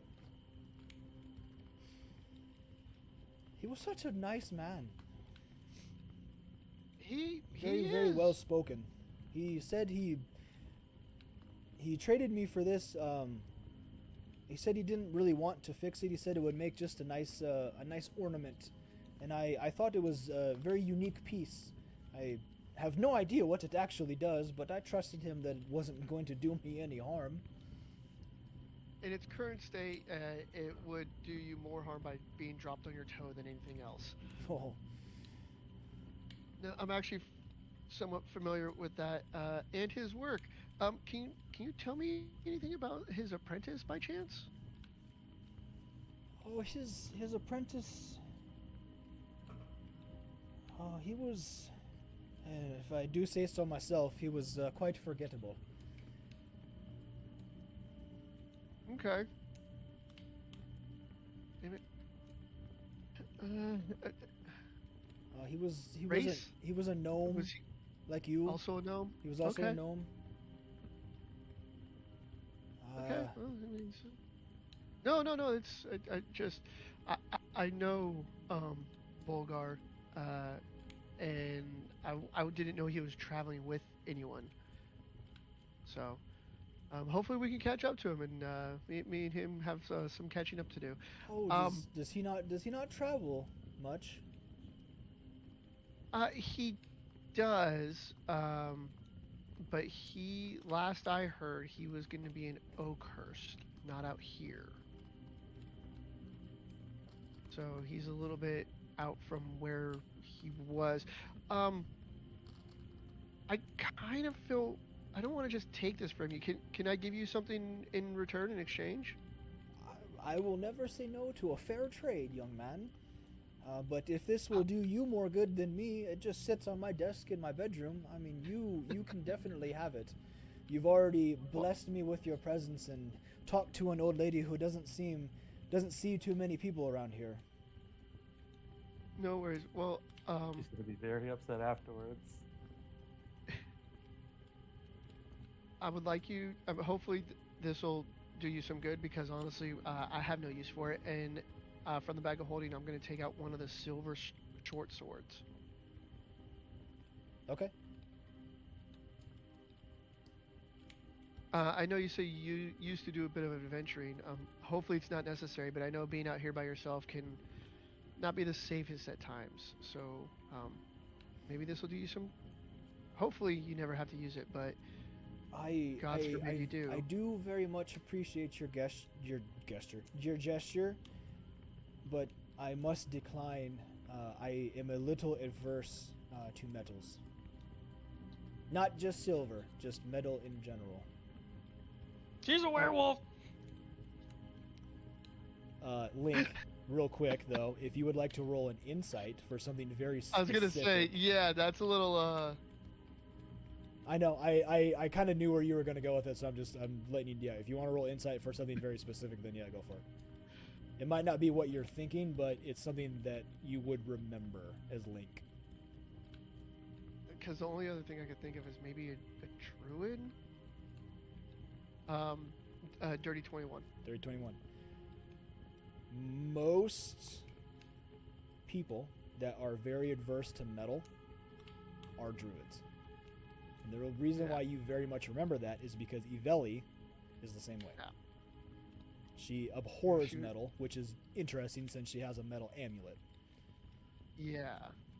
Lauren, didn't you tell me one time that that Link got tricked and some fake person that was like dressed or disguised as this Iveli like seduced them? It was so much fun. Oh, that I got to play with Link's emotions hard on that one. That was good. He thought he was getting hit on. He was surprised. I know. That's why it worked out.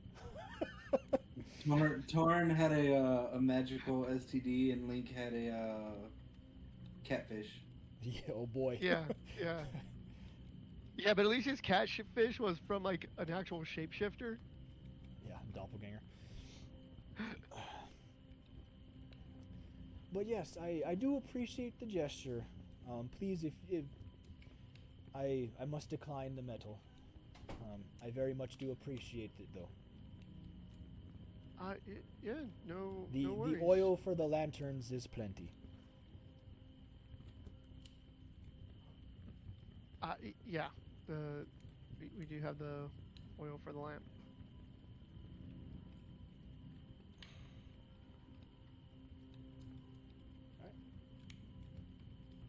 Well, if you are sticking around for a little longer, I do have some stew on. I don't know what type of things you like to eat, but it is a good hearty meat stew. Might help you fill your bellies on your trek to Stonefall Reach.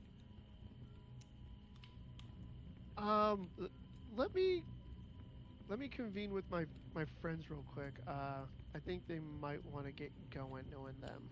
Oh, by all means. Well, don't mind me. I'm just going to help myself. And she gets up without even saying anything, and you watch as she grabs a wooden bowl, ladle, and just a nice plop of soup and a little bit of the bread, and she just starts eating. I'm gonna step out and talk to the group and let it just basically kind of tell them what she told me as far as the Stonefall Reach and Bulgard. Okay.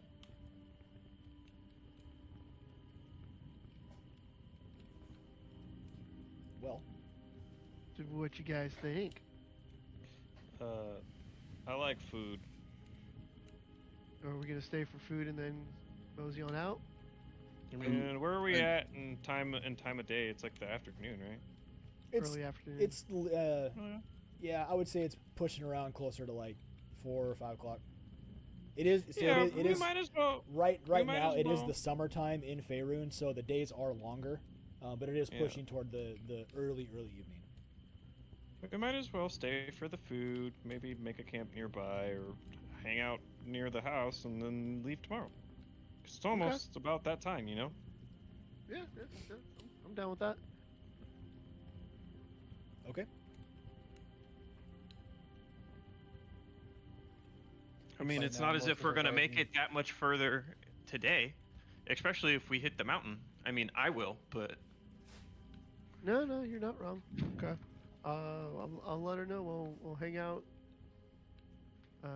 Accept her hospitality, and then basically take off in the morning. Yep. Alright. Okay. Oh, Yeah. well, okay. I am very grateful that you will take up my offer for hospitality. Feel free to help yourselves to the stew. You mentioned possibly camping nearby. I am more than willing to open my home for you tonight. It's not like you're the first people to pass through here. I've offered my home to many a trader. Well, I shouldn't say many a trader. There's very few that come through here, but sometimes I like to at least offer a respite from the cold. Feel free to use my living space as a place to sleep, and if you wish to go in the morning or go later this evening, I am surely not going to stop you, but I will warn you that at night it can get a little more dangerous, especially if the weather keeps doing the crazy things that it's doing right now. cool. I'm gonna sleep on the rocking chair with the puppy.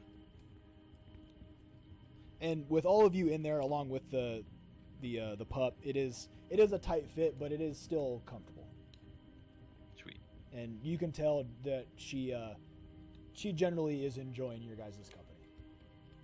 The thing that you guys did not realize until later in the evening, she is actually not a human. She's actually an elf. But she hides her ears. That's weird. Usually pretty proud about that. Yeah, but if she looks like she's in her 70s, then how? And she's an elf. She's old as fuck. She's old Yeah. as fuck. She's old as fuck. That's interesting. Man, I'm really So glad if you guys we're didn't noticing that, didn't can I fuck her insight over. to see if I know anything about why Absolutely. an elf might? Yeah. Like if I can remember anything, maybe like from history or something like that. I don't know. Would that be a history check? I don't know. What are you exactly trying to glean, though? Like what information? Are you Well, trying she's to actually hiding. find? She's hiding her ears, but like maybe there But she- was like war, or maybe there was like some type of time period in time where like elves were not accepted, or maybe there's a place where elves are not accepted nearby. I don't You know. can So I'm also just just trying to ask figure her. out if I can. Yeah. Okay. Sure. I'll do that. you can't also just ask her if she tells you. I just didn't that's want to. I okay, just but- didn't want to be rude. I, mean, I was gonna ask her. She offered her home up. You can always try to do it in casual conversation, like, or you can try to be deceptive or whatever you want to do. I'm just letting you know there's always wanna multiple be- options. I don't but want to be if you're rude. I trying to just glean- wanted to see if I remembered something. and That then would we can- that would really probably be an insight. It just depends on what you're actually trying to remember or recall. Mhm. In your weird time, Torin, I mean, I don't want to give away too much because there's still more to your backstory that you haven't found out yet. But Mhm. in your experience that you remember, depending on where you're at on the Sword Coast or on Toriel in general, some places are very racist toward elves. Mhm. Goddamn knife ears. Yeah, like some. Yeah, are I kind of very racist. figured. I Yeah. kind of figured it was something like that.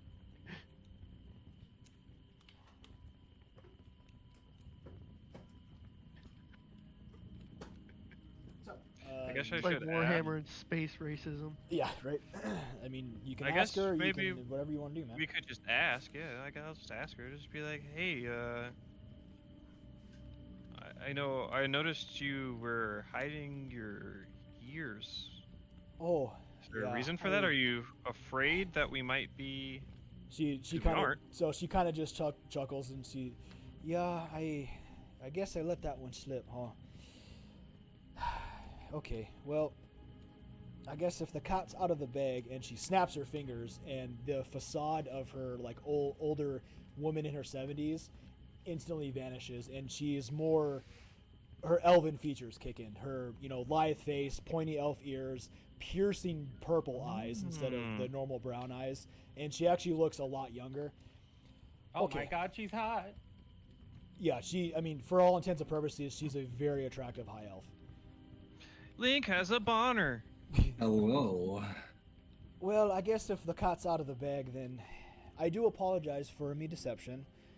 Some people are not too keen on elves around here, but I've learned to polymorph when I need to, when I meet newcomers, and sometimes I just keep the facade going because an elderly human female seems to be more generally liked than some elves in these parts of the wilderness. So I do apologize for the deception, and if you feel that you can no longer trust me and you want to leave, by all means, I am not going to stop you, but again, I do apologize. Nah, we get it. It's dangerous out here by yourself. You gotta do what you gotta do to protect yourself. I just thought it was interesting, and I figured I'd ask. I wanted to put you at ease. I do appreciate the general conversation, but yes, my name is in fact still Mole Bren, but I am of course obviously an elf, not a little old human female. We'll keep her secrets, as I put my my elbow on a little shelf, and I just straighten out my eyebrows just a little bit. It's hey. And I see we have another druid in our mix. Is that why my garden is in shambles right now? Shambles. And No, she looks directly at you, shambles. Squeege, and you can see that there is a connection between druidic circles. It's you and I both understand the cycle of rebirth and decay. Decay is necessary for it to grow. The plants that you'll grow in the future will become stronger with the nutrients from the old plants, my lady. Of that, my goblin friend, I cannot argue. However, Tips, Fedora. if you must dedicate things to your goddess, maybe ask before you just do. You never know what people might say. Yeah. Yeah. Give him a spanking. He might like that. Oh, Link too. Did I make an oopsie? Show me the kind of respect that your culture shows to each other when we're alone. Oh my god. Hold on, what? Huh?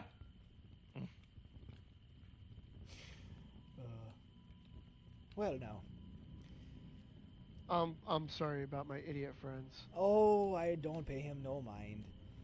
It is all right. Well, I mean, she's a hot elf. It's not her first time, I'm sure.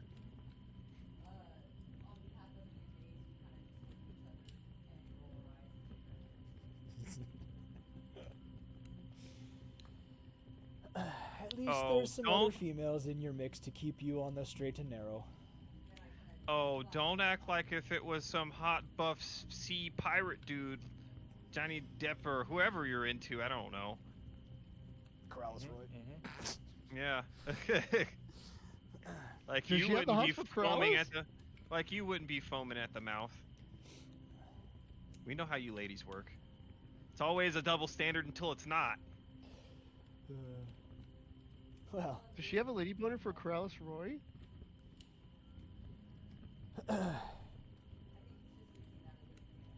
Yeah, as an example. Yeah, because I said pirate dude. See. So I the knew it. just just so there's no confusion, the Corrales Roy character that I base it off of is actually from G4's Invitation to Party, where Freddie Prinze Jr. actually played the character, and I really liked his character, so I kind of adapted it as my own version of it. So thank you, G4, for making that character fucking awesome. Do appreciate it. So that is not my original idea. I just use a version of it in this campaign because I like the character. Anyway, back to what's at hand. Well, now I understand that, and I don't mean this in a negative sense, that you mortals have to sleep. So I will retire to my bedroom. It is beginning to get a little late, and at this point, hours have gone past through eating, conversation, all that stuff, just kind of pushing the plot forward. So I will be in my chambers meditating, as us elves like to do. Feel free to make yourselves comfortable. I will not intrude when you guys are sleeping.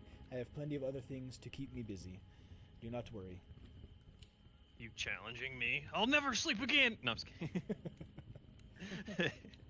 So I bid you good evening, and with that, she retires to her chambers, very gingerly shuts the door, and you guys are left in the living room with a little tight quarters between all of you, but it is, again, comfortable enough, especially with the hearth in the kitchen going and her small fireplace.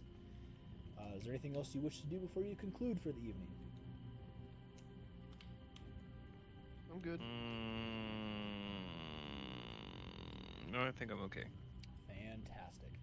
Well, because you are in a safe place, you are all able to sleep soundly, unmolested. And the following morning, you are woken up by the sound of a tea kettle.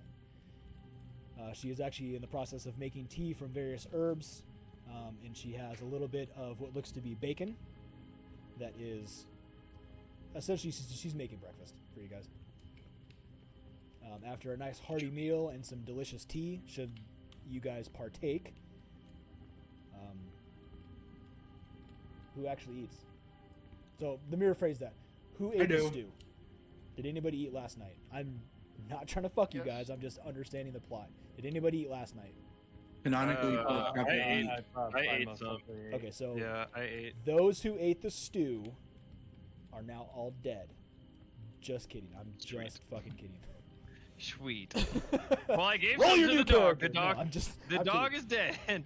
No, yeah. So you guys had the stew, and it was actually quite delicious. It was in fact lamb stew, with all kinds of delicious whatever the fuck you put in it. Yeah, the puppy loved it. Lamb stew and bread for dinner, and then she has made you bacon, eggs, and essentially a very hearty feast this morning. Who is partaking in that feast? Elf. Oh yeah. Eyes, Everybody is? Druid. We should ask her if she knows of Ellie. So is everybody eating breakfast? Yes, I'm eating breakfast, Okay. but also I'm. All you who have eaten breakfast, you now benefit from a hero's feast. It is very good. Yeah. So you will benefit for a hero's feast. I believe it's for the next 8 hours. What is that? I don't remember what that is. It is something Nivelli gave you guys a long time ago, actually. I remember. Yes, it is. But I don't. Yeah, I was gonna say I don't remember. Hold on, I'm pulling it up so I can read it to you guys. Yeah. It's a very, very good buff. So, Mole has brought forth a great feast, including magnificent food and drink. Takes about an hour to consume and disappears at the end of that time. And the beneficial effects don't set in until after that hour. Up to 12 creatures, which is all of you, including her, have partaken in the feast. Okay, so you are cured of all diseases and poisons. You are immune to poison and being frightened. Sweet. And you have advantage on all wisdom saving throws. And I would like everybody to also roll 2d10. 2d10. Oh, it's for the next 24 hours. Ooh, that's Got a important, you 9. guys, a lot. That's insane. Hero's Feast is dope. Nine, Double zero is 9 10. temporary hit points. Nice, so you get 20 extra hit points. 20 extra or 2d10 versus. So each one of you roll 2d10. So Kithri, you get 20. Your hit point, so for the next 24 hours, your hit point maximum increased by 20. I rolled an 11. Torin, yours increases by 11. 17. Link is 17. 9. Porkchops is 9. 17. And Squeeges is 17. So for the next 24 hours, you have a hit point maximum of whatever 2d10 you rolled. You are cured of all disease and poison, and you are now immune to poison and immune to being frightened. And you have advantage on all wisdom saving throws. That's awesome. Hero's Feast is super dope. And there's only 2 classes that can do it, technically. Cleric and Druid. Or not, sorry, Cleric and Druid. Druid, yeah. We're immune to being frightened and what else? Poison. Poison. So for the next 24 hours.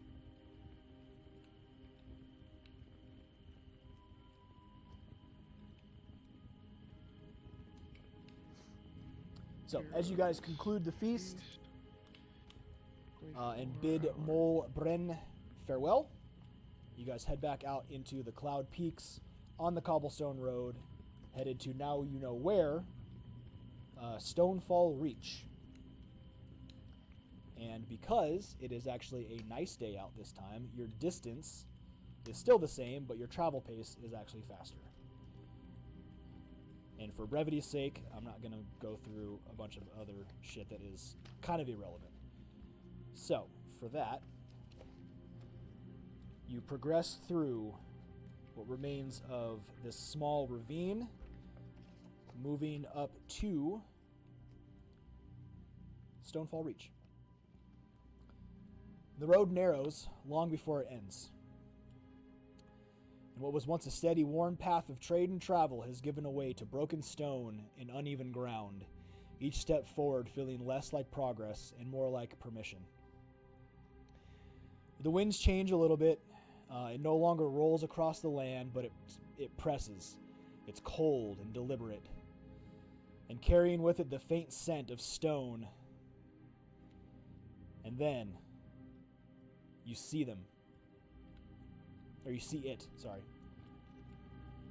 Stonefall Reach.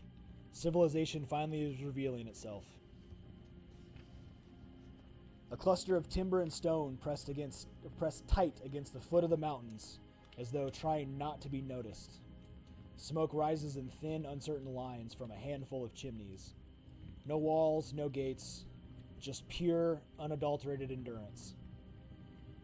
Like the people who live here just are standing fast and standing against the elements as a big fuck you. Movement within the town slows as you guys approach. And you see a pair of laborers pause mid-conversation. And somewhere deeper within, the dull echo of metal striking stone carries outward, and then it just stops. A board, crowded with parchment, names, notices, warnings. Some are crossed out, some are not. And the wind shifts again, stronger this time, pulling at cloaks, tugging at gear, as if testing your weight, your balance, and your resolve. And for just a moment, you swear the mountains are watching you. Not as prey, not as intruders, but as something yet to be judged. As you move into the first part of the town, the wind slowly begins to subside, and you feel the temperature almost stand still as the townsfolk look at you with regard, curious, wonder, maybe a little apprehension. You are newcomers in a town of a very small town of people. Welcome to Stonefall Reach. That's where we're going to end tonight, guys. Yay! Oh, motherfucker. Perfect time to end. That's exactly what I wanted to do. was get you guys to Stonefall Reach and then conclude, because then next session we get to some good stuff. So Next week. Thank you all, our viewers, by followers, good and stuff, all he's of gonna you kill just all our stopping by characters. for coming to hang out with us on this amazing EODD Saturday. Tune in next time. Keep an eye out on that schedule and all our socials. Don't forget to like and follow on Instagram, Twitch, and of course YouTube. Next session will be posted at some point on our Twitch schedule. Just keep an eye out for that. Hit the button to make sure you get the notifications when we go live. So, again, thank you for hanging out with all of us. We love you. We miss you. We had fun. But until we see you next time, this is Final Roll Actual and EOD&D Going Dark.